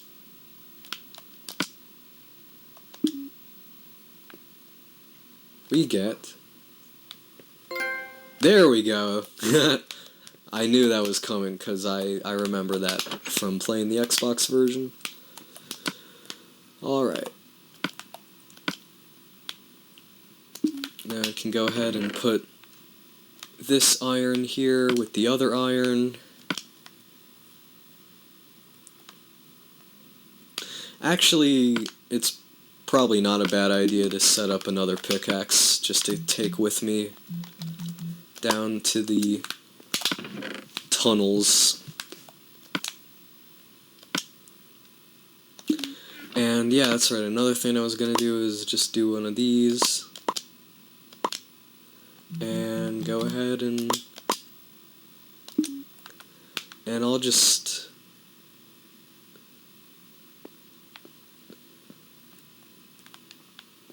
Let me think.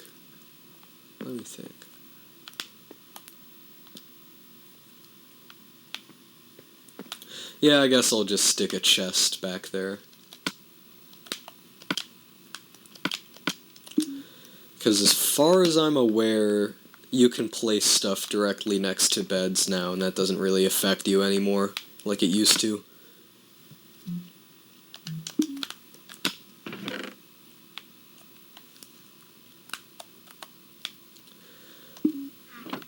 But yeah, and that's an important thing to think about, because when you hear subsidizing farmers and farmers getting grants from the government, it's not necessarily just people who personally own land. A lot of that money goes to large corporations. It's just an important thing to keep in mind. Monsanto is fucking terrifying. They, like, make specific modifications of crops that don't produce seeds just so that farmers in the third world become dependent on Monsanto for seeds. It's like a weird system of neo-colonialism.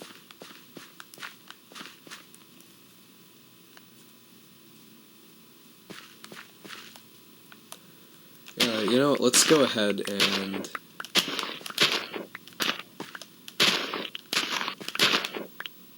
That's the problem, is it's too easy to hit through blocks like this.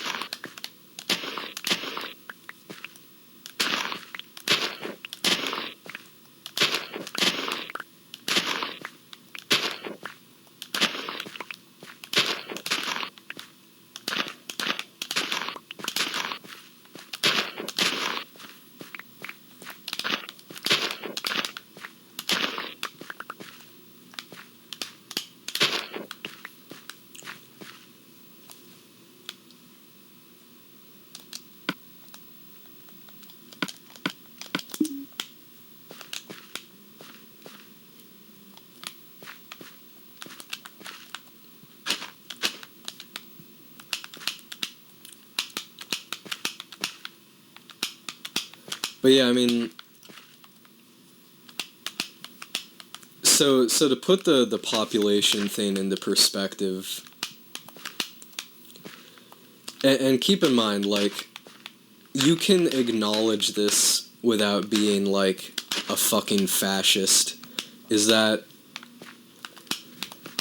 before the advent of modern fertilization and pesticides, the human population was about 1 billion, and we were kind of holding that for like 50 years. We were pretty much at capacity, more or less. And, you know, things like salt were very popular, required to transport a lot of food, because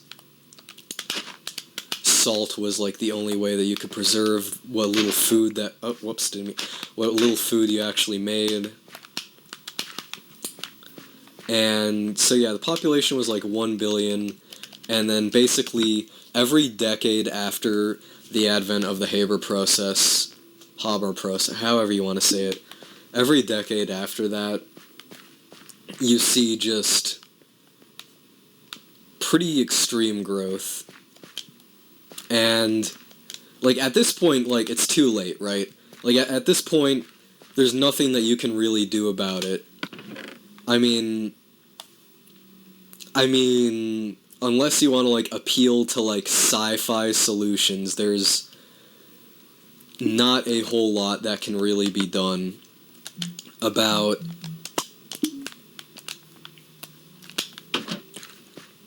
the kind of situation that we're in environmentally. And that doesn't mean that, like, supporting a candidate like Bernie Sanders is a bad idea. Because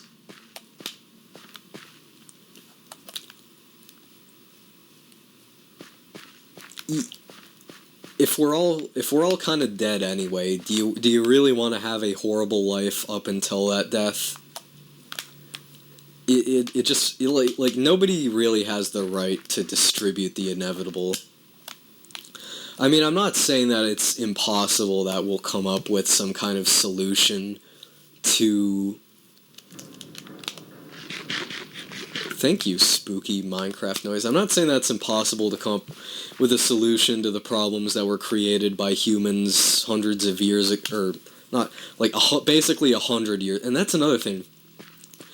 That's another thing, is that, like, you're putting 10,000 against 100. Like, the idea of having multiple billions of human beings alongside the biomass of all of the cows, pigs, chickens, even cats and dogs. Cats and dogs alone outnumber the biomass of the remaining wildlife in the world. And that's the thing, is that, like, when you talk about this, you have to be really careful. You have to tread a thin line and basically just not be a fascist about it.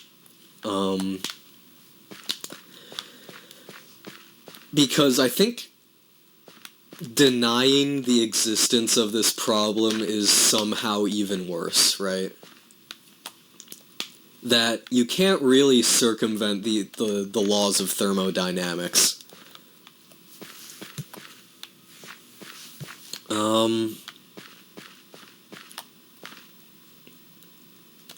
Yeah, I think let's see. Yeah, let me go ahead and make what I've got into some more bread. And then I'll go ahead and head back down to the tunnel.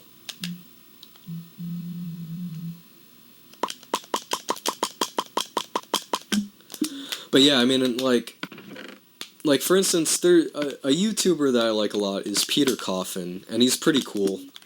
But one of the arguments that he tried to make, and didn't really have... I mean, I don't think there's just a solid argument for this in general, is that when you observe individual countries, once they reach a point of sort of economic development, the population of the individual countries levels off. And the problem is that this kind of relies on the idea that you can have, with the luxury that we enjoy today, with the kind of standards that we have with the Human Development Index, this premise relies on the idea that you can have a fully developed world with the economics and resource use. And then, since Peter Coffin's a leftist, it adds this other element of some form of communal organization on top of this. And I understand why a leftist would be very opposed to making those kind of arguments, because it is all too easy for arguments such as that to just devolve into mindless, I mean, there's literally people that think that we should just nuke China and that's the solution. And it's like, oh, you motherfucker, you asked for it now, yeah. Where are your balls now, huh? Where are your balls now, huh? Anyway. But yeah, I mean, there's literally people that are like, well, India and China, they pollute more, so why don't we just fucking kill all of them? And the problem with that is that as country, and again, this you can't, you're an idiot by making judgments based on individual countries and not just the entire world. Is that India and China as countries pollute more, but per capita, they pollute. China pollutes half, and India pollutes like 1/3 or less. And the United States has the most pollution per capita of any nation on Earth. So if anything, we should nuke ourselves. But really, the main thing is that we shouldn't be killing anybody over this, because nobody on this earth right now or ever really has the moral authority to be making decisions like that. That being said, it is a real problem, and there is very little that we can do about it, but I think just being aware might be a good idea. And, at the very least, and this is why I say being vegan, if humanity went vegan right now and stopped growing the population anymore, it probably wouldn't be a problem at all. And that's why I'm saying, $2 McDoubles broke, everybody just eating vegetables and, supplementing that with a minimal amount of animal agriculture woke. I think that's the main thing, is that since the biomass of cows, pigs, and chickens outnumbers the biomass of humanity by 7-1, it's probably not a bad idea to end this. I mean, first of all, the cruelty and suffering, but let's see, what did I come back up here for?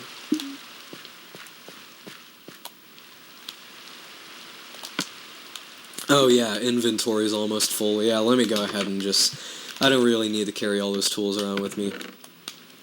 I can put 3... Yeah, let me go ahead and put this in here, actually. Move this down here. Put that there. Ooh, yeah, I can tame a wolf now. Okay, that'll be nice. Oh, that's what I was thinking. Torches. I need way more torches than what I have now.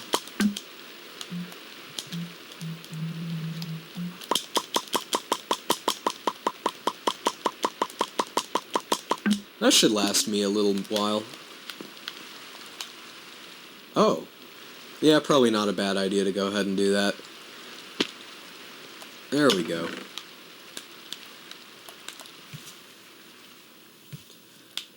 And I'm probably not going to need more than that amount of shovels.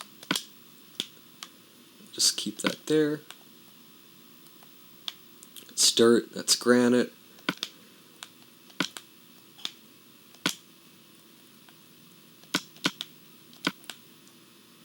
And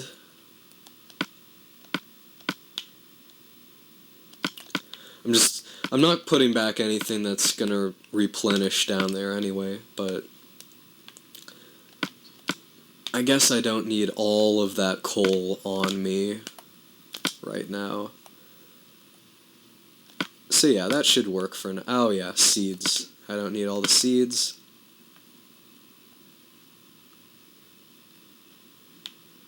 And I probably don't need the oak fence either. So that should work pretty well.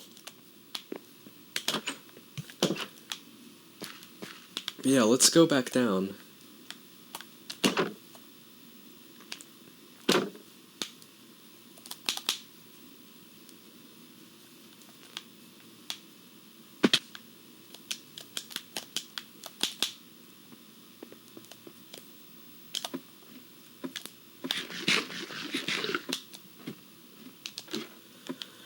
But yeah, I mean, I guess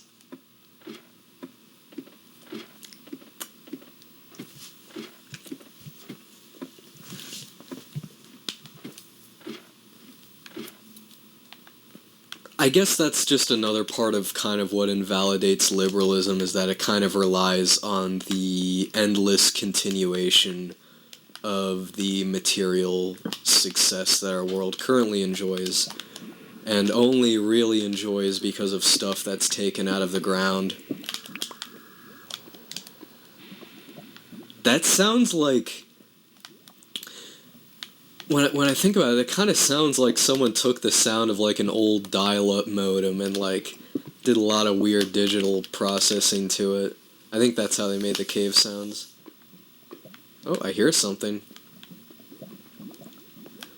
At least I found some ore. Oh, whoa, whoa, whoa. Hello there.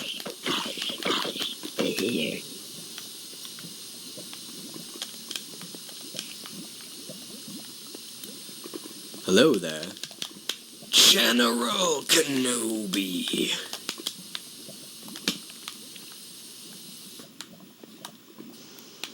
That's nice. I already found some lapis. Lapis gives you a lot of experience.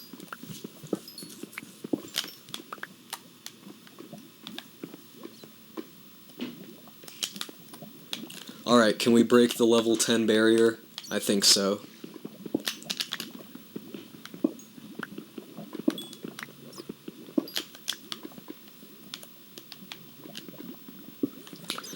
But I actually think that when you talk about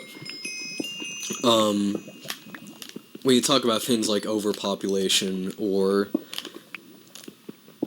climate change or just sort of the collapse of our civilization in general, I think it provides a pretty good argument for the left, if you're thinking of the left in terms of worker control of the means of production, because all that I outlined, that is the means of production.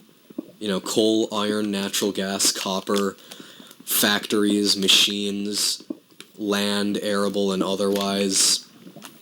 That is the modern format of the means of production. And maybe if we... And, you know, that doesn't mean that workers have to own everything they produce. It just means that they have to own those raw materials.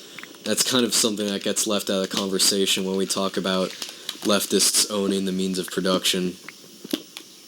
Is when it might be good to have some kind of community veto power on just taking a bunch of shit out of the ground that's never gonna come back. That there might be serious long-term consequences for that capitalism and liberalism simply does not have an answer for. And that if you are a leftist, I think you can actually take an argument, because that's the thing, is that overpopulation would otherwise only be acknowledged by the right. And I think there's an opportunity there to take something that would only really be acknowledged by the right and actually twist it around into a reason why both the right and liberalism as a whole are dying ideologies that can't answer for the problems that are being caused by the current structure of our civilization.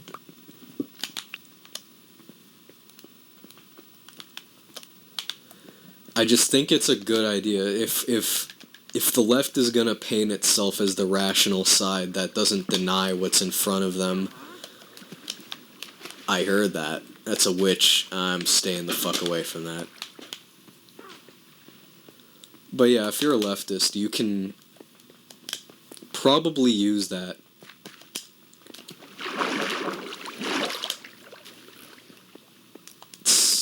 It's just...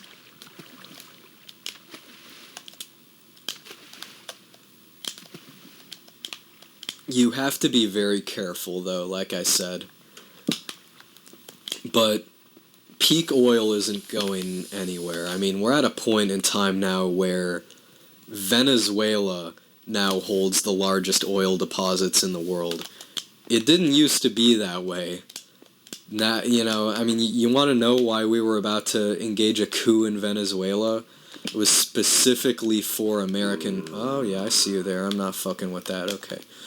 It was specifically for the benefit of American oil companies, so we could take back a portion of the oil that Venezuela had nationalized. And keep in mind that in terms of nationalizing oil,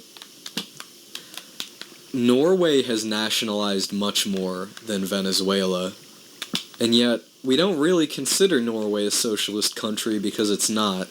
And for some weird reason, we're not waging war on Norway. Again, that's another argument in favor that some sort of common collective control of these raw materials is probably a good idea. Anyway, I'm going to stop the spelunking here. And we're just going to dig straight down.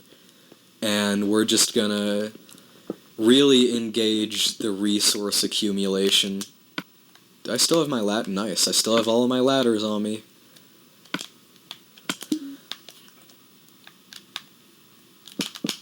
And I think playing Minecraft in a finite world is a good way to illustrate that, because much like the real world, it's finite. And there's only so much diamond and coal and iron that I'm going to really be able to dig up. I can plant more trees and stuff, but when it comes to the stuff that's in the ground, there's really not a whole lot of going back on that. Unless you're willing to just wipe the world away, reset, and forget about it. And it's just probably an important thing to keep in mind.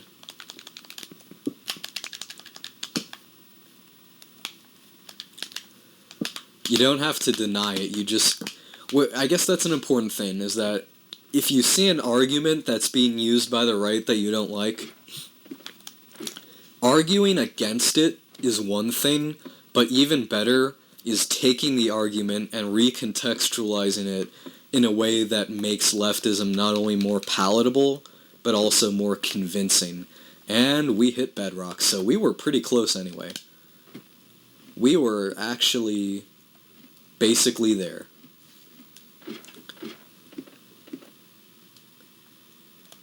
As long as I don't hit any bedrock horizontally, I'm just going to stay here and start the tunnel here, since it's already marked for me by the coal.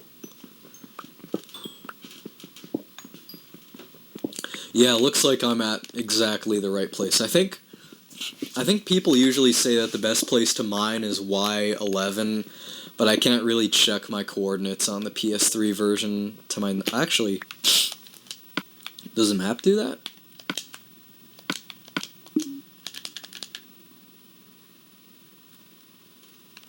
What's Y11?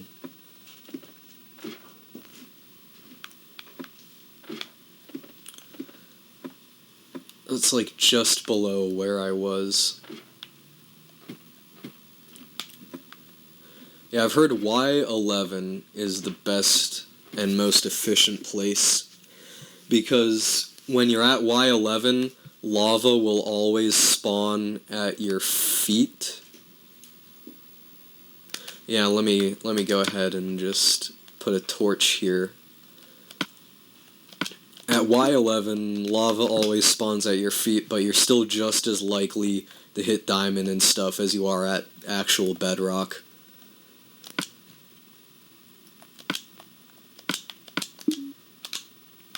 Okay. So Y11 is...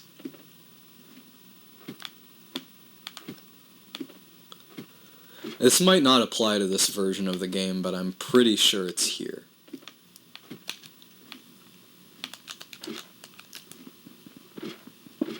Okay.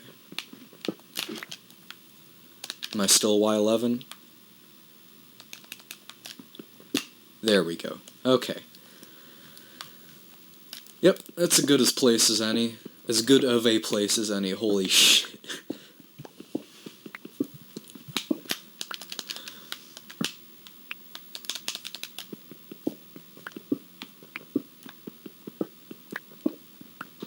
And that logic applies to other things too. Like, I think the gun argument, especially as a leftist, that's pretty important, is that the one check, and then again, this is another thing where it's probably not a good idea to just blindly compare other nations to each other while ignoring all the context, is that the Second Amendment is probably not something that you exactly want to oppose,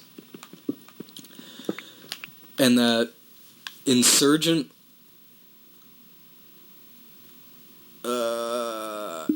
warfare is a lot more effective than people give it credit for. And on top of that, like, I mean, especially at a time...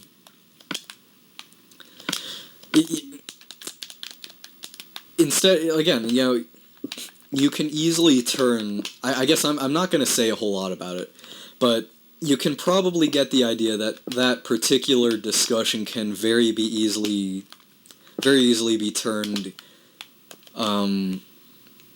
into leftist rhetoric. And if you want to convince people who are far to the right, that's the best way to do it. Now, to be fair, not everyone who is conservative or far to the right is really worth convincing. Something that I think pretty much everyone will be familiar with is the idea that there are some people out there that genuinely will not be convinced by any words. And on top of that, a lot of people believe what they believe without... Oh, see? Okay, wait, no. Hold on. Oh, wow.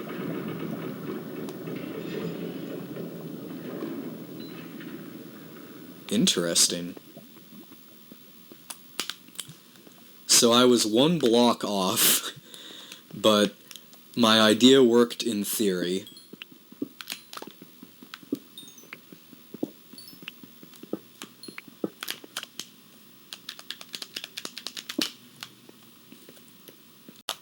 So I guess what I'm going to go ahead and do is just expand this and simply continue the tunnel from right here. Huh. Okay, yeah, that made this a lot more reachable, at least. That's one upside. As you can see, I get very easily distracted.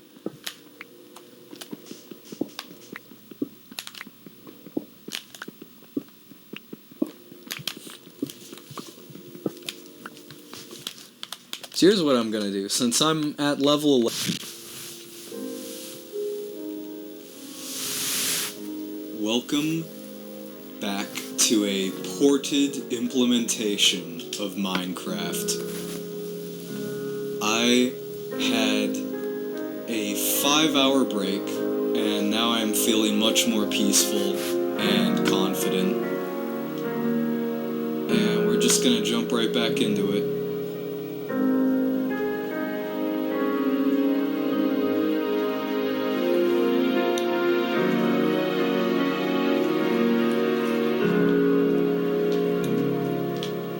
So let's see, it looks like what the plan was is that so this is where you want to be. If you're on, I guess if you're on this version of Minecraft, you want to be on Y12 in order to avoid running into lava. I'm just kind of getting myself back into the game here. I just kind of generally had a little bit of a rough night because, you know, about 6 hours between recording sessions, but couldn't really sleep, and I figured I may as well just hop right back into it.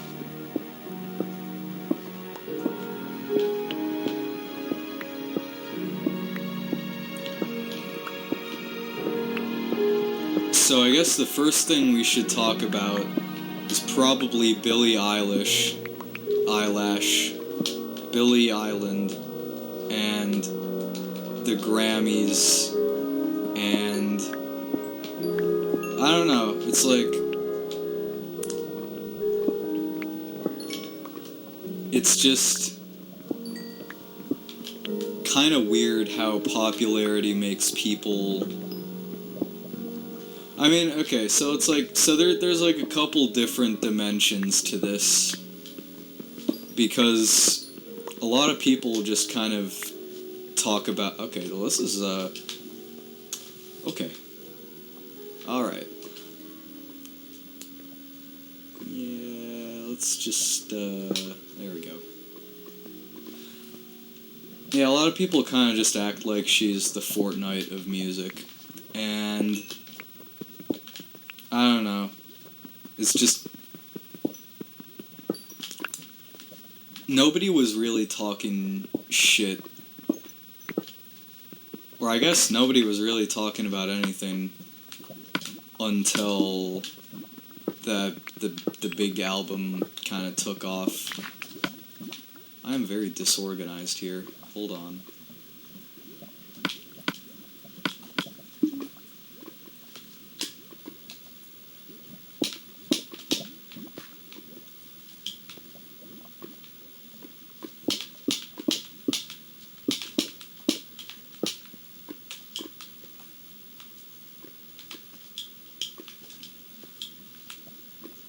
But yeah, I guess what I'm trying to say is it's just kind of weird how someone can simultaneously be so overrated and underrated, because there's definitely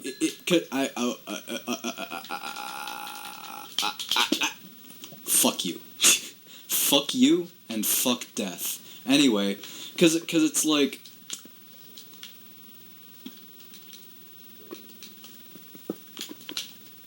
she basically went from, like, no real recognition whatsoever to, like, now everyone knows who she is. Everyone thinks she's an industry plant. And I don't know. It's just... I guess... I mean... She probably is, but, like... chances are most bands that you like are industry plants, so, you know, it's just kind of like, but then there is the fact that she won like 5, I don't know, I mean, it's like, it's not even really the Grammys, I guess, it's just... Okay, so what I really have a problem with was that weird shit that she said about rap, where she's like, well, they just lie and they don't tell a story, and I tell a story, and blah, blah, blah, and it's kind of like, you're basically just making rap, but, like, tailored to your own audience, you know what I mean? It's kind of weird, like, people, I mean, I feel like there's a lot of dimensions to this, but people tend to feel this very strange sense of superiority over rap, and, like, there's something, like,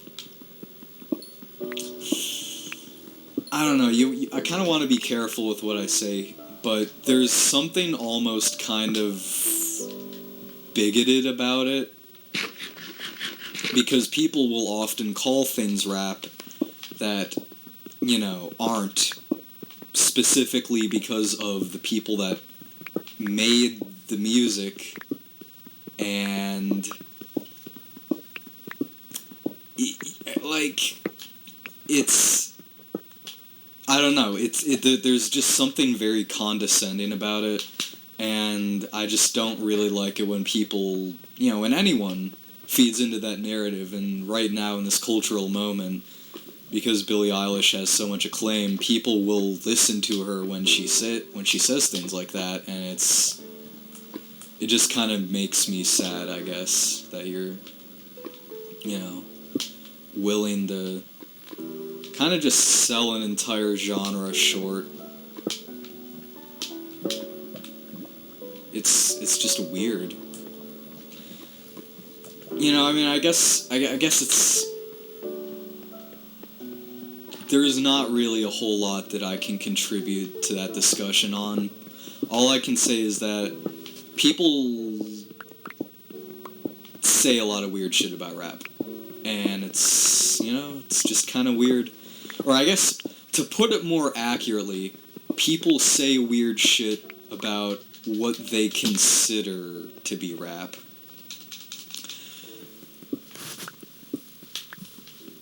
But I mean, that being said, I don't really, I mean, I think that the you know, When We All Fall Asleep, Where Do We Fall Asleep album is pretty good. It's just that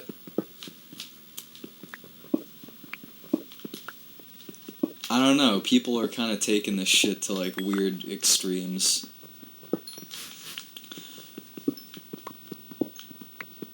And I mean,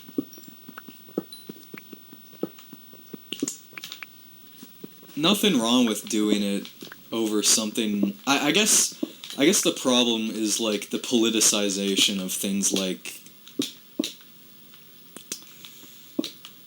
well, I that's not really an accurate word to describe what I'm trying to get across.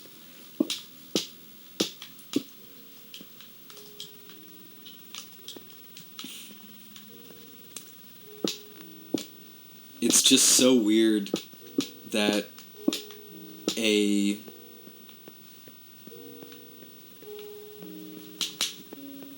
green-haired teenager has caused so much offbeat discussion. Oh. Hello.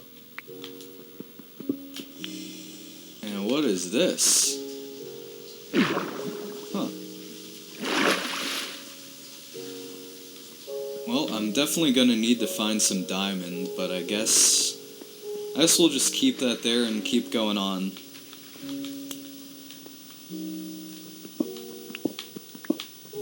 See, I mean, I like the album. I think it's pretty good. I guess there's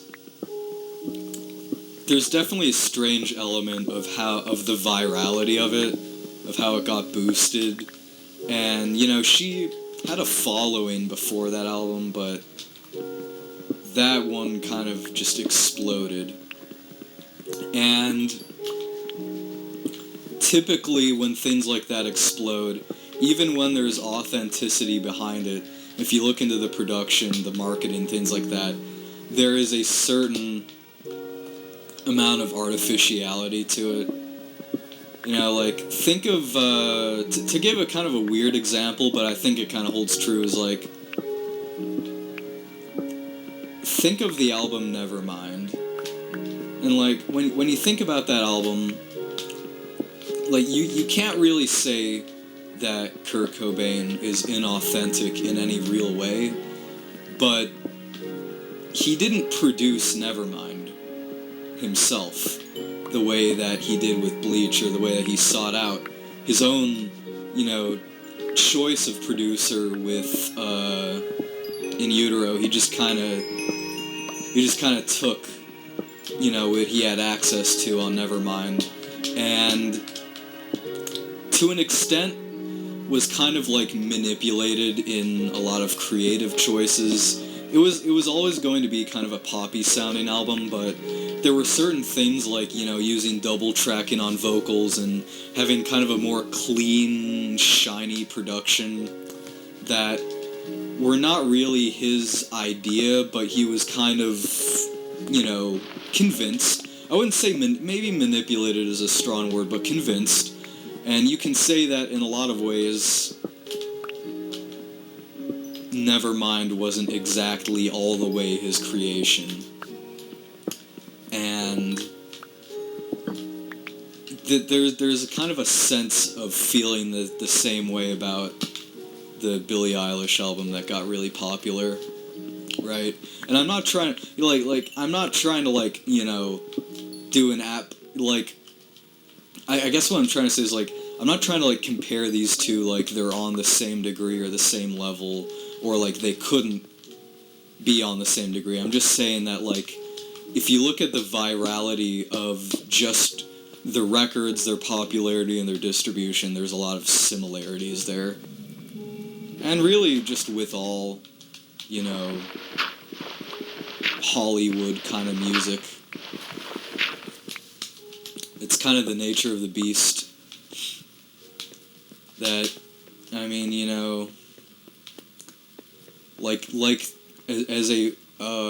exactly what in the fuck? As a great Tool once said, I sold my soul to make a record, dipshit, and you bought one. I sold my soul long before you ever even heard my name. There is a lot of truth to that song. That is probably my favorite Tool song from probably my favorite Tool album, because it's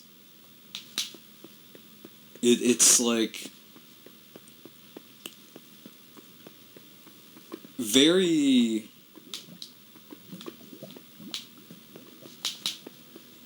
very honest, I guess. And not to say that, Lateralis or, any of the other work isn't. I'm just saying that, he just is just... That one had kind of an interesting creative direction to it.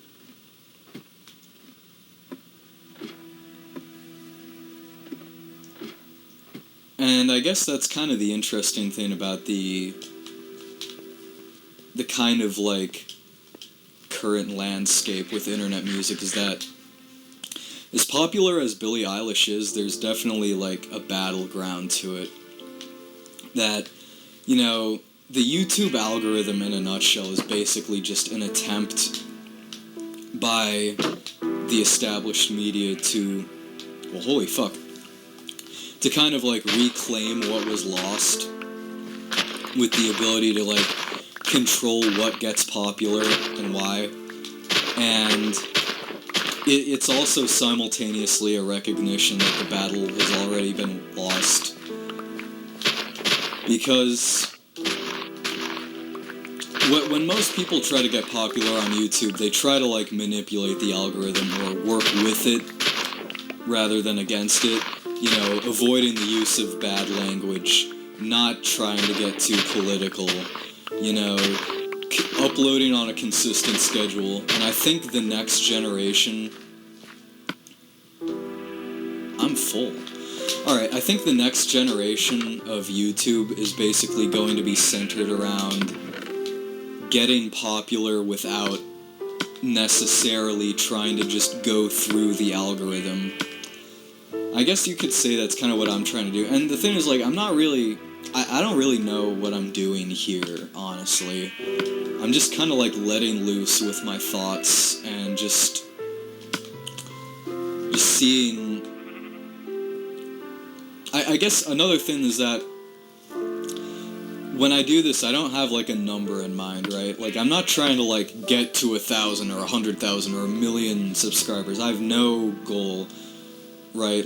To me, one view, one like, and one comment is as good as 1,000. Because what I'm looking for is... And what in the fuck is going on out here? What I'm looking for is more community engagement, I guess. And you don't really need a specific number for that, right?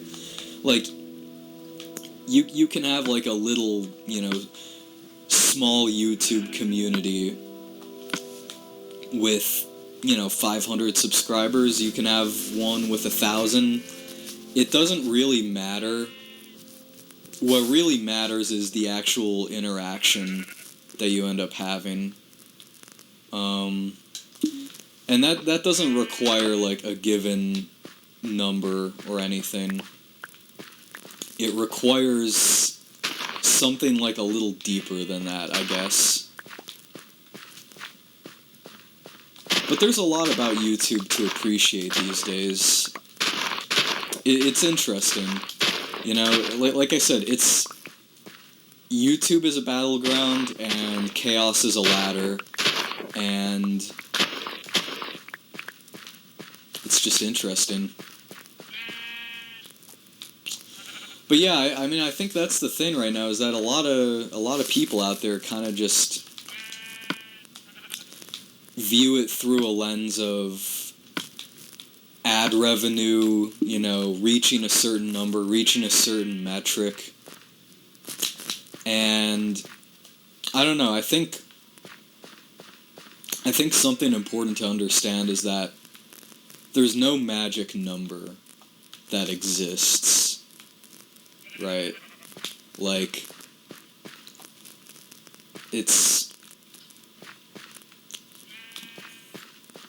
I think that's the main strength and the main flaw of the way that people just kind of do things right now in, like, modern civilization, is the obsession with numbers over looking into the numbers and seeing what the numbers actually mean, what they represent. Because I could have 1 million subscribers and have, like, basically no community whatsoever and be miserable and not give a shit. Or I could literally have 12 and be enthusiastic about every video I make and, like, have a lot of back and forth with the people that watch.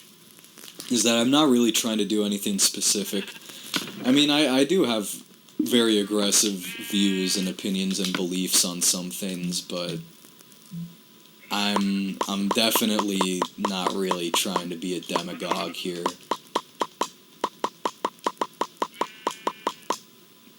It's just that there's something interesting about the idea of just access to being able to do all of this, that I couldn't help but try and see what I can do. Ooh, the sugarcane operation is going along quite nicely. I like my little base that I've set up here. This vegan Minecraft Let's Play is going pretty good, I gotta say. But yeah, I mean, I guess that's the thing, is that I have no real goal in mind. Like I heard, you know, when I was, you know, something that I heard once from, like, a TED Talk or some shit was, like, you gotta begin with the end in mind. But honestly, like, since when does that ever really work? Right?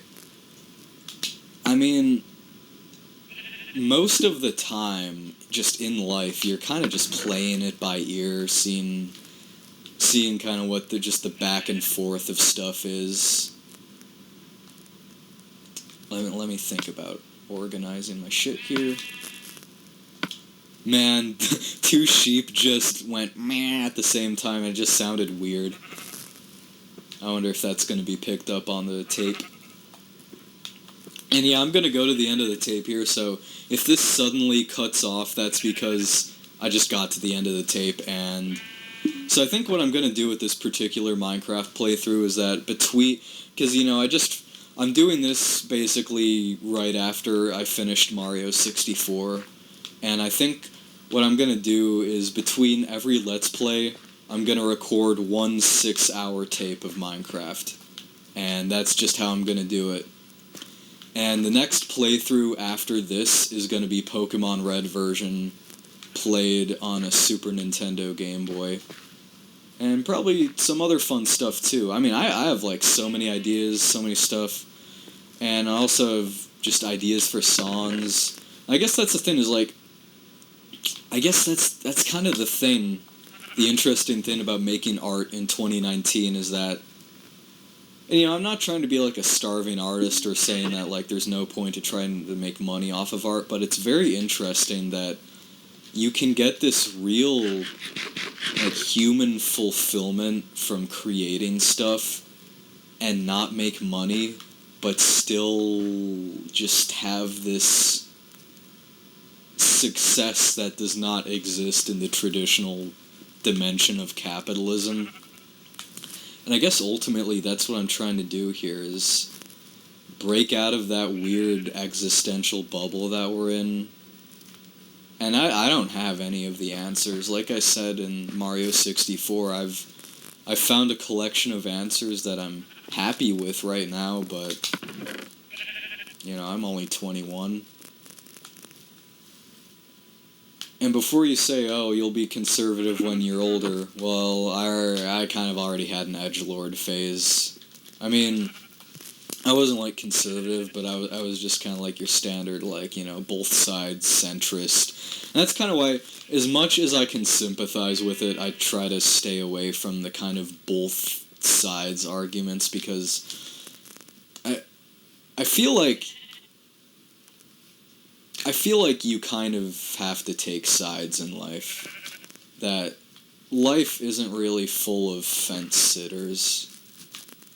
And there's something very respectable about saying, like, no, this is what I believe, and I'm really gonna stand by it, you know? And I think something important to do is just to own your biases rather than work against them. Right?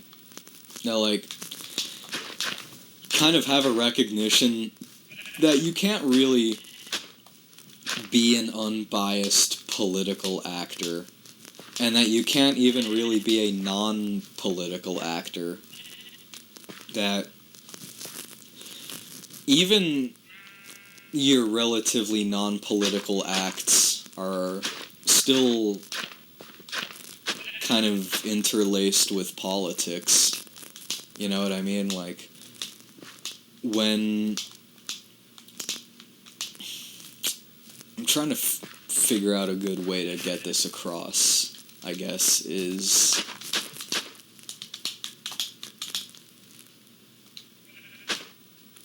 well, think about this.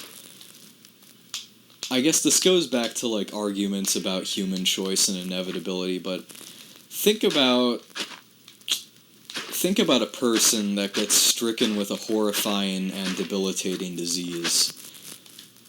And then think about them not having the money required to pay for treatment, and they lose things. They lose their house, their car, possibly even their marriage and their children. And one thing that you might say to this person, you might say, like, well, I'm not trying to be political, but, well, life just isn't fair sometimes. Life sucks. And I would say that you're half correct in this. That if I get a debilitating disease that's some kind of freak of nature that just ruins my body, I can say that life isn't fair. However, once you start getting into the territory of, well, I lost my wife, I lost my house, I lost my job because my condition made me unemployable, when you enter into the realm of human choice, life isn't fair doesn't fly anymore. Because humans have an inherent capacity to be fair that nature does not. And when you forfeit that, you give in to nature. I guess there's probably, like, a better way to say all of that, but that's kind of how I feel on that. And I'm not really the kind of person to be like facts over feelings. I think you can have facts and feelings at the same time, and whether you try to get away from it or not, the two are just going to be intertwined. And not to mention that's another thing that's pretty important, especially with political discussion. I gotta make another till, another hoe. Another thing that's pretty pretty important with political discussion is that we can agree on the facts, but have such a different interpretation of those facts that saying facts over feelings doesn't really matter. Because we agree on the feelings, or I mean, we agree on the facts. The problem is that our feelings are so different that suddenly feelings become actually important to the argument and shouldn't be ignored.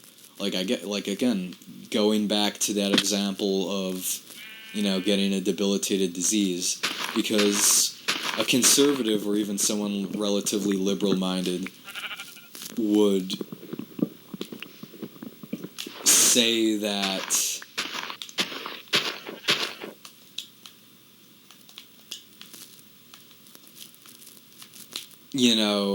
we can agree that there's a better way to choose, but since you just, maybe you've been there, maybe you've had that debilitating experience, right? But you found a way to power through it, and you just don't understand why others cannot. And because of that, you're not going to have the same reaction as another person would. Or maybe you have been there, and it's specifically because of that you sympathize. And I think that's an important thing to take into consideration, is that your feelings on a certain fact can influence your actions so much that feelings must be discussed alongside your facts. Much of the time, I would say. Yeah, I'm gonna go ahead and unplug I was charging my DualShock, but I can't sit this close to the TV. There we go, that is much less strain on the eyes. That's just what CRT displays do to you.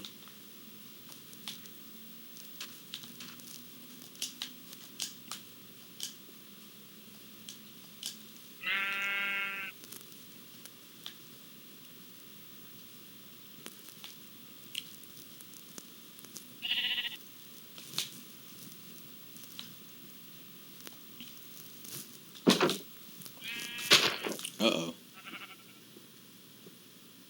You know what? Well, no, because that would block my path. But since I am thinking about it, let's go ahead and just plop one down there. Just for safekeeping.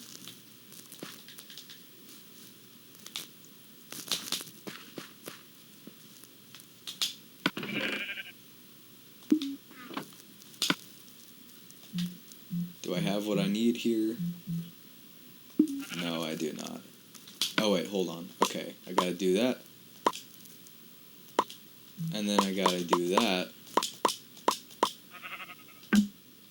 And then, finally I can do that. Boom.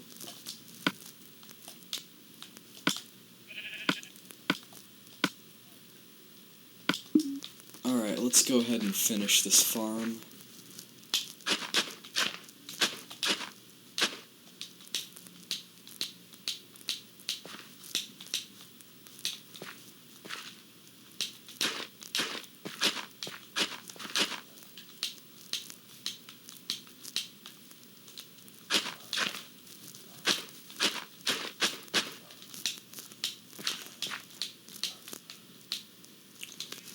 Yeah, I guess what I'm saying is, just because you don't directly participate in electoral politics does not really mean that you aren't a political actor. Especially, I mean, even something as simple as being voting age but choosing not to vote can influence the outcome of an election. And thereby, even by, it's like, there's some, song that Rush made where they said, if you choose not to decide, you still have made a choice. And that probably comes from somewhere else, but I'm not really sure. Because that's kind of, and that's another thing I want to talk about, is that, I have this weird thing where I love Rush as a band, but I'm not sure how I feel about some of their views, and I'm not really sure because I don't know what they believe now. But I know that back in the day they were like very much into the whole libertarian thing. They made multiple songs directly inspired by Ayn Rand, and in fact the whole 2112 rock opera thing was basically just. It was basically just Ayn Rand in space, right? That it's about, you know, a Randian Superman discovering the old technology and literally defeating luxury space communism. I mean, that's a little bit of a simplistic rundown of 2112, but that is basically what it is. And I mean, I don't know. It's interesting. I can kind of see why they would feel that way at the time that they wrote that song. I'm not really sure if, but like I said, I mean, I don't know what they think or feel. And I'm not really sure how that's changed over the years. But it's a strange worldview that simultaneously has a lot of respect for humanity and also basically none whatsoever.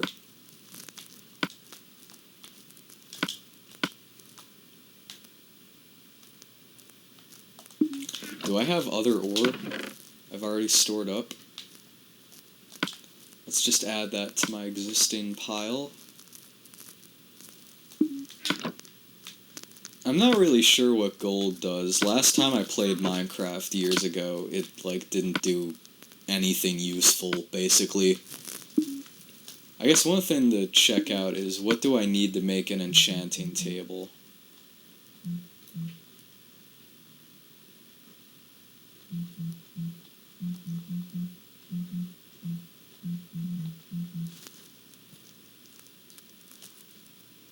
Oh yeah, that's right, you gotta...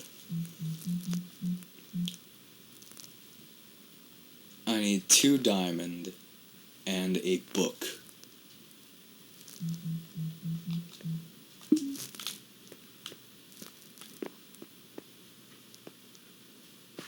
So I guess that sugarcane operation's gonna come in handy.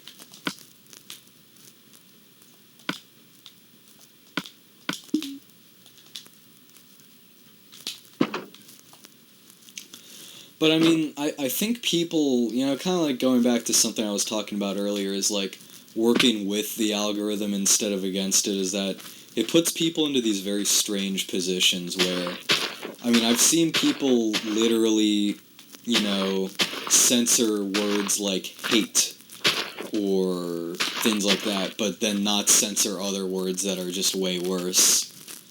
And I don't know, I can kind of understand it if you've depended on YouTube as a source of revenue for a while, but then suddenly changes are made to the policy, which messes it up. And I understand, like as much as it is a very fickle source of income, like, when you've come to depend on something for a while and it changes, you can't just account for every, like, you know, scenario and contingency and situation. But at the same time, I think it's kind of surprising that almost no one's really out here trying to actively work against the algorithm. And all of the advice that I see that's geared towards YouTubers just starting out is, do this for the algorithm, do that for the algorithm, you know, make sure you don't use these words, title your video like this, tag your video, make sure that it has search engine optimization. It's like, I don't know. I don't... It just feels like it would be so exhausting to play whack-a-mole with that.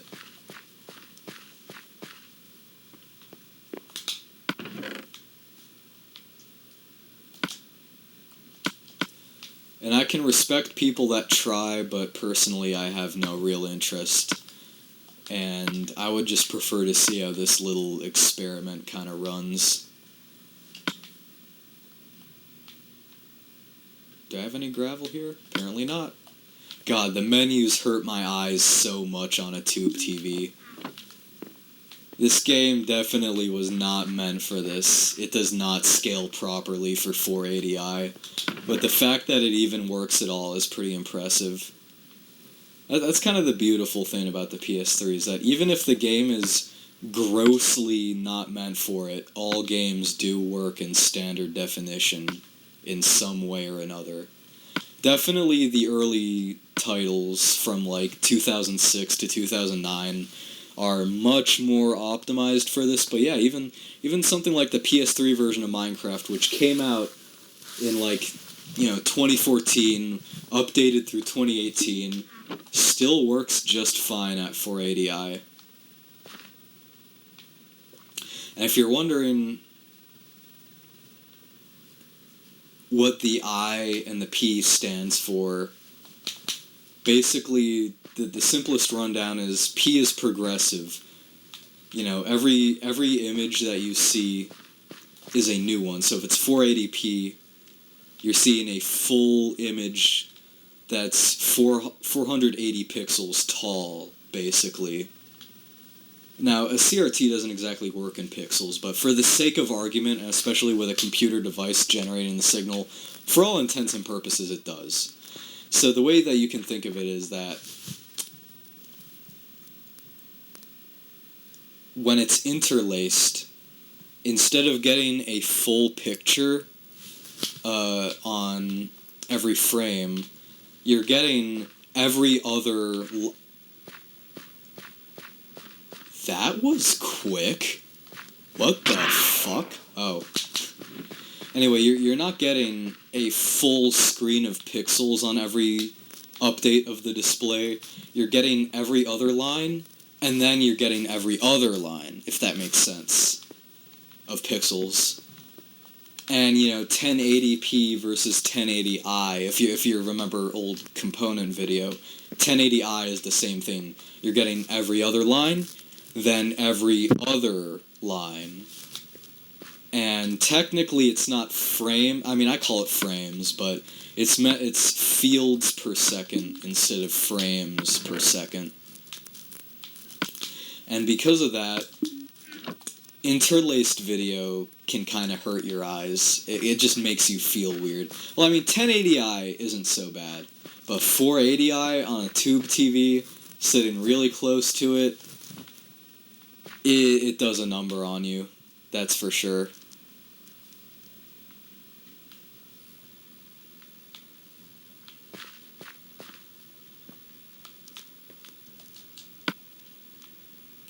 Yeah, we're looking pretty organized here. I would say it's not a bad idea to head back underground and continue the exploration.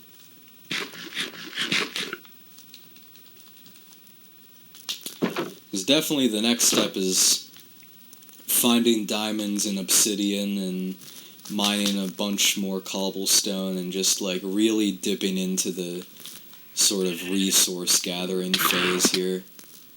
And probably also doing something to prepare my defenses for those things. And probably making it... Does this update have Elytra? I think so. Is Elytra? Elytra? I'm not sure.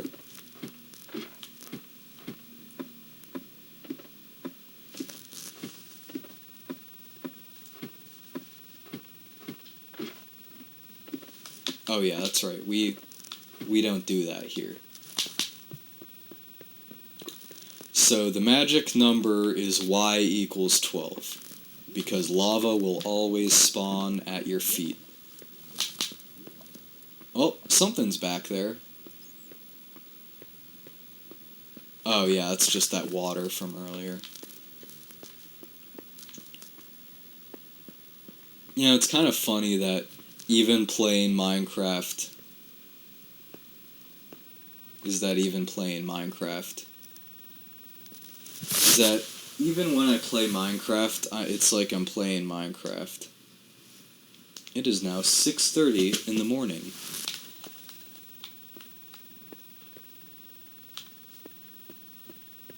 You ever just play Minecraft? Because right now I'm playing Minecraft. My whole family is about to wake up, but hopefully that will not affect the noise.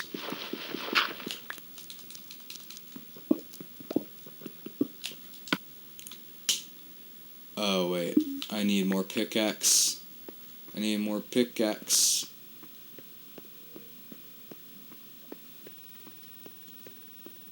My name is Bernie Sanders.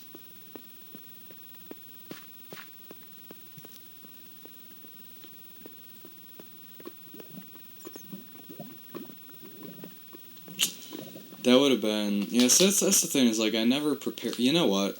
Actually, hold up, I don't have any wood right now, so there's no real point. I was just gonna say, you may as well put down a crafting table.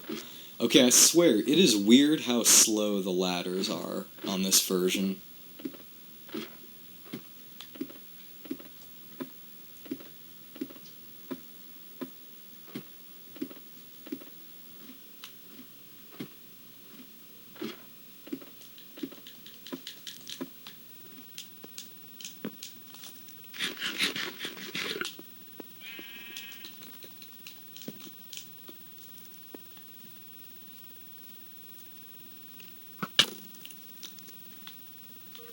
You choose death.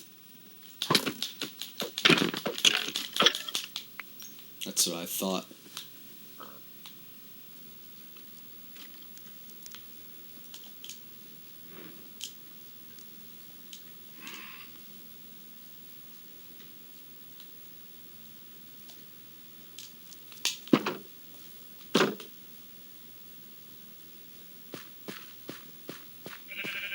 I like this. This is a nice little setup I got here.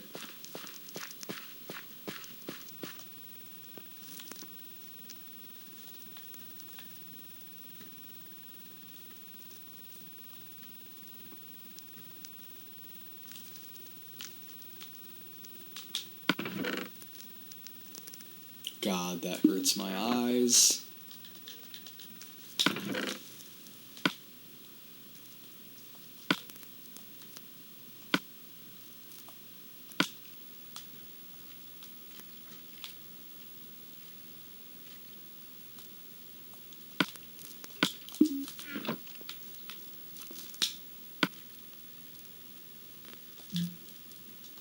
Yeah, I need to get some of my iron.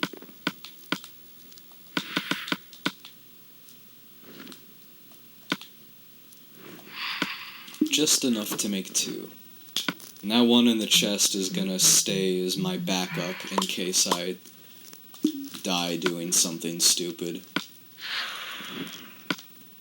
And you know what?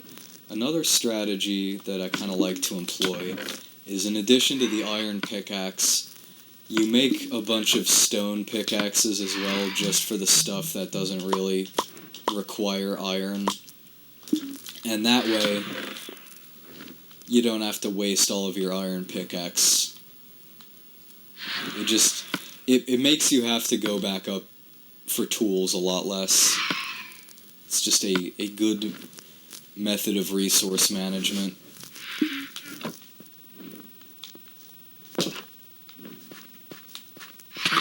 Uh-oh.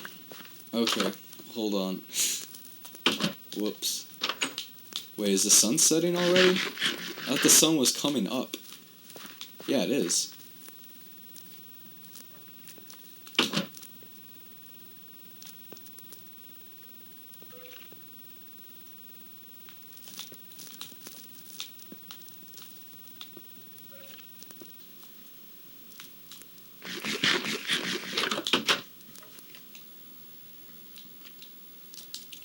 Yeah, let's go ahead and just get these up here.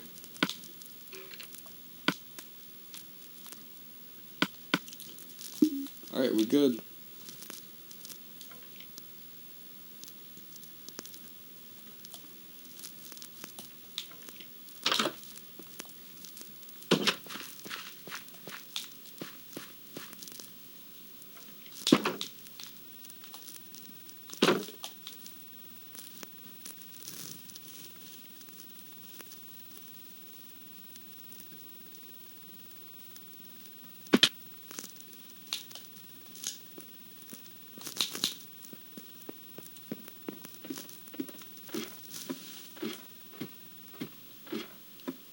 so I think... I'm not really sure if I want to build a castle, because I do that every time I play Minecraft, but... I don't know. It's hard to say. Alright, where's Y11? It's right here. Well, technically, it's you need Y12 in this version of Craft Mine.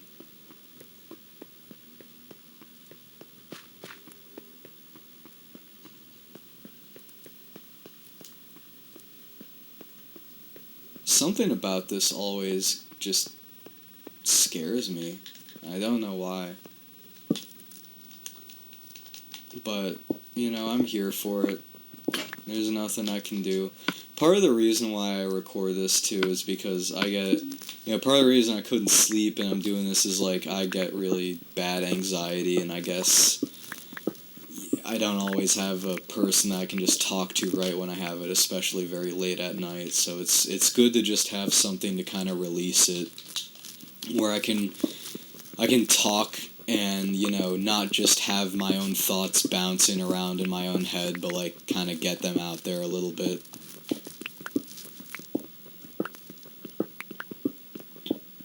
It's basically all I was doing for the last 6 hours between recordings was just pacing back and forth in just abject worry and terror for no reason.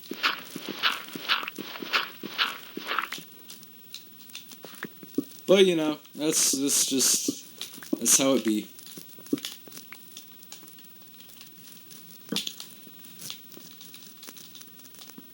I employ Bernie Sanders stoicism in my life.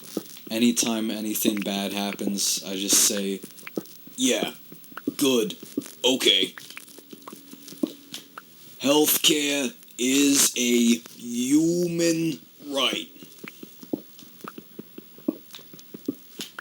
The top 1% of 1% of 1% owns 99% of 40% of 1%.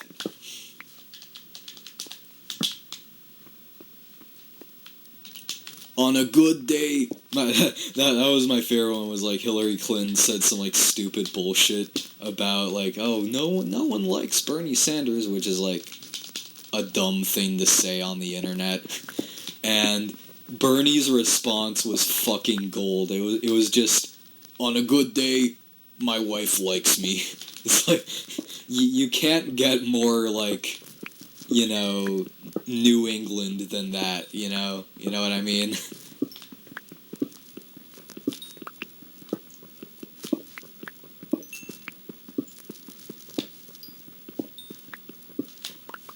Bernie is my spirit animal.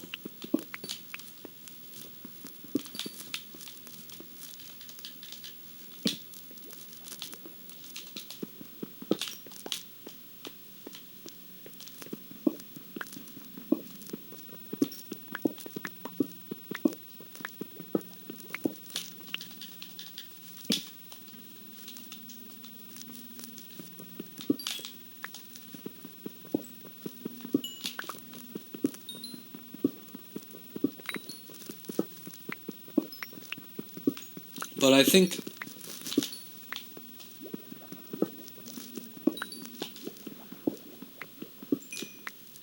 the main thing that I don't like about people that, like, shit on Billie Eilish all the time is, like, making fun of kids for liking music that largely appeals to kids.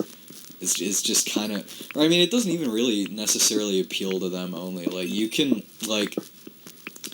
Billie Eilish's record is pretty much enjoyed by people of all ages, but you notice anytime that kids latch onto something, people tend to hate it just because it's always cool to hate things that kids like.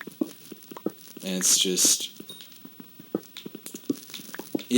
weird, the social attitudes that produces, you know what I mean?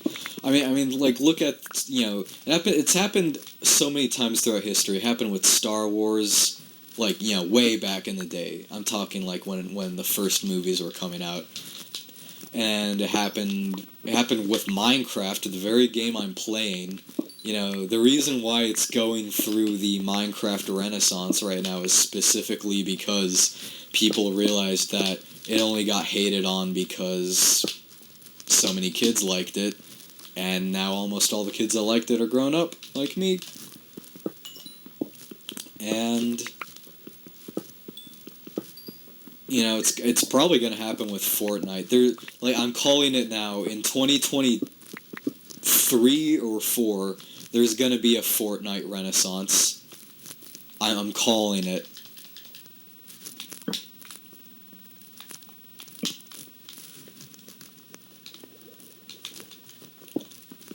Yeah, now we're kind of in the rhythm of it. The only problem is that walking back up to where I guess that's kind of the nice thing, is that I'm kind of limited by the world size here.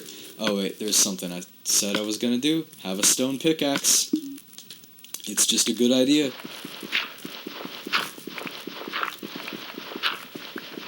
Actually, now that I think about it, I can go ahead and do that too. I don't really want to use the shovel on those stray blocks of dirt that you run into.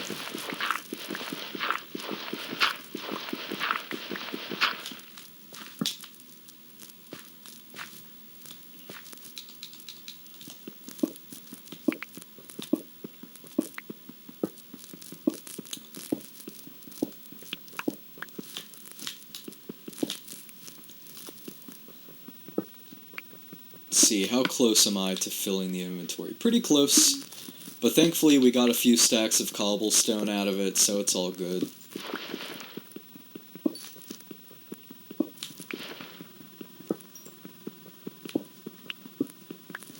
I guess that's kind of the interesting thing about Minecraft is I've never really tried to play on a finite world before.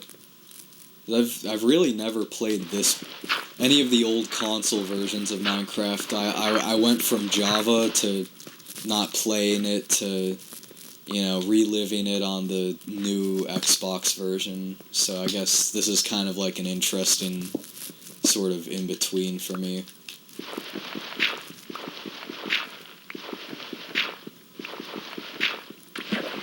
Uh-oh. Uh-oh. It's the flood. Well, you know what that means. Change direction. Ooh, and it's a good thing I did.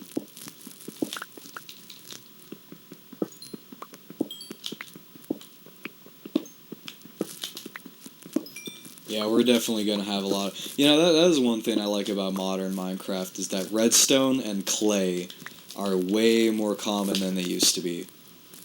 Both of those things used to be really hard to find, and so doing redstone or, you know, anything out of brick in survival used to just be ridiculous, especially on a finite world.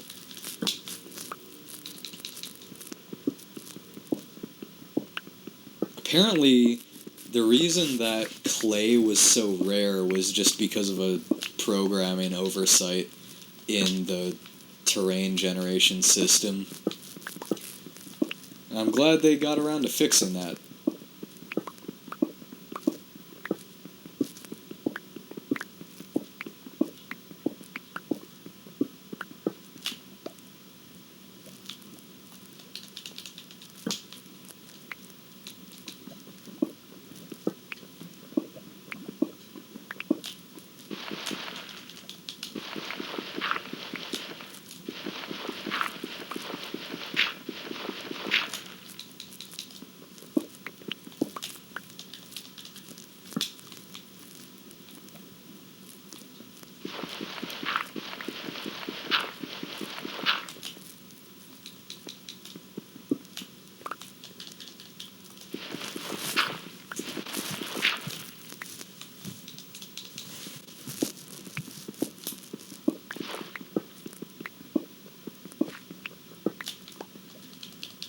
So I guess another thing to talk about is, like, the concept of, like, looking for attention and, you know, looking down on people that are looking for attention, right? And I guess it all depends on what you're doing and how you're doing it, right?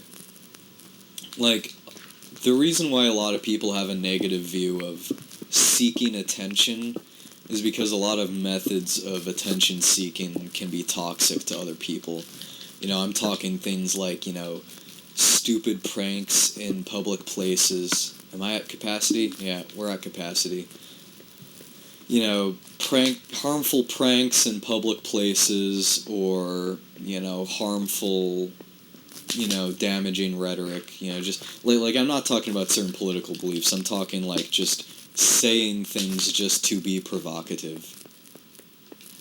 I'm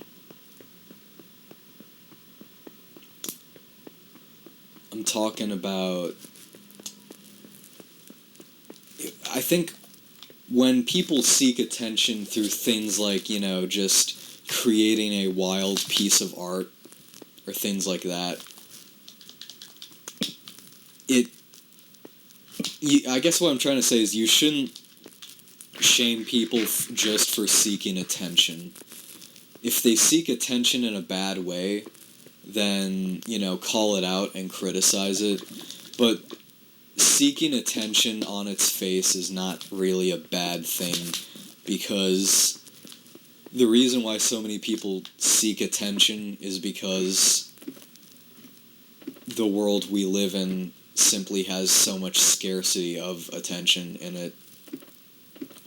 I mean, you could definitely say, and probably accurately so, that what I'm making here is an attempt at attention, but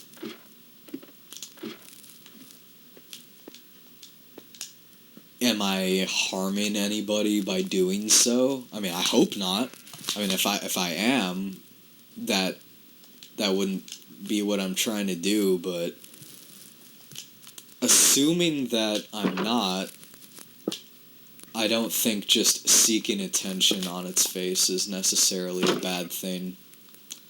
Especially because a lot of people who seek attention are in horrible situations that probably demand and require attention to some degree.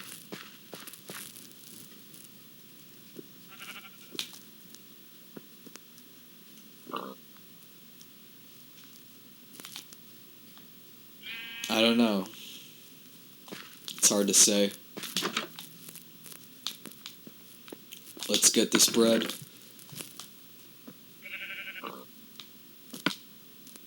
Well, at least I'm getting a lot of cobblestone out of this. No diamonds yet, surprisingly, but I got a lot of lapis. I can make a lot of blue wool.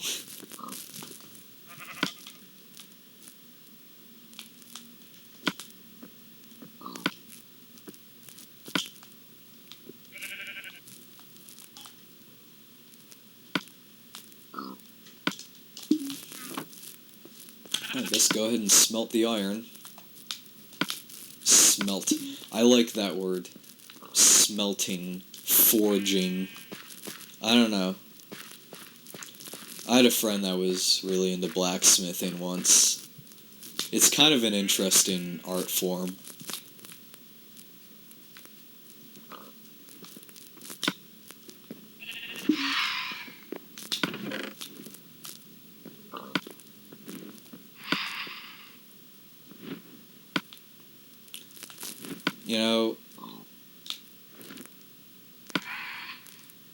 It's kind of terrifying how quickly friendships can disappear. I mean, I'm only 21, and just, like, it's just kind of like,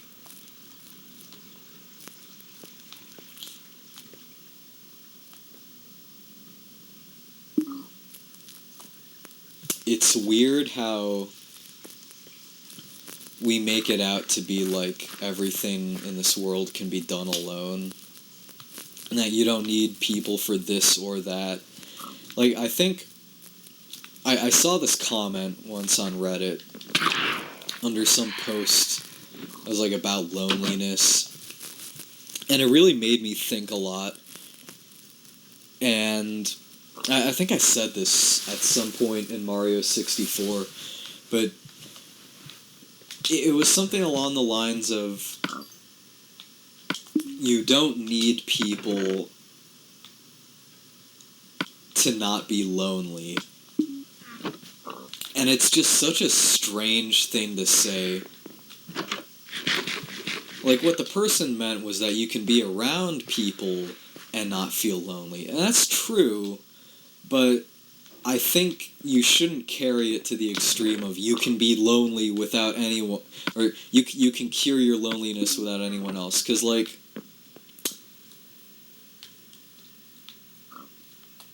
I guess the best way to put this is that the difference between solitude and solitary confinement is time. And that there's a point after which it doesn't really depend on you anymore. That, you know, at some point you really do need other people to not feel lonely. That goes back to why I'm saying that on its face, seeking attention is not necessarily a bad thing.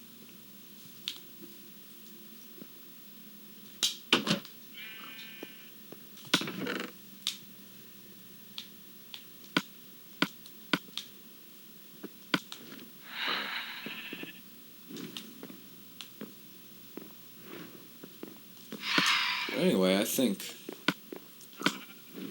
we're just about good to go back down again. The only problem is that, I don't really need ladders at this point.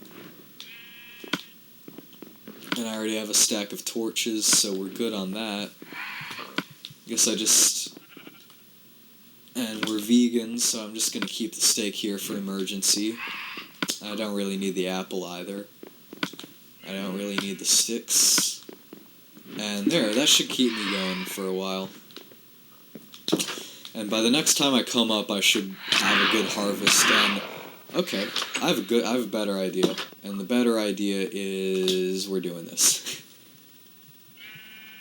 I don't know. The way I play Minecraft is I just ignore night and pretend it doesn't exist because I don't like managing it, you know? I don't know. Anyway, back to resource gathering.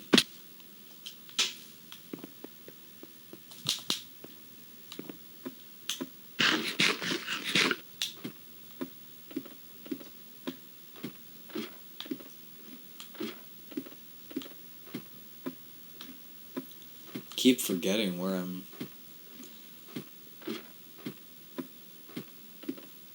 This one.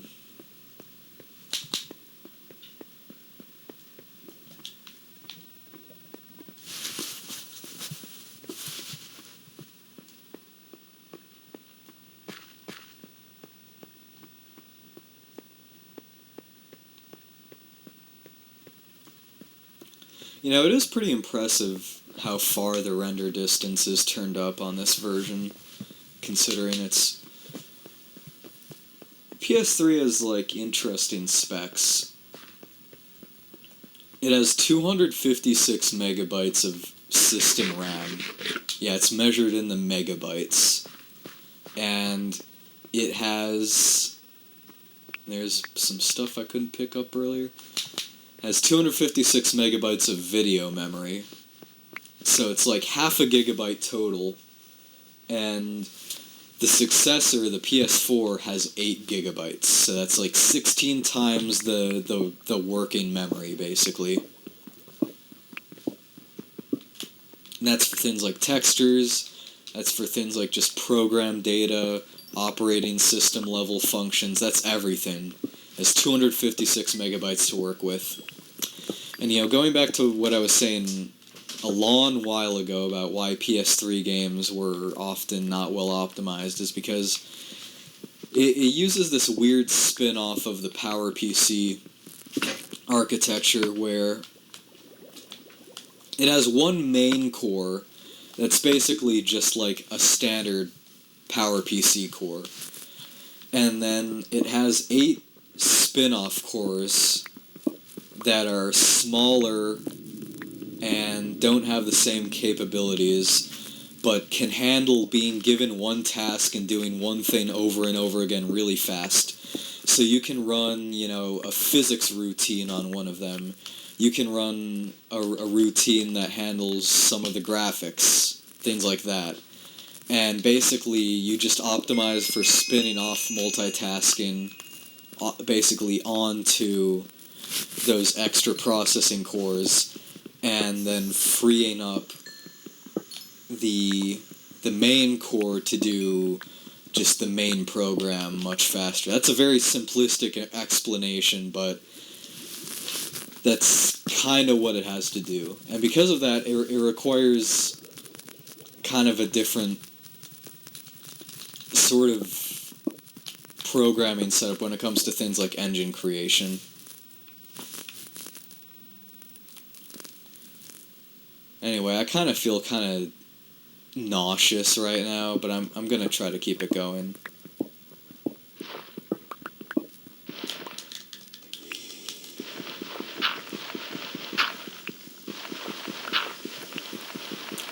But I think before too long here,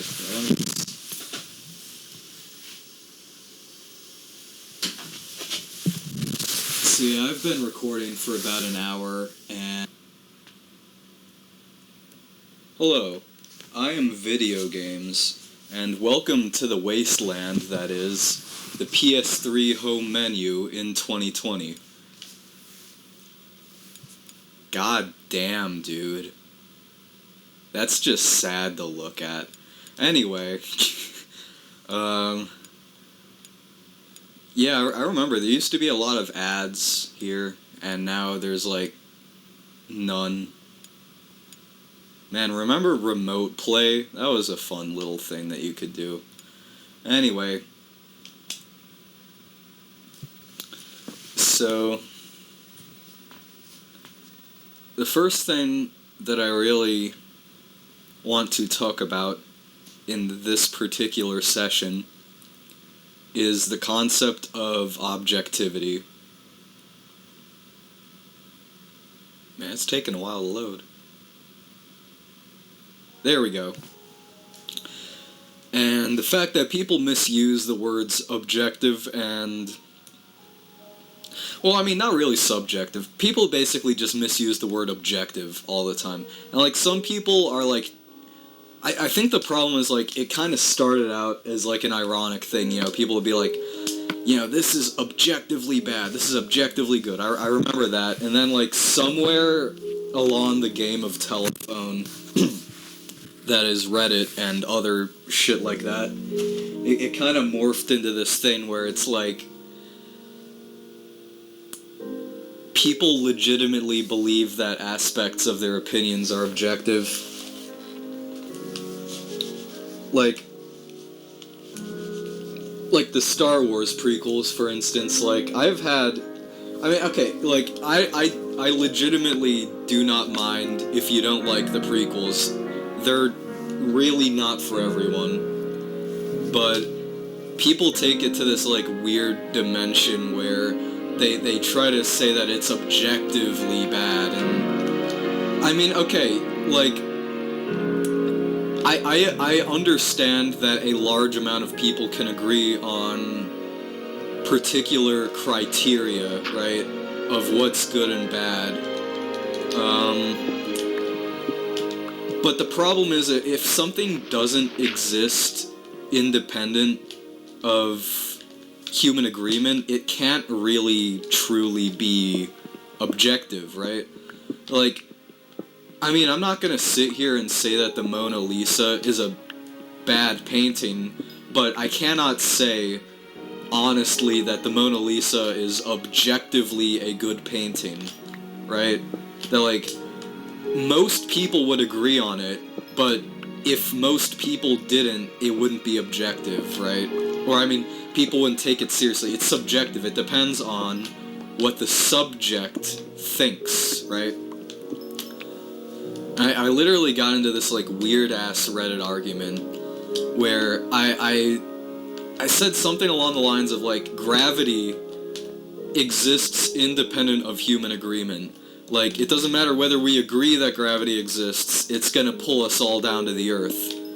And this motherfucker, literally tried to make the argument on me that because gravity is a theory, that that films are still more like film critique. Because the argument that I was making was about media critique, basically. And the guy was making the argument that because gravity is a theory, that it's not and it's just so weird that people will literally, like, okay, so, like, first of all, I wasn't talking about the theory of gravity, right? Like, I understand that nobody really understands fully what is causing it, but the phenomenon of gravity, like this is just basic high school shit, right? That, like, whether or not we know what causes gravity or why, or whether it's even a constant thing, that doesn't really matter.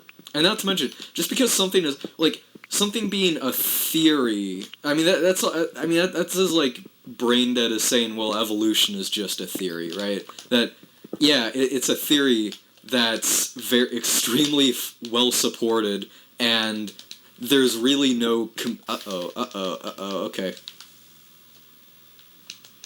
Okay. Well, that's a mistake. But yeah, I mean, something being a theory doesn't make it not true, I guess is what I'm saying. And just because something is a theory, just because we don't know, like, the exact dynamics of, like, how or why, that doesn't mean that the phenomenon that we observe that led us to form the theory doesn't exist, right? That, like, I think whether or not you believe in something like and it's really not a question of believing it. It's just there's no contrary evidence. Like, all evidence that comes out supports it more. But even if you don't buy into that, you at least have to take into consideration that natural selection is a thing. And the phenomenon that we observe of natural selection is going to exist whether or not we understand exactly why it's happening or for what purpose. Ooh, spooky downstairs Minecraft noise. Anyway.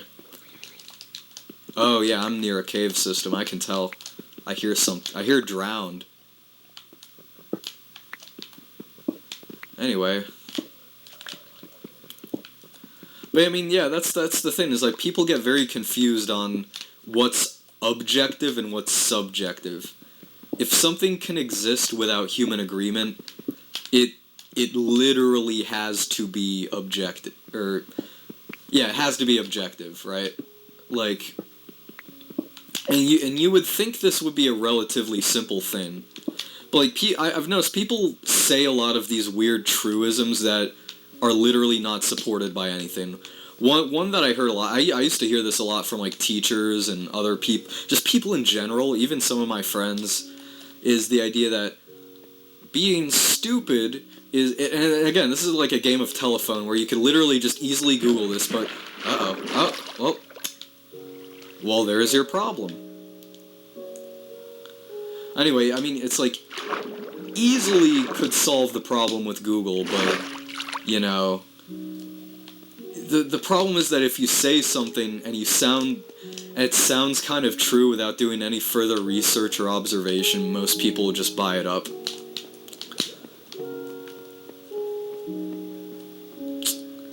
So I guess we're just going this way. Well, okay, well, there's your problem. You know what? I kind of want to explore that. I think I'm gonna do that. Well, yeah, nah. I'll just turn this way and continue tunneling here. But yeah, people say, well, being stupid is when you know how to do the right thing, but then you don't do it. And being an idiot is when you're just ignorant. Now, you could literally Google that and see that stupid and idiot are synonyms and mean the same thing.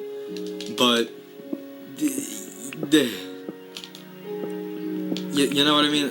It's like people just distrust the concept of new information. It's really weird. It's like, it's not even anti-intellectualism. You don't need a college degree to use Google. It's literally just anti-information.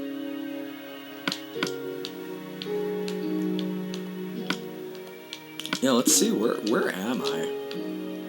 Oh, wow. I guess that explains the water a little bit.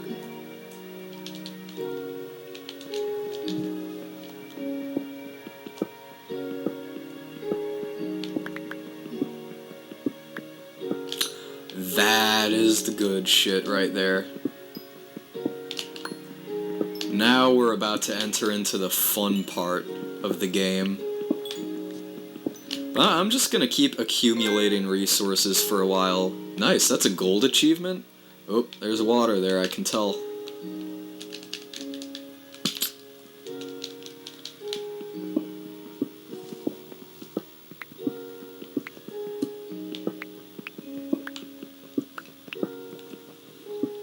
But yeah, I mean, okay. So what I wonder is this the ocean that I'm at? Actually, I'm kinda curious. Because if this is the ocean, that's actually super interesting. I don't think that's what this is. I think this is just an underwater cave. But it's kinda hard to tell.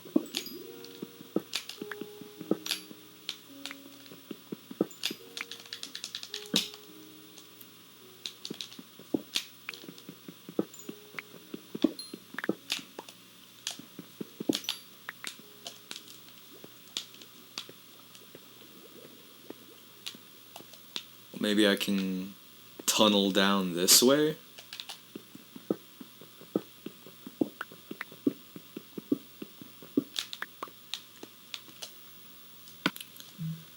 See, is there an option where you can just set it to, like, always play music? Kinda like that.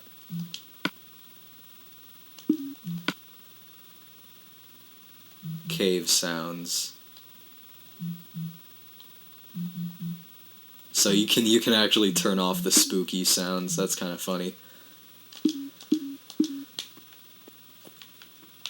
I always appreciate it when games have like an in-game menu for the music where you can like play and skip and all that stuff.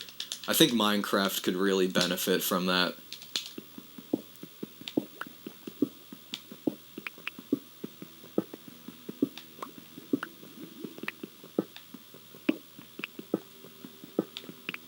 I hear a little bit of music now.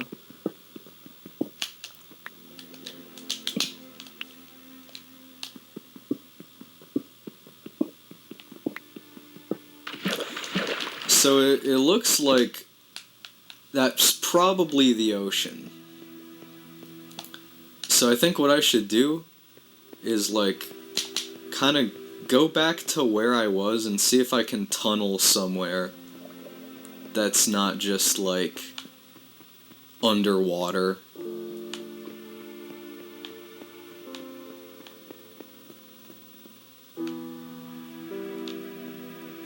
Yeah, that's probably why I'm running into water everywhere.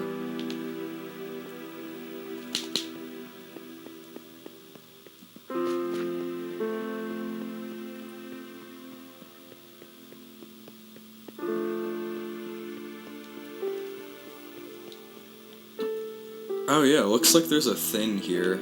Well, at least there's some obsidian. Once I get my diamond pickaxe going, I can drain out that water and see what we got there. But yeah, it looks like a little bit closer to land now. Yeah, maybe just find a different... I don't even think I've fully explored the cave yet anyway, so I may as well just check out what else is around here. At least fully map out the cave system a little.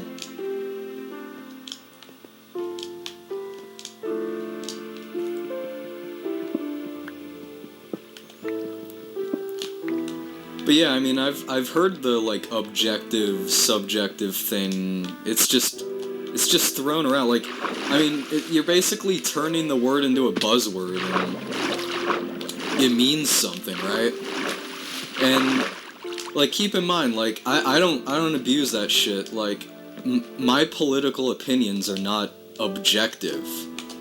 My views on the world are not objective, because if I didn't exist, my opinions wouldn't exist. Now, the underlying facts by which I've come to these, conclusions, those are a little harder to dispute. Things like climate change and stuff, but the reaction to them is anything but objective. I just think that's like something that we're very quickly losing from political discussion, and really just discussion of anything. I mean, it makes media critique so boring to just boil down art to like just some scientific metrics. Like, by the standards of the day, Nirvana would have been objectively bad,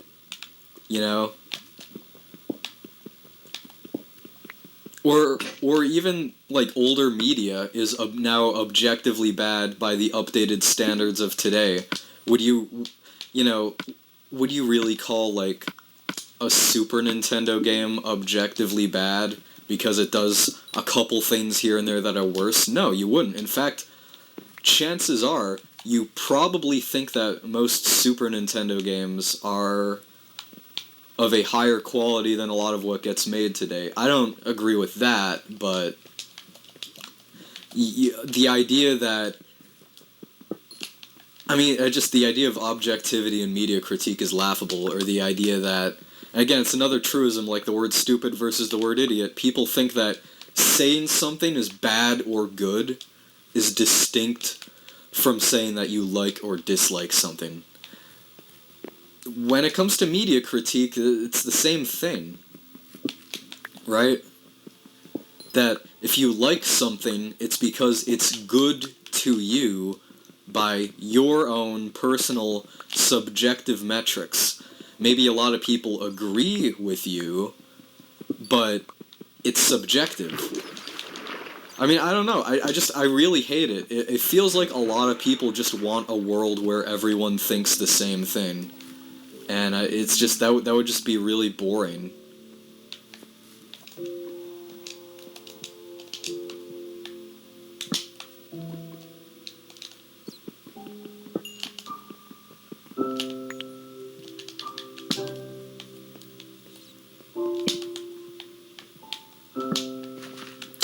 Ooh. Let's go for that.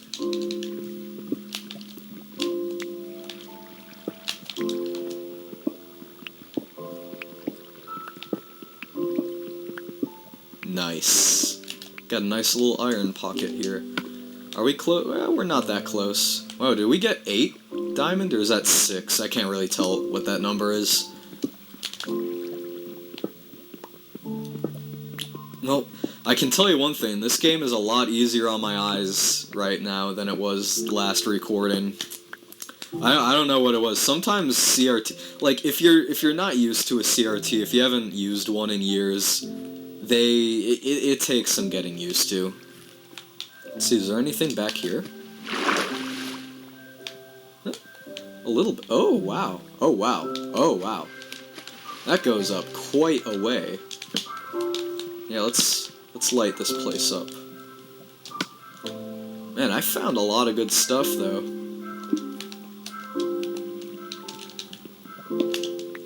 Oh, wow. There's a lot of iron here.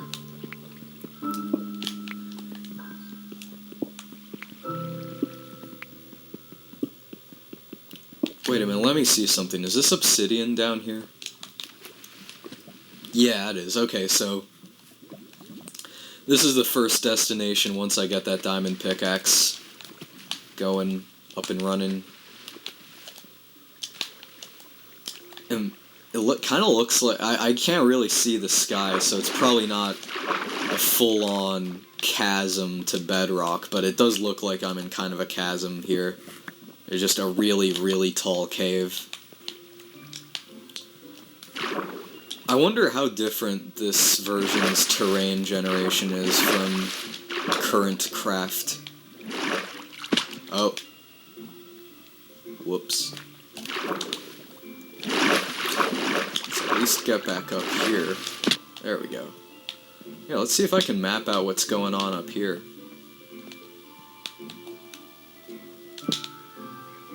Yeah, it's just a really tall cave.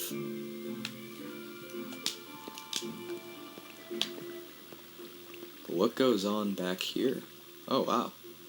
Oh, wow. More there's so much iron down here.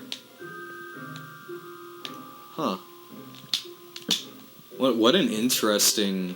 Yeah, I want to, because, I don't know, maybe I just haven't played the game enough, but this looks kind of different compared to what I'm used to.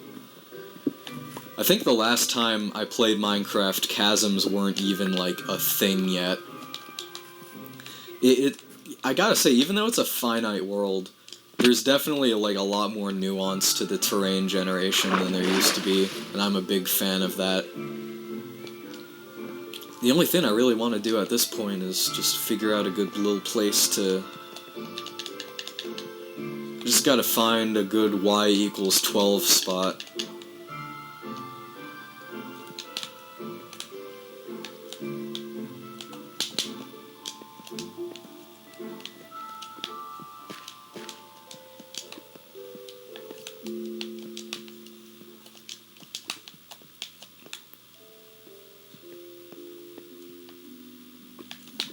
Yeah, I've got about an hour left on this tape, so if it cuts off, you know what happened. See, I haven't gone all the way up there yet, but pretty much got everything here.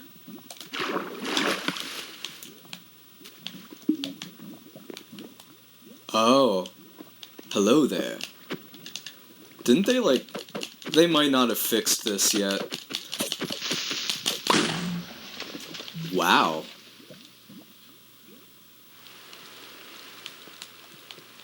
I was not expecting that to kill me.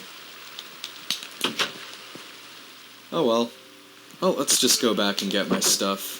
I'm not even mad at this point. I made a pretty good amount of progress down there. I guess that's the sign that I should just keep tunneling. Still haven't even made the enchantment table or done any of that yet, so I guess hopefully sometime before the end of this particular session I figure that out.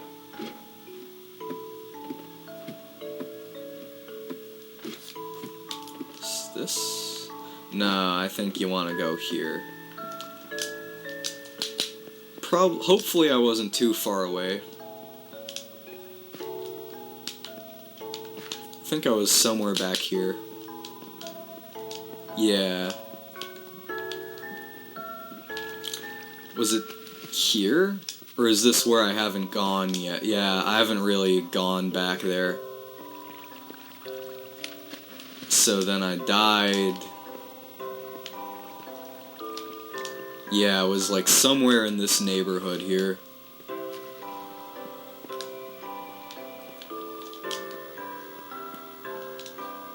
Yep, there we go. So let's see. How much experience do I retain?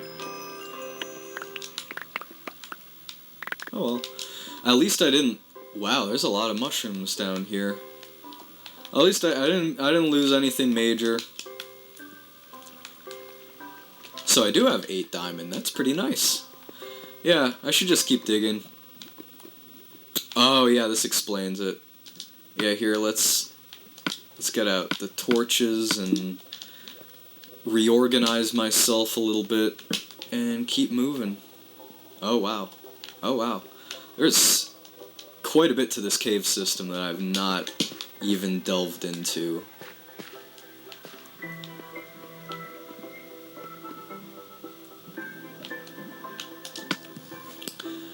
Alright. Yeah, I would...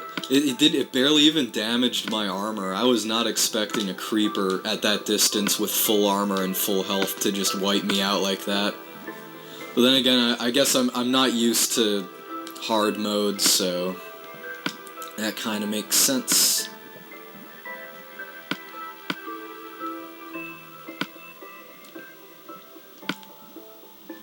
Is that my only iron pickaxe?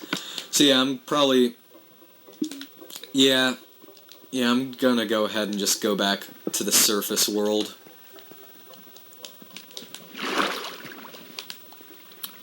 Mine some coal probably for easy experience, and then come back down here and start really digging again. But at least I got some diamonds.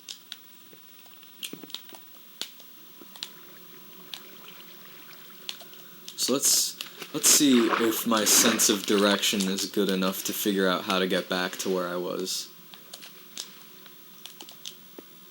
Survey says...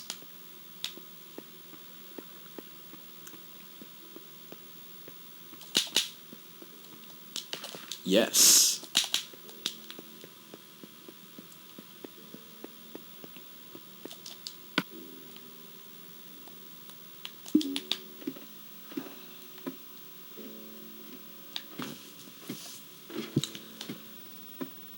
Oh yeah, you need a diamond for an enchantment table, so I guess now's as good of an opportunity as any.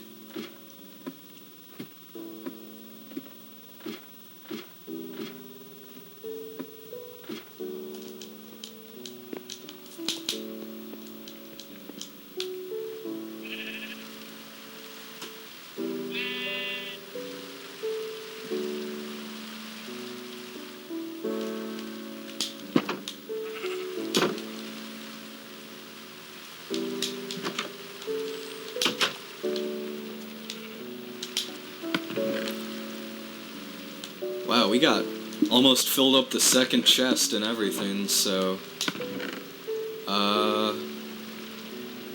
do I got any planks?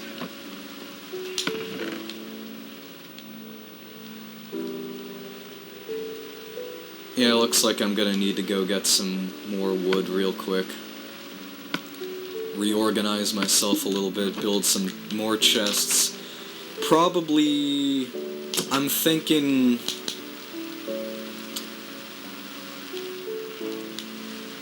maybe expand this outward and do a little bit more terraforming, harvest the bread, and go from there. Actually, yeah, let me think about this. Yeah.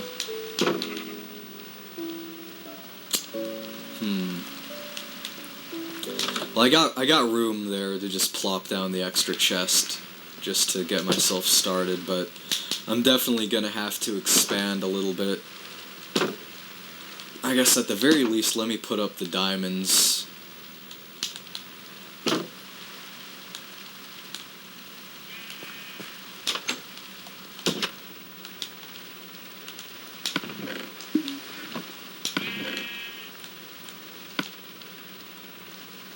For some reason, it slows down here. But... or no, it's just the crosshair, I guess. I don't know, there's something off about that.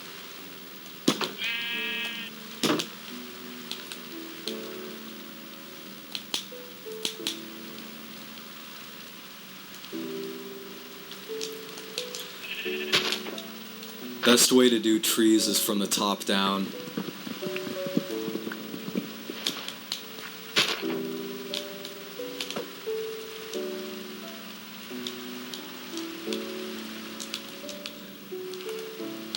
Guess you want to start with the tallest tree first and kind of work your way down from there.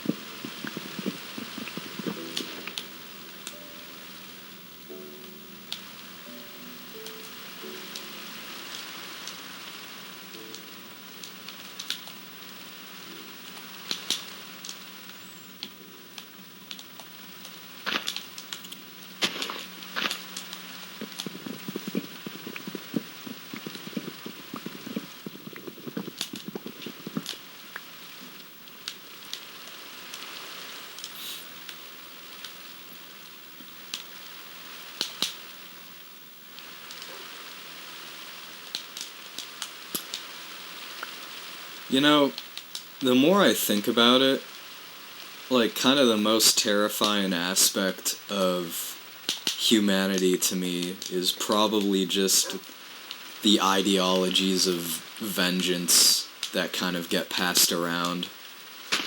Like, what I mean by that is this, is that on its face, the system of justice and corrections is meant to be just that. You know, justice and corrections, that we're just trying to help people after their mistakes.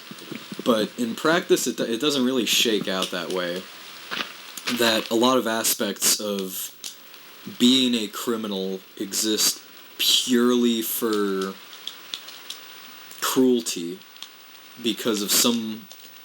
I mean, basically, it's just this belief that once you're a criminal, there's kind of not a whole lot of going back on that. And I don't know, it's very strange what, I mean, just in this particular country, what being a criminal can do to you. Or not okay, let's forget that. Because, yeah, maybe in the sense of, like, someone who gets convicted, you can make some arguments. Let's just talk what happens when you get arrested. That we're in one of the only countries where your name and face can be published everywhere when you get arrested. That when you get arrested, you're entered into a federal system that all employers can access for background checks. It doesn't matter if you're convicted. It's... There's just the arrest. There's certain things that you're barred from if you've ever even been on the inside of a jail, regardless of your conviction. Some of it is for good reasons, you know, for, like, preventing diseases and stuff like that, but there's... I mean, a lot of it is literally just cruelty and judgment after you've already supposedly paid your debt to society. And then there's the even darker aspect that of losing your right to vote, losing your right to influence politics, is the idea, you know, both when you're in prison and once you leave prison for a given thing. I think it's kind of strange that once you're on the wrong side of the law, you're no longer allowed to influence the law in any capacity. That a law can be made that is somewhat unjust, and then you face the wrong side of that, you know, like a non-violent felony cannabis conviction, for instance, and you're just on the wrong side of that forever, that you lose your ability to influence. It's dark. There's something kind of cursed about it.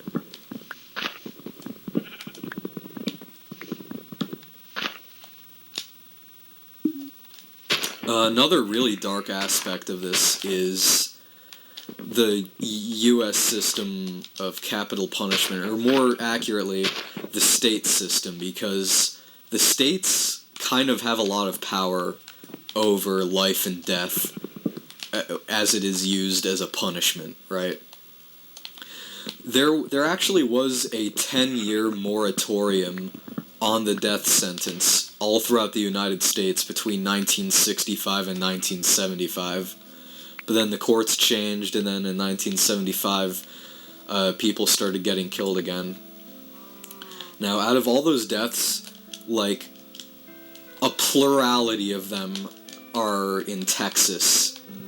And out of everyone that we've killed since 1975, in terms of lethal injection by the state, approximately 1 in 9 have been exonerated either before or after their death. Now, I think we all might agree that, yeah, the justice system has its limits, and sometimes innocent people get on the wrong side. But I think there's a point where if 1 out of every 9 people that you sentence to death are in fact innocent, and a lot of them are found to be innocent after their death, I think that there is just a lot to be examined there. I'm really glad that Just Mercy got made into a movie.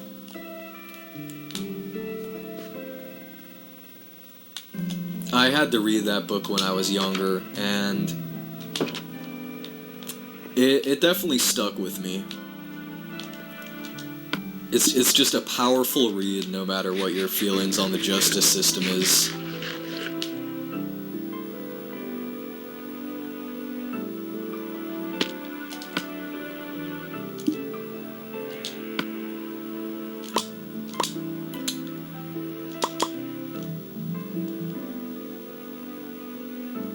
Oh yeah, that's right, you need to do this.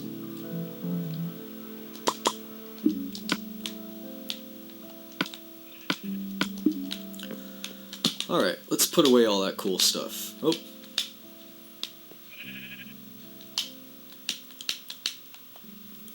Wait, what? Wait, you can't put two double chests next to each other? Really? Really? Huh. Wait a minute. I don't understand. Maybe it probably has something to do with the bed. Can I put it back here, though? No. Okay. Let me think about how I'm gonna do this.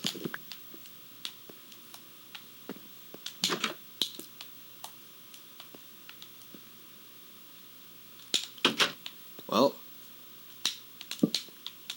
that's weird. That is definitely... You can put chests wherever you want in the new versions, but... Well, I guess there's nothing particularly wrong with having a couple of chests that aren't connected. And I think at any rate, I did want to have one dedicated cobblestone chest anyway, so... Guess I'll just go ahead and designate this one and find all my other cobblestone and just stick it in here.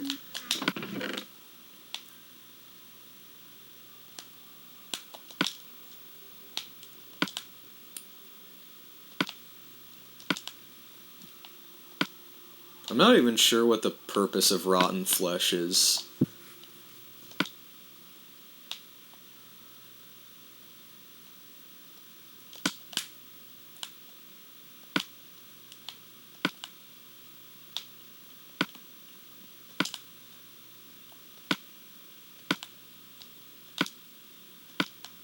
Oh, he definitely got a lot of redstone now. That's pretty nice.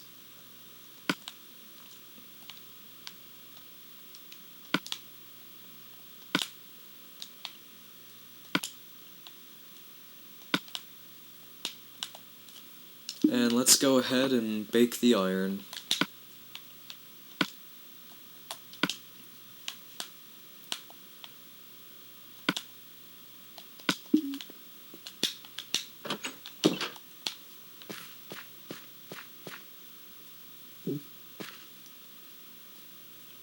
I'll put that...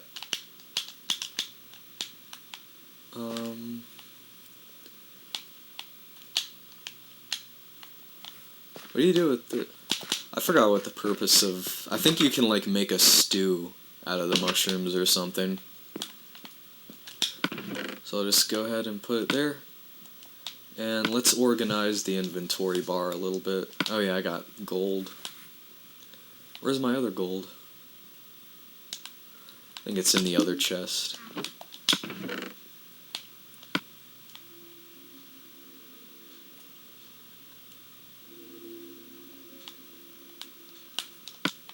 There we go.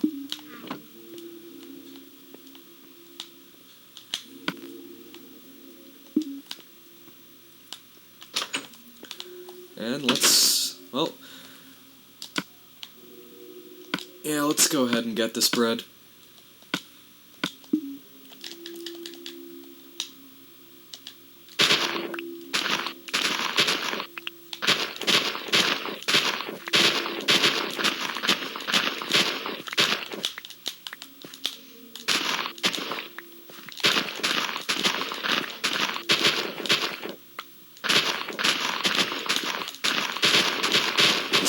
satisfying. I love this.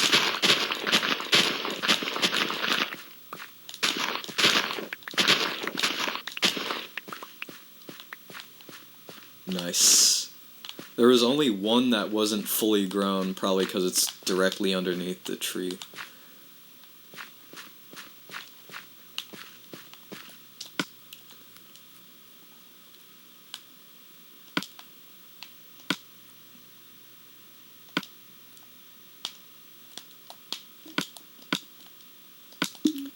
Alright.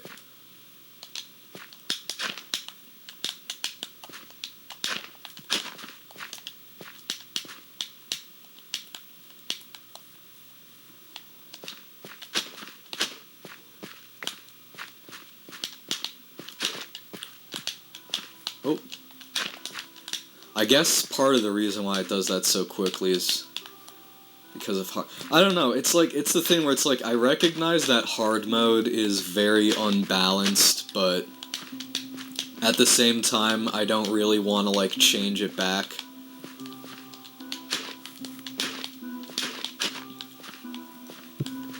I'm sure we've all been there.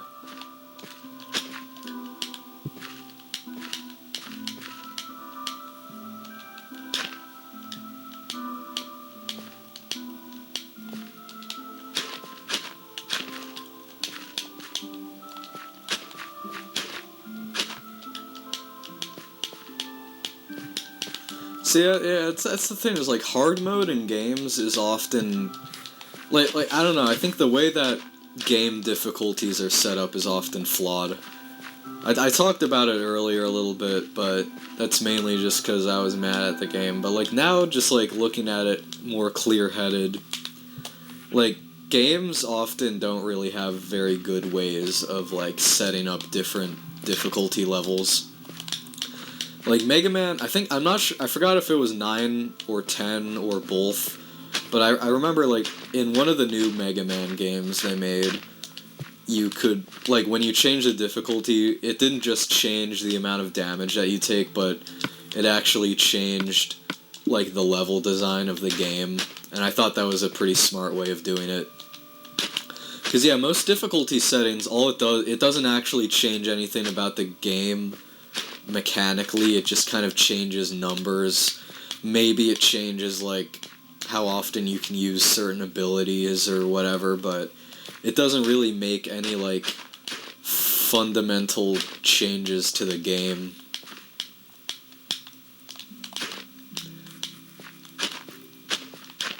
And, you know, the other flaw is that, you know, the difficulty out of all those that is play-tested and paid attention to the most is very often the easy setting. Or, I mean, not the, like, the normal setting. And that, like, easy is always, like, just way too much of a cakewalk. Hard is just, like, really weird and unbalanced. I don't know. I do like Minecraft hardcore mode, just because I think permadeath... It doesn't seem like it, but I think permadeath is actually pretty well suited to Minecraft. If you're thinking of it as a more traditional roguelike.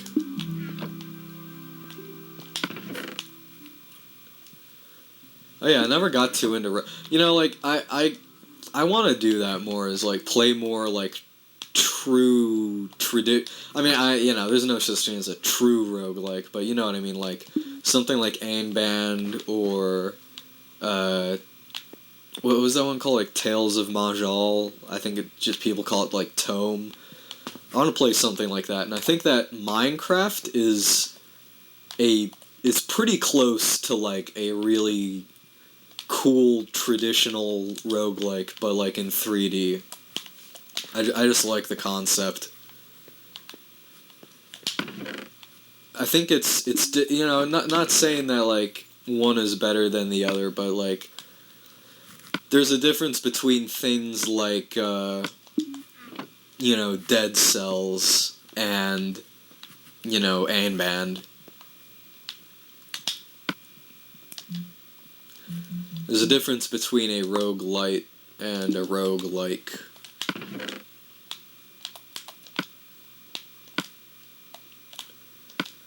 A lot of people, when you explain the concept of roguelike to them, often they shy away from the concept of permadeath. And in an RPG, I can very easily say why, or see why, I mean. The way that I would think of it is... Think of it like what other game has permadeath? Pac-Man, Galaga, Breakout, any arcade game. You think of it like it's basically an arcadeified RPG. And it was popular around the time that arcades were popular. That's the way that you got to think about it. Is that it's not permadeath. It's losing your score after you've died, basically. I think if you think of it like that, the idea of the roguelike can be significantly more appealing than it might seem on its face.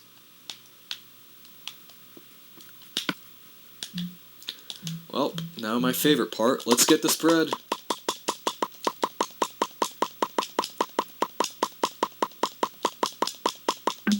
Nice. I even got some backup bread now.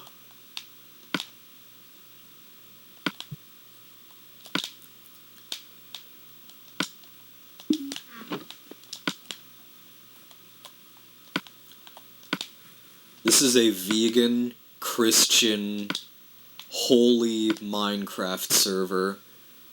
There's no swearing. Oh wait, no, I didn't, why did they put the drop button there? That's dumb. Let me think about how to organize this.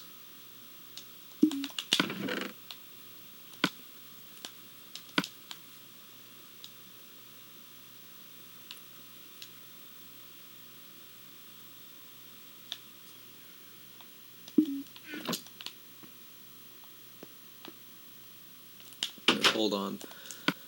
I'm going to go ahead, pause the recording one more... I know, this is getting really annoying, but I'm going to pause the recording one more time and just take a quick bathroom break.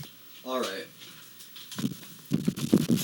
So, according to my VCR, I have what looks like probably not more than like 15 minutes of tape left.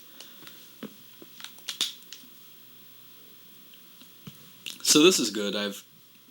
Over the course of this 6-hour tape, I've established a Minecraft world. I found like the first diamonds and everything.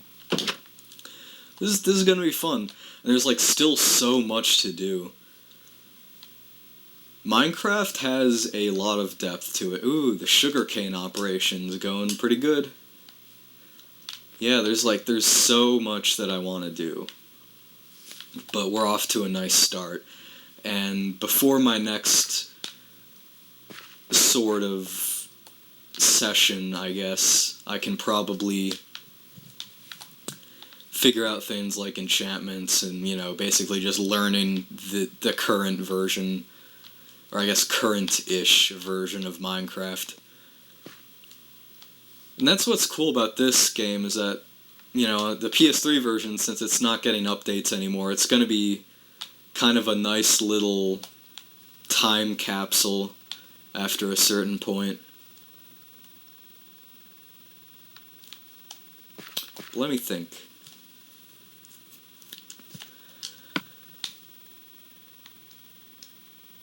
Yeah, I think what I'm gonna do is probably just go outside of the gate here and see. I got 2 shovels. I want to make a little more, and then I want to go ahead and just start terraforming.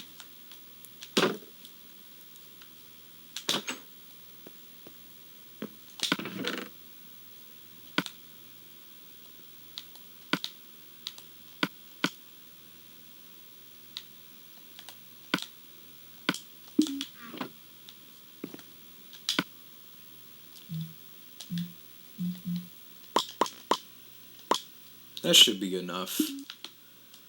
That should be enough.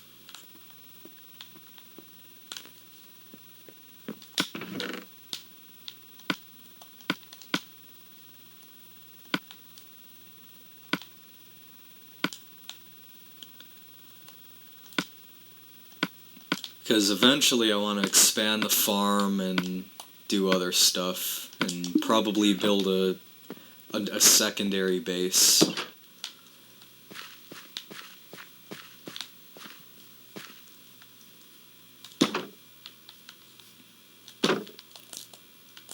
I like the third-person view.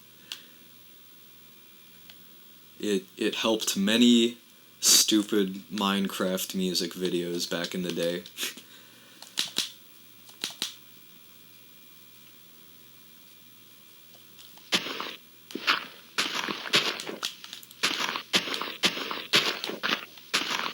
So I guess, since I got, just a little bit of time left here, it's something I want to go into that's relatively relevant to current events is what happened in New Hampshire tonight. It's very strange watching it, because, I don't know, because, at the beginning of the night, it kind of seemed like Bernie had a very definitive lead, and then Klobuchar and Buttigieg and everyone else was kind of, at the same level. And then, mysteriously, Buttigieg climbed almost neck and neck. I don't know, it's just weird to me that one state over from Bernie's home state, all of a sudden Buttigieg is within very close proximity, you know what I mean? It's... especially considering his financial ties and the conflict of interest between his campaign and the Shadow app, and then now this. I think it's... it's... even if there's nothing going on, it's kind of weird. It's unusual.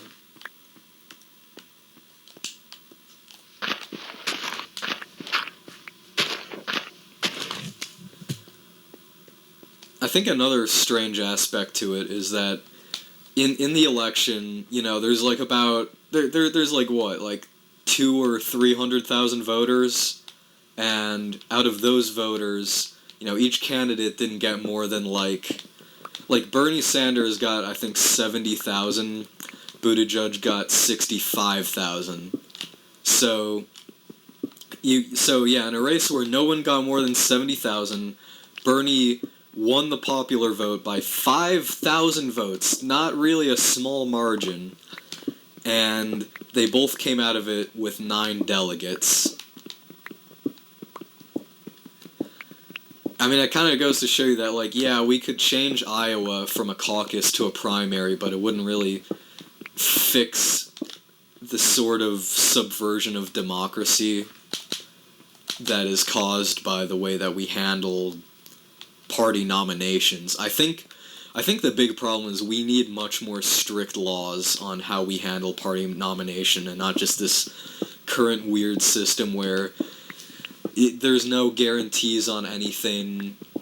The parties set their own rules, basically. Everyone can do whatever they want, and that's the thing is like I said, in Mario 64, even if they definitively, provably cheated Bernie, it would be legal. There would be basically no recourse.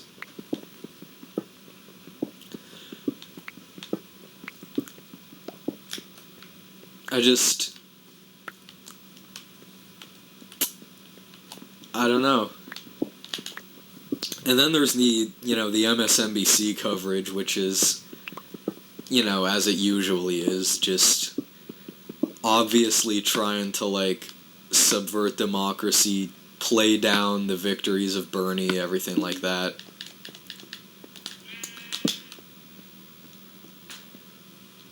That one voter the other day that literally told MSNBC, literally told Ari Melber to his face that because of the network's attempts to smear Bernie, she was actually, moved from the center to voting for Bernie.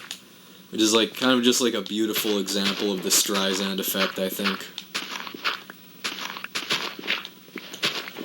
And you had Chris Matthews made, tonight I was watching, Chris Matthews' commentary is just excellent. Just really spot on when he said that FDR didn't expect the rich people to pay for his programs. They were all self-funded.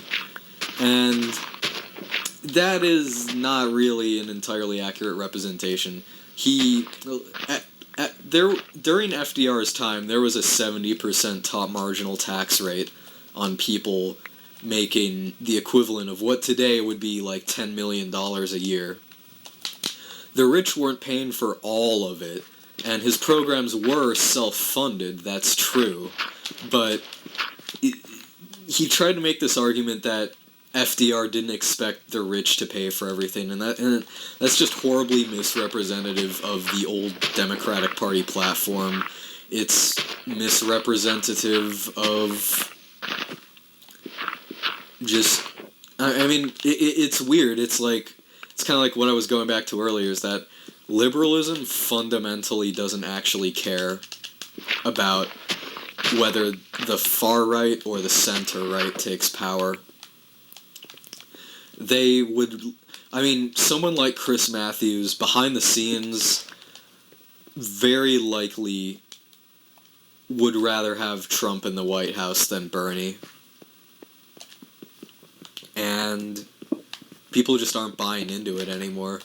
I mean, even some Republicans aren't buying into it.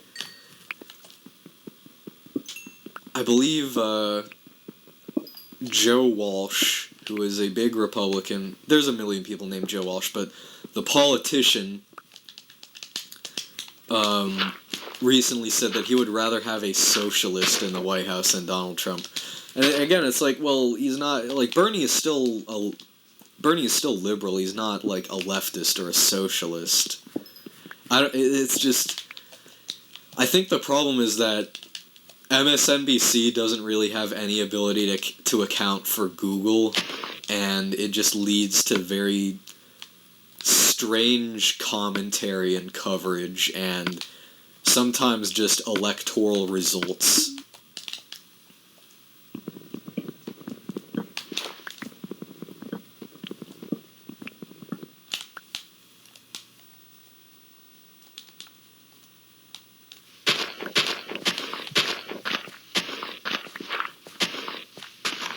And I feel like networks like MSNBC are partially to blame for the plague of anti-intellectualism in this country. Not because people that watch MSNBC are stupid, but because people who watch MSNBC are condescended to so heavily that they lose their ability to trust in things that we would commonly associate with intellectualism, such as data, college educations, and even some of our own democratic systems.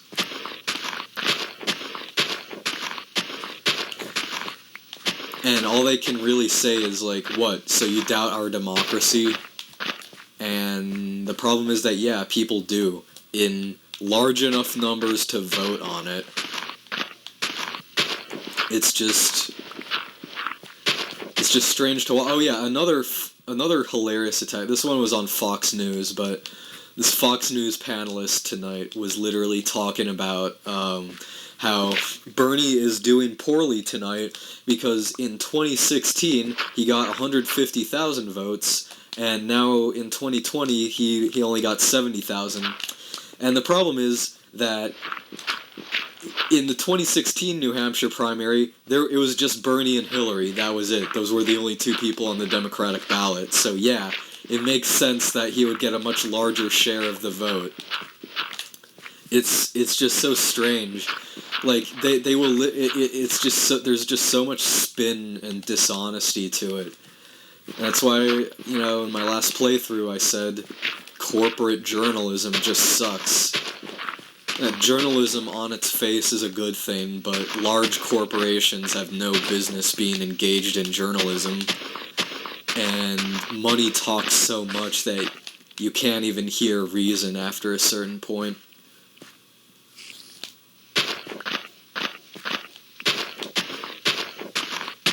Oh.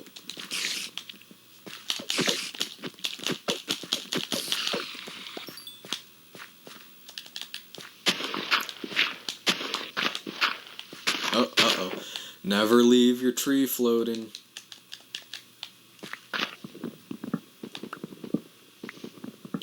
dark oak. Oh no, it's connected. Siamese trees. Okay, there, we're good. Yeah, I at least want to, like, flatten out this hilltop and replace all of this with some dirt. And that's the same thing that MSNBC is trying to do with Bernie. Replace all of this with some dirt. like, okay, I'm sorry, but, like, seriously, though, like, I don't really think that you can make arguments in favor of MSNBC without. I mean, a lot of opinions that I'm seeing from, like, popular online figures that aren't doubtful of this is mostly just demagoguery and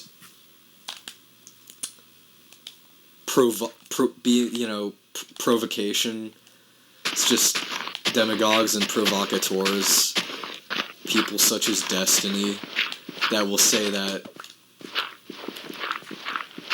you shouldn't, like, you can make a conspiracy out of it. It's like, so there's, like, two problems. One is that it's not really a conspiracy if you can directly, it's not a conspiracy theory if you can directly point fingers at who is conspiring and why.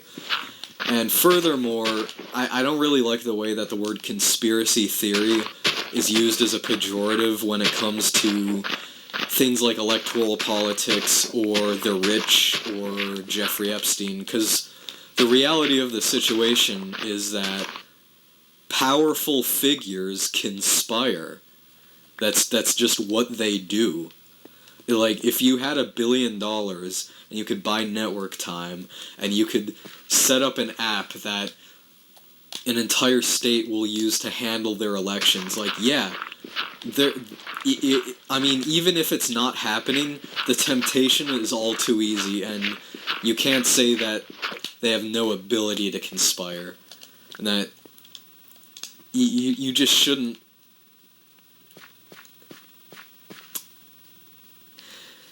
You shouldn't look at their intentions, which is my second part, that Hanlon's razor doesn't really apply very well to politics. And that even if there's literally no conspiracy, the effect both in Iowa and in New Hampshire is the same. That in elections where, you know, both in Iowa and New Hampshire, both, you know, none of the candidates got more than, like, roughly 50,000 votes. And Bernie won both times by... Well, in Iowa, he won by 6,000 out of 40,000. In New Hampshire, he won by 5,000 out of 70,000. And both times, he's denied a victory, despite having, I mean, at this point, out of roughly 100,000 votes for each candidate, a more accurate way to put this is, Bernie Sanders, so far, in between both primaries, has gotten 10,000 more votes than Pete Buttigieg. Actually, 11,000 almost more votes than Pete Buttigieg. And Pete Buttigieg has two more state level delegates than Bernie Sanders. Or national delegates, I mean. But you get the idea that Bernie Sanders, you know, he's gotten like 100,000 votes. He's won by 10,000 votes. But the effect, as far as the convention is concerned, is going to be the same.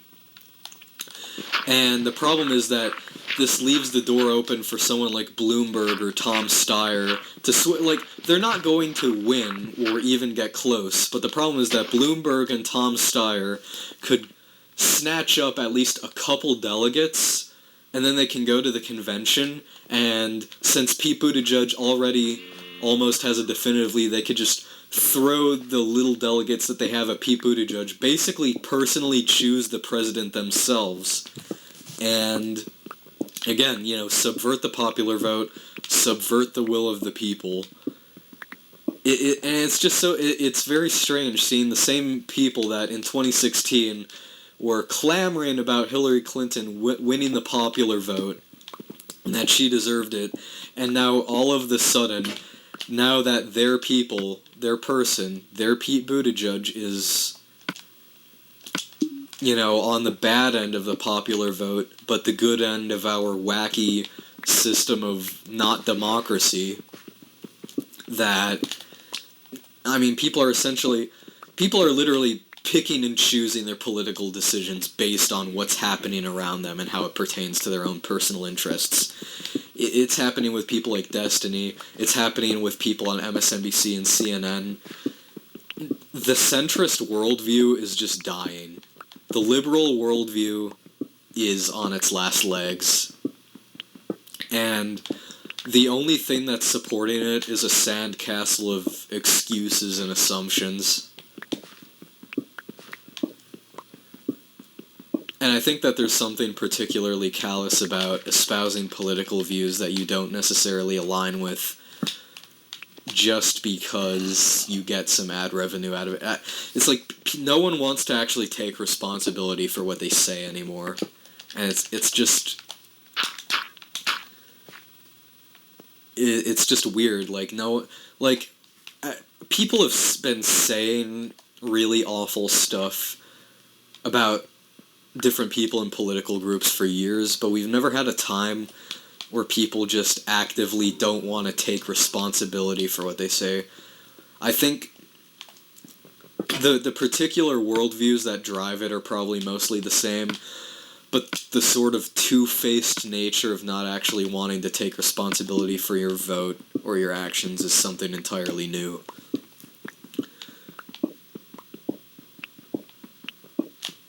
Oh, nice. That doesn't destroy the fence.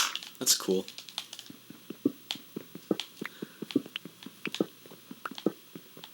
Yeah, we're almost done here. We just got this, little bit here. We're very close. Oh, just in the nick of time.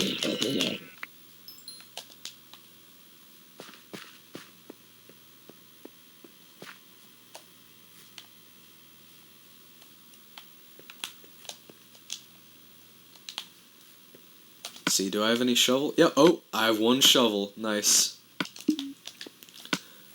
Oh, yeah, I'm full. Here, hold on. I can at least go ahead and take care of this.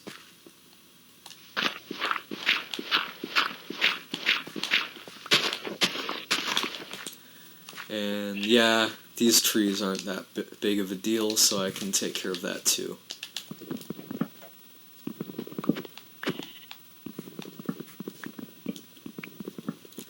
But yeah, I think one of the big problems... I don't think our problems with democracy would be as bad if we didn't have a two-party system, and if we didn't have... If primary elections were significantly more sanctioned by the government. Because our systems of, the Constitution and how we protect elections traditionally doesn't really apply to primary elections, because basically the so-called founding fathers didn't really account for the exact two-party political system that they kind of predicted it, but I don't think they realized exactly out of hand it would get. Or maybe they did. It's not exactly like the founding fathers weren't the establishment of the day. The American Revolution was a revolution of the bourgeoisie. It wasn't really a revolution of the people, necessarily. No one really sympathized with England, and nobody really liked the crown. But the American Revolution was basically just a bunch of rich people that owned slaves that sat around one day and thought, hey, wait a minute, what the fuck do we need England for? You know what I mean?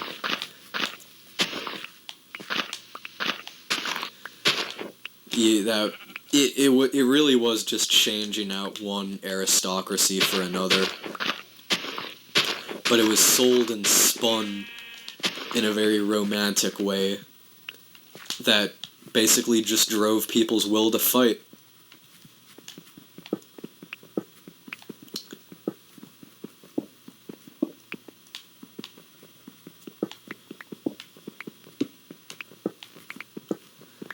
guess I don't really like American exceptionalism that much. I don't really like the romanticization of our past and history. Like, you don't have to hate America to just, like,